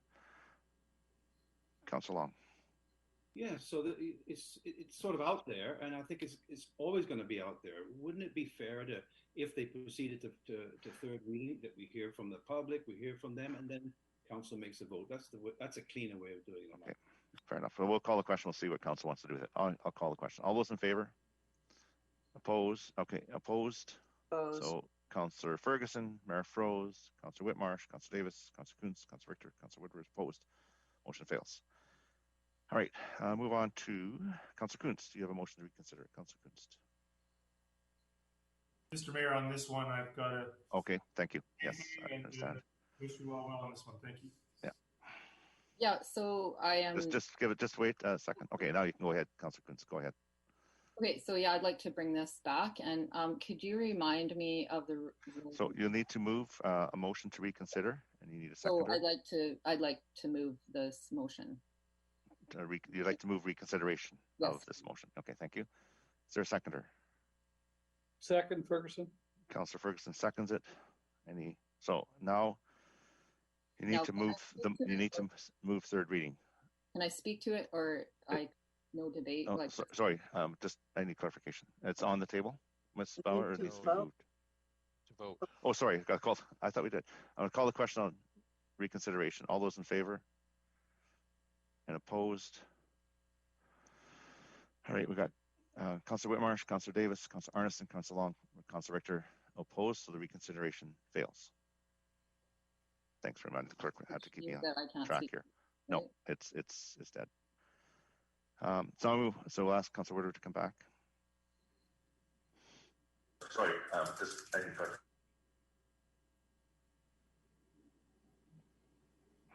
There he is. Welcome back, Councillor Woodward. N3, I've asked for this to come back on the table, so I'm going to have to ask for a seconder. Don't need a seconder. I'm just putting it back on, and so I'm going to move it, and then I'm going to move the motion as it stated there. Is there a seconder? Mr. Mayor, can I just point of information? Yes. My point of information, if I may, either yourself or the clerk, is there no discussion on a reconsideration motion that's been moved and seconded? No, on this one I'm doing it through the community charter as mayor. So I'm just talking about for general information, and the last one just had no discussion. Is there no discussion on reconsideration? There's no discussion on reconsideration. That's okay, correct. Just want to clarify that. I need to clarify the odd time. Thank you. So I brought this back for reconsideration, and once it's moved and seconded, I'll speak to it, why I brought it back, and then we'll go from there. So I'll move the recommendation. Is there a seconder? Councillor Kuntz or Councillor Arneson seconds it. I brought it back for reconsideration only because we received a memo, as the clerk has noted, item number 10 on February 4th, which outlines the financial aspects of this, and I felt that council would then have full information to make this decision, and that's why I brought it back. I'm not going to repeat any of my arguments from before, but I wanted to ensure that council had the information to make the decision, and whichever way it goes, I'm fine with that, but that's the reason I brought it back. So I'll go through the speakers list, so it's back on the floor. Councillor Long and then Councillor. Yeah, well, thanks, Your Worship. I'm glad you brought it back. If you recall, that was the meeting had kind of gone on fairly at length, like ours has today, and the motion wasn't on the agenda. It was brought on the fly, so to speak. It came out of somewhere, and we didn't vote on it without knowing the amount of money that's involved or the ramifications. Because if you're going to refund application fees, it may be needed to be applied to rezonings of all kinds. So the ramifications are huge. And then we spent all afternoon on budget, and here's I think it's over $100,000 that we're talking about here of time that staff have spent. I know that many on council have been doing different things throughout their lives, but I've run a number of businesses, and when I pay an employee to do a job, I pay them to do a job. And if I have to run their wages, that's a real big hit on any business. And we've spent that money on these applications. A lot of time has been spent. And so to refund it, it sounds good, but perhaps if it was a few $1,000s, it would be okay. But when the report came by that it was such a large amount of money, or in such a tight budget year, the money has to come from somewhere. It's not our money, it's taxpayers' money. But, I think somebody else said in the discussion of this earlier, there were 21 applications for potentially 8 locations. Council has decided in its wisdom that maybe less than that is required. I certainly don't believe that we need 8, but that means there had to be some losers. You can't have 21. So that means, somebody had to lose the battle and pay the fees, and we need to pay our staff. So I'm very happy that it's come back, and I hope the council will support reversing its decision on refunding such a large amount of money in a COVID year at tax time, et cetera, et cetera. Thank you. Councillor Woodward. Yeah, thanks. Just solved some of this echo that I seem to have. I appreciate that, Mr. Mayor. You want to make sure that we have the right information. I didn't send. All motions come from nowhere on the fly, I suppose, except for notices of motion. I don't know what that's got to do with anything. for me, it's as I said originally, when I've actually floated this idea for a while, and it was pretty clear that if the application fees are 5,000 or so, and we've got 20 applications, that it wasn't any mystery to me what the amounts were going to be getting refunded. So, but I appreciate a second look at it if that's what people want to do. I just look at it very simply, philosophically, that some members of the business community on this one have not been treated the way I would want to be treated. And you come up with a policy with a certain criteria, people apply meeting that criteria, and then you start changing it. And I'm not going to relive every criticism I've made of the process and restate them all. But I think it's just a matter of how you want to treat your business community. We make a call to come in and host cannabis stores, which again, I'm not going to get into whether that was even a good idea. But here we are, voting people down, which the same criteria as somebody else, with no rationale. So how do I call this people and say, well, this is why yours wasn't succeeded? I can do that on a rezoning that I don't support. I can do that on any number of bylaws that I don't support. I can explain very clearly to people why council did what it did. On this one, I have no idea why one application in Walnut Grove is okay and another is not. I have no idea why that would be. And so, for me, I think it's appropriate to return fees in this case. I think this is a one-off. And I think that if we don't want to be doing that, we should be making the policy better to begin with. And so it's a philosophical question for me. Our budget is 300 million, or roughly, maybe 280. You can't remember the exact number, but in that, I think we can survive if we return a bit of money to the business community that I think has been treated unfairly. And I don't see a problem with that. And again, sure, we've all run different businesses of different types, but I think I'm the only one who's been a major proponent, and I know what it's like to be treated this way. So I don't like it, and I want to return their fees. Thank you. Thank you. Councilor Kunst? Yeah, I want to return their fees too. We had 21 applications, and I feel like every applicant was very patient with us, and yeah, they knew the risks of coming in. But I think this was a very different process than what it could be in the future. So I have no problem that this being a one-off. And I'd just like to maybe, read this one line, which kind of speaks to me, from Jeff Sweetenham, who had a very good application, in my opinion. I think I was the only one who voted for it, down on 60th Avenue. We put everything we have into this application, and all we are left with is a pile of debt, despite providing a rock-solid application that fulfilled all criteria. So, with that, I think we could at least, it's a small thing, but allow these applicants to have their fee refunded. Thank you. Thank you. Councilor Richter?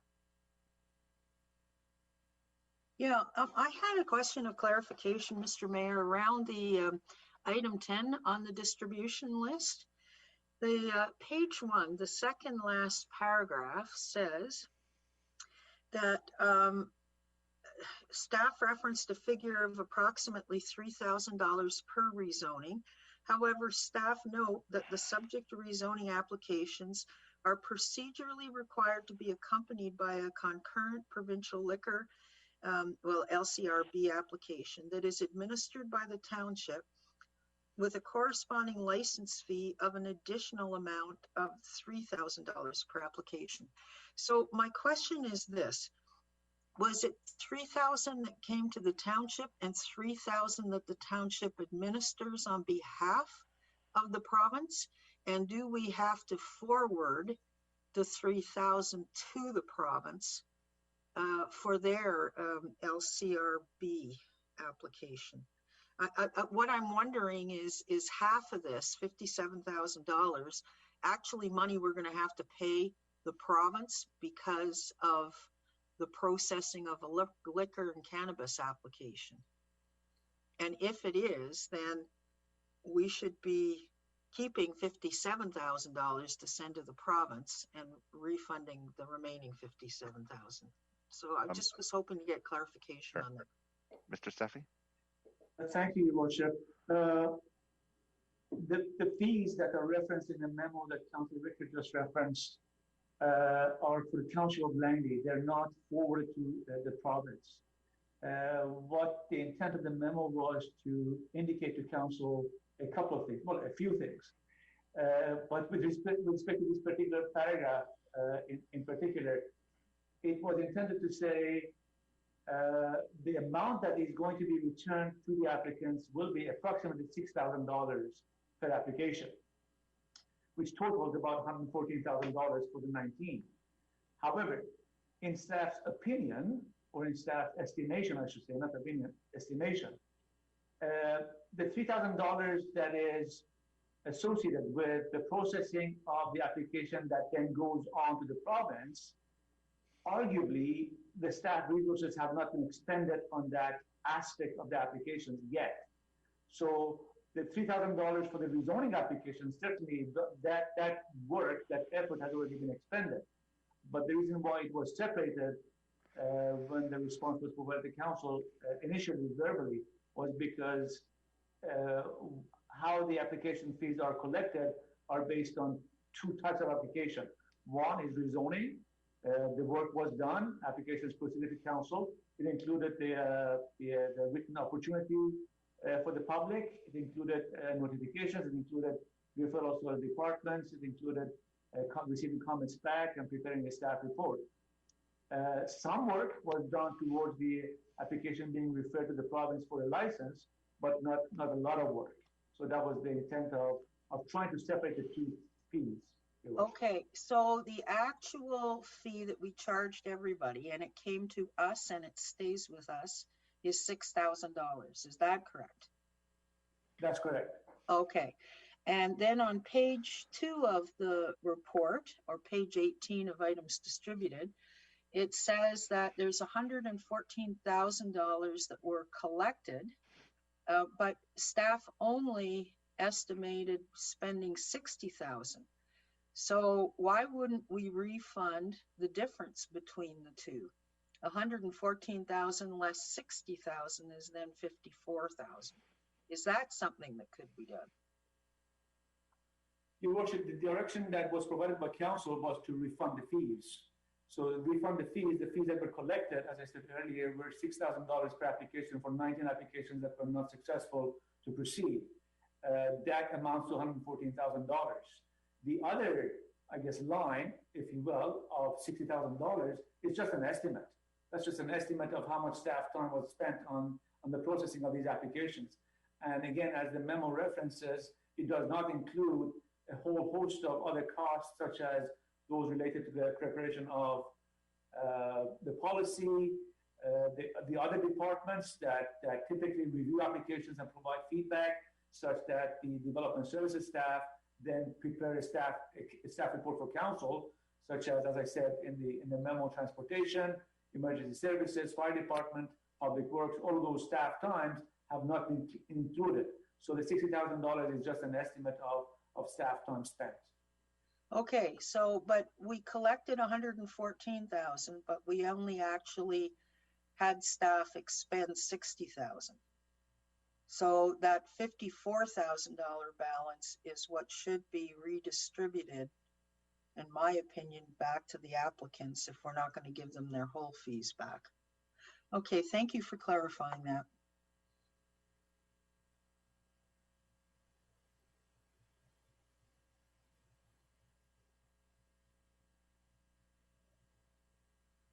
Sorry, Councillor Whitmarsh. Yeah, thank you. You know, as I think I stated last time, I think the process was a challenging process for all of us. I think all of us worked hard at it, and it was challenging, and it was the first time we had done that with 21 applications. It's also the only time we'll ever have to do that. So I don't think this is precedent setting. I support the motion, agree with Councillor Woodward that we should be returning the money in this case. It's a fair thing to do. In this example, it is not precedent setting. It is not applied to every application from now on. I think we can make it very clear going forward on the one-off applications that will come forward for cannabis that we won't be returning it in the future. But during this challenging process of 21 applications all at once, for the first time we've ever done it in our history, that we should honor the business people that applied and give them their money back. Thank you, Councillor Ferguson. Yeah, I agree with what's already been said. I think it's returning the fees is probably the right thing to do. There's been challenge. We've got a lot of work ahead of us because this is not going to go away, and we've got to find something that's going to work for the majority of council. Thank you. Okay, Councilor Arneson. Thank you, Worship. Well, I'm going to continue my view, which was always that we shouldn't give the money back. I mean, philosophically, I guess there's a number of different ways to look at it, but I see an expenditure and I see that we put something together, and it's one of those things where just because you're the first one to go through the process, to me, doesn't necessarily mean that it's a failure. If there's been some, people think that there was something untoward or unfair about the process, it may not have been the most, hiccup-free process, I would say, but I don't think it necessitates giving money back. I think the principle for me is that people invest in something, and in any event, whether or not there was a problem with our process, there was still only ever 8 that at tops that would actually get a license to be able to carry out their cannabis retail operation. So I don't have a problem with just moving forward from this and not refunding the money. Thank you. Thank you. Councilor Long. Yeah, this is my second time, so I'm just going to repeat, it's not the right thing to do. This is not our money. This is taxpayers' money. This is tough times. We just went through budget session. We haven't got through the budget yet. We still have some hurdles to go through. And here we got talking about $114,000, just giving it back. And it is precedent setting because there are probably applications pending right now because we didn't approve all 8. So unless there's a motion somewhere saying, hey, we're not taking any more for the rest of our lives, somewhere along the line, there'll be more applications somewhere in the future. Some other council will have to deal with it. And it'll come up, well, if I don't make it, give me my money back, right? And it's the same, it's a rezoning we're doing here. And there've been many rezoning applications over the 20 years I've been on council that council hasn't agreed with for a variety of reasons. Development permits, all kinds of things that have been rejected and put back, and there's a cost to it.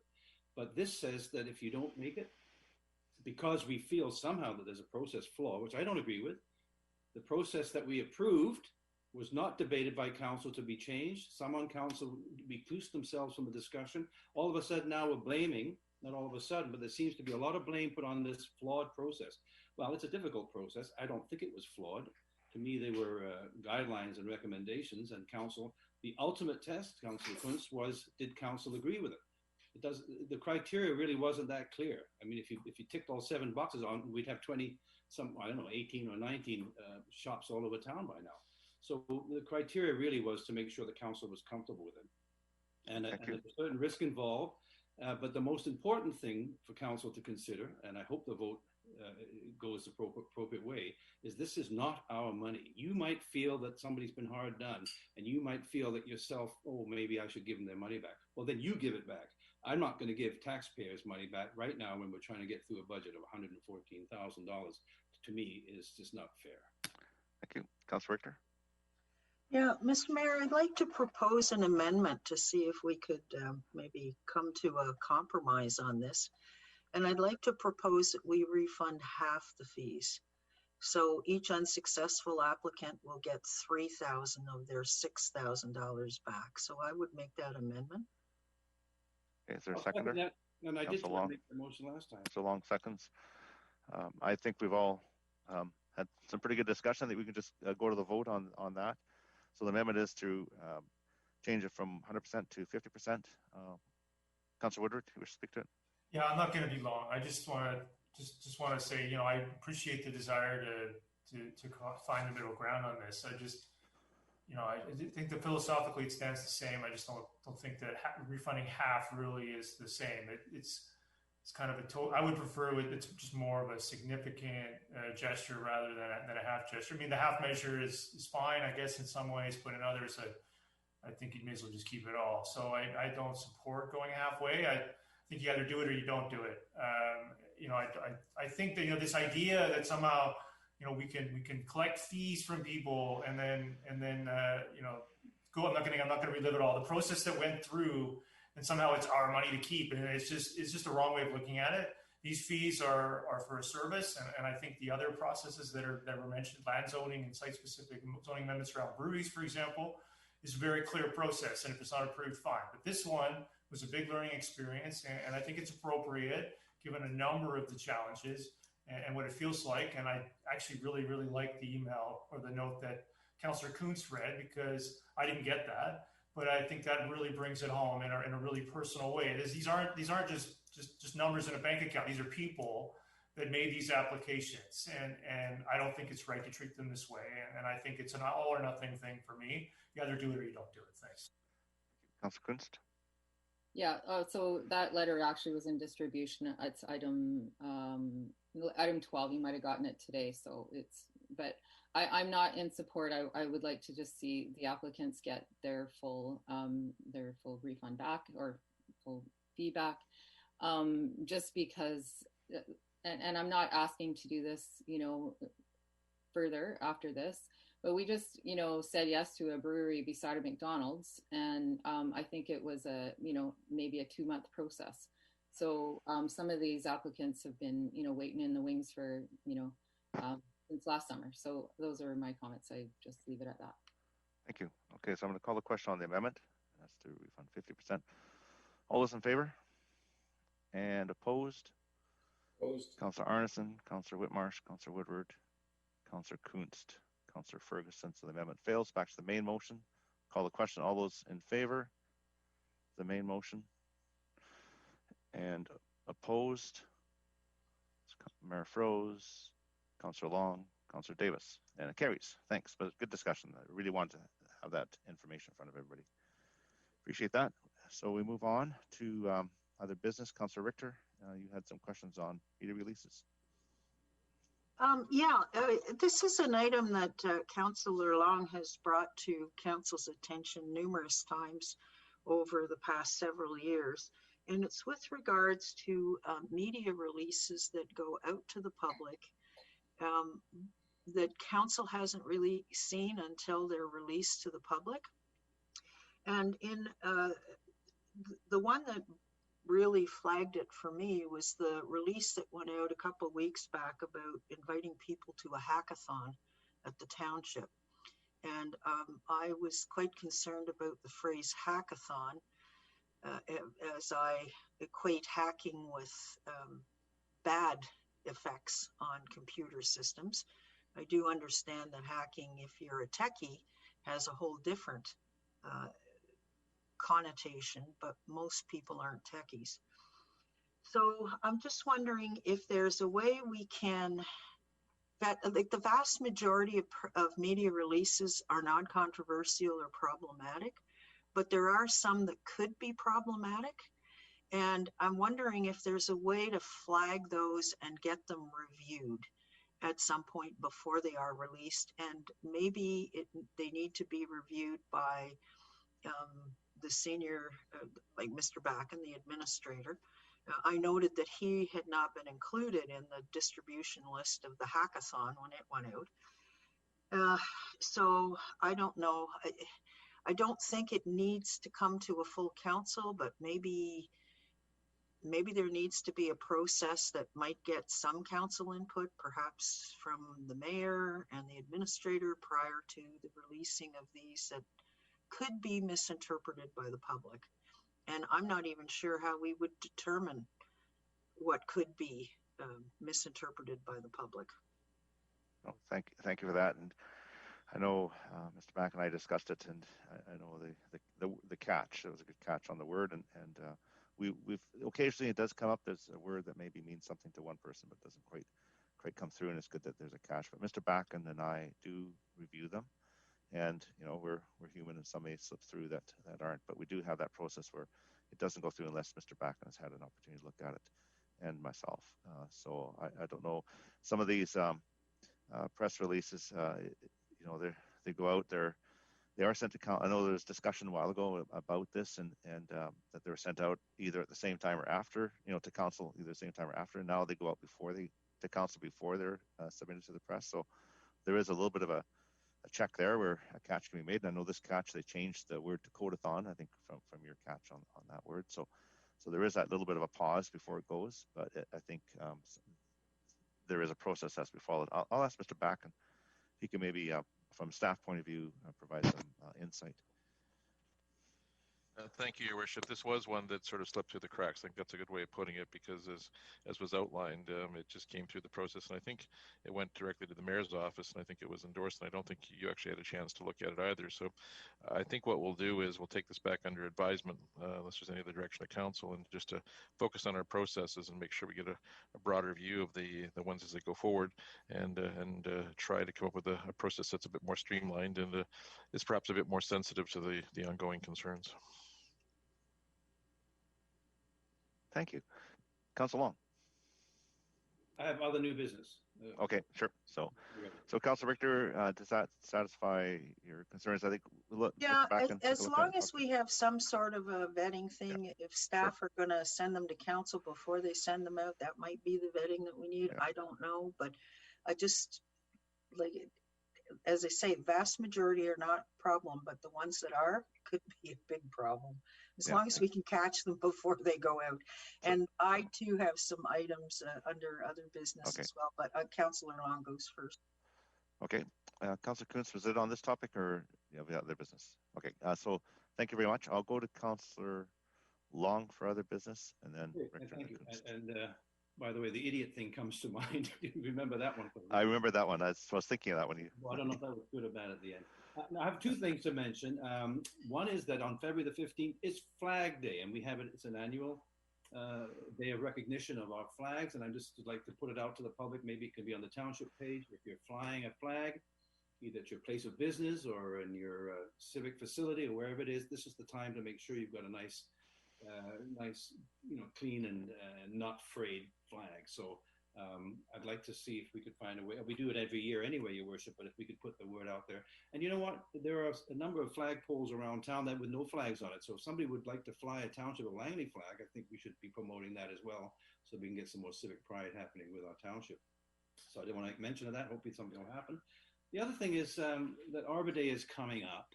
And I don't want to get into a big discussion of this, but we tend to allow the public to plant trees in memory of someone that's departed, and that's fine and wonderful and a really good tribute to their lives.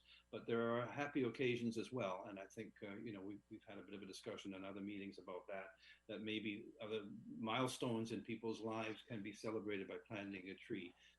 Not just if you happen to be one of the dearly departed. So perhaps when staff start to advertise the event on Arbor Day, we could put out the notice that, hey, you can purchase a tree for your 100th birthday or for another event milestone in your life, and that would just be super.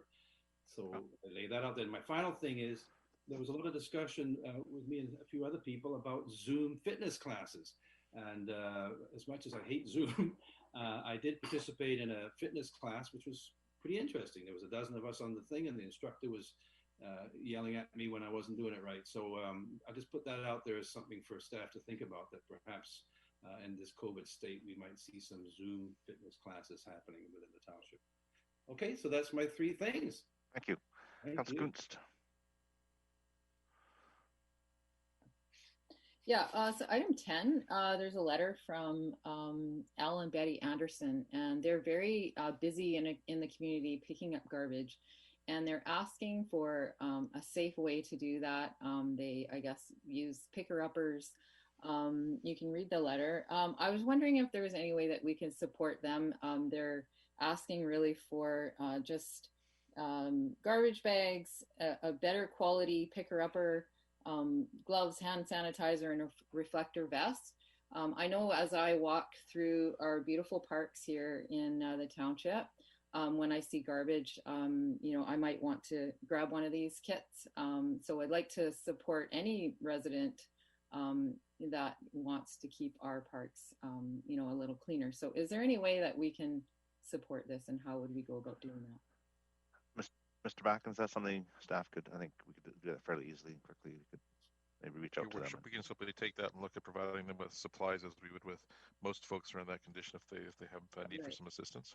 We do that and then adopt a street stuff. Yeah, and because on that note as well, I know that Steve Ferguson signed the Pick Up the Pledge, as did I. So it's something that's Mr. Brian Miller is doing in our community to just encourage people to just maybe grab some garbage if you see it and just pick it up and put it away. Anyway, thank you. Excellent. As all good citizens should. Thank you. Councilor Richter. Yes, thank you. I have a number of items here, starting first with a development that's going in on the Surrey side of the town Langley Surrey border, which is looking to reduce the landscaper buffer on 196th Street from 30 meters to 20 meters. And there were a number of letters sent around this weekend by area residents down there asking us to put an objection in. So my question is twofold, Mr. Mayor. First of all, is this an emergency resolution? Because if it is, I can put one on now. Or do we have time to put an objection in to reducing that landscape buffer in time, meeting the Surrey timelines? I'm concerned that our next meeting is not going to be until the 22nd of February, which means that they may have passed that and reduced the buffer before we even deal with the resolution. And I think we need to send the objections on behalf of our residents to the reduction of that buffer. Thank you, Mr. Back. And what is the process when it's another municipality that boundaries are municipalities? Is there a process where we have input? Your Worship, I think what transpired here was there was a rezoning going on in Surrey, and they sent the notice out to all parties, I think within 100 meters, and that picked up a number of township residents because it is right on the border. I believe it's actually part of the Campbell Heights development. As such, the first level would be for the residents to be certain to communicate to Surrey themselves the communication, and the second one, I think, as happened here, is they sent it on to council to see if there's support for that position. And Mr. Sefi, I don't know the timelines. Do you have a sense on the timelines and any comment on the substantive issue about the setback? Is that something that we perhaps do on occasion, or any information you can have in terms of having had a brief chance to look at this?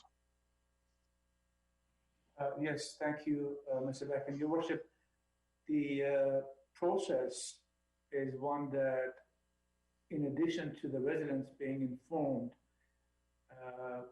municipal staff do communicate with each other in such cases, in case there are municipal issues of coordination, of planning that need to also occur.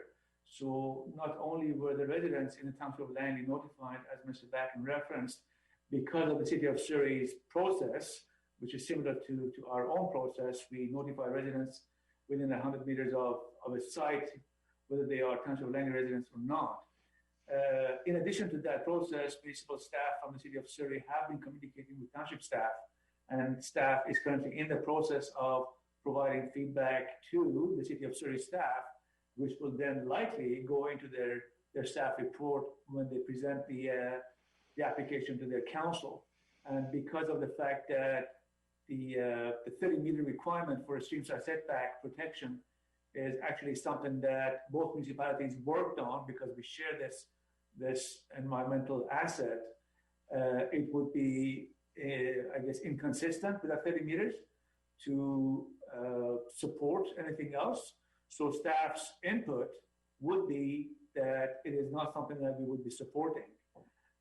Now, if council wish to strengthen that through a resolution, I don't believe, well, let me put it this way, I don't know exactly when the City of Surrey process will have their staff present the report to their council, but our staff comments to them are anticipated sometime this week.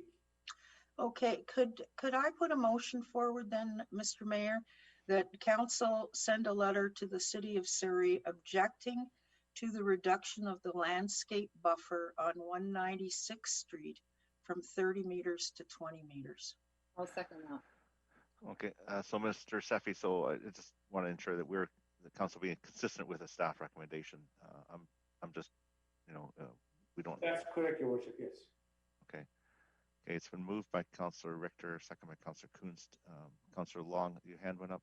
Yeah, because here we are, motions on the flag.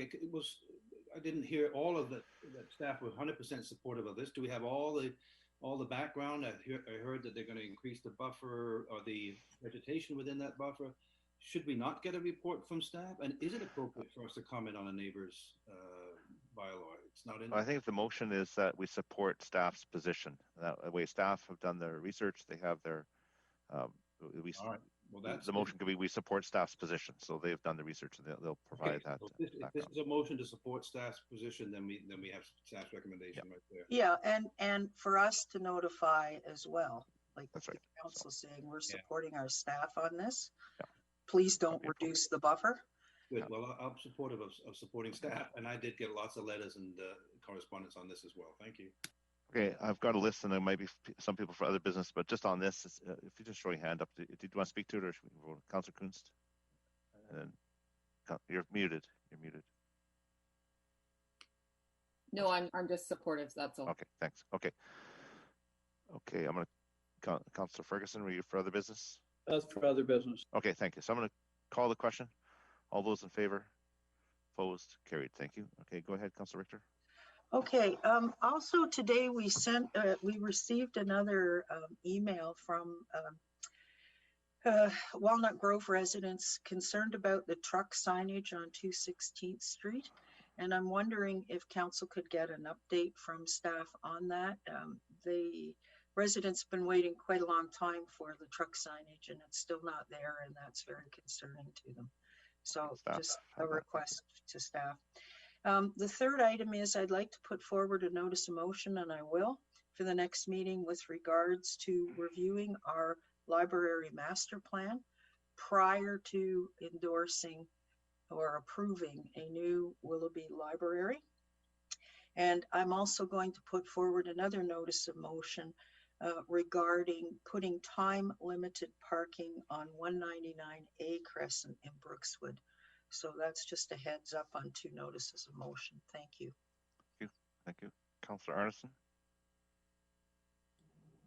Thank you, Worship. Yes, I have a notice of motion for February 22nd. It's about the Township of Langley Community Grant Funding Amendment to address arts and culture events affected by COVID-19. Thank you. Thank you. And Councillor Ferguson. Just wanted to comment a bit more about what Councillor Kuntz has said, that people just under COVID, they don't want to pick up with their hands and stuff like that. So you'll see a little bit more garbage than normal. So those of us that do, we use gloves or something else. So that's what the challenge is out there. Thank you. Thank you. Thank you for that. Councillor Woodward. Yeah, thanks. No, I'm Councillor Richter beat me to it on that one, so I just wanted to say I really appreciate letting us know about that notice of motion coming for the 27th. Now, I think that I was a little surprised to learn of the age of that library master plan, so I think it's appropriate. So I appreciate her doing that, and I think the public needs to be aware of that. Thank you. Thanks. Yeah, it just happened yesterday. Been here too long. All right. Is there any other business? Seeing none. I'm going to ask for a motion to resolve the special close for the items on the agenda and on table. Could I have a motion, please? So Councillor Davis and a seconder. Councillor Whitmarsh. Anything to add? Call the question. All those in favor? Opposed? Carried. Before we terminate, we will be going directly into close because there are some guests waiting. So I will ask for a motion to terminate. Termination. Councillor Davis and second by Councillor Whitmarsh. All those in favor? Opposed? Carried. So we will now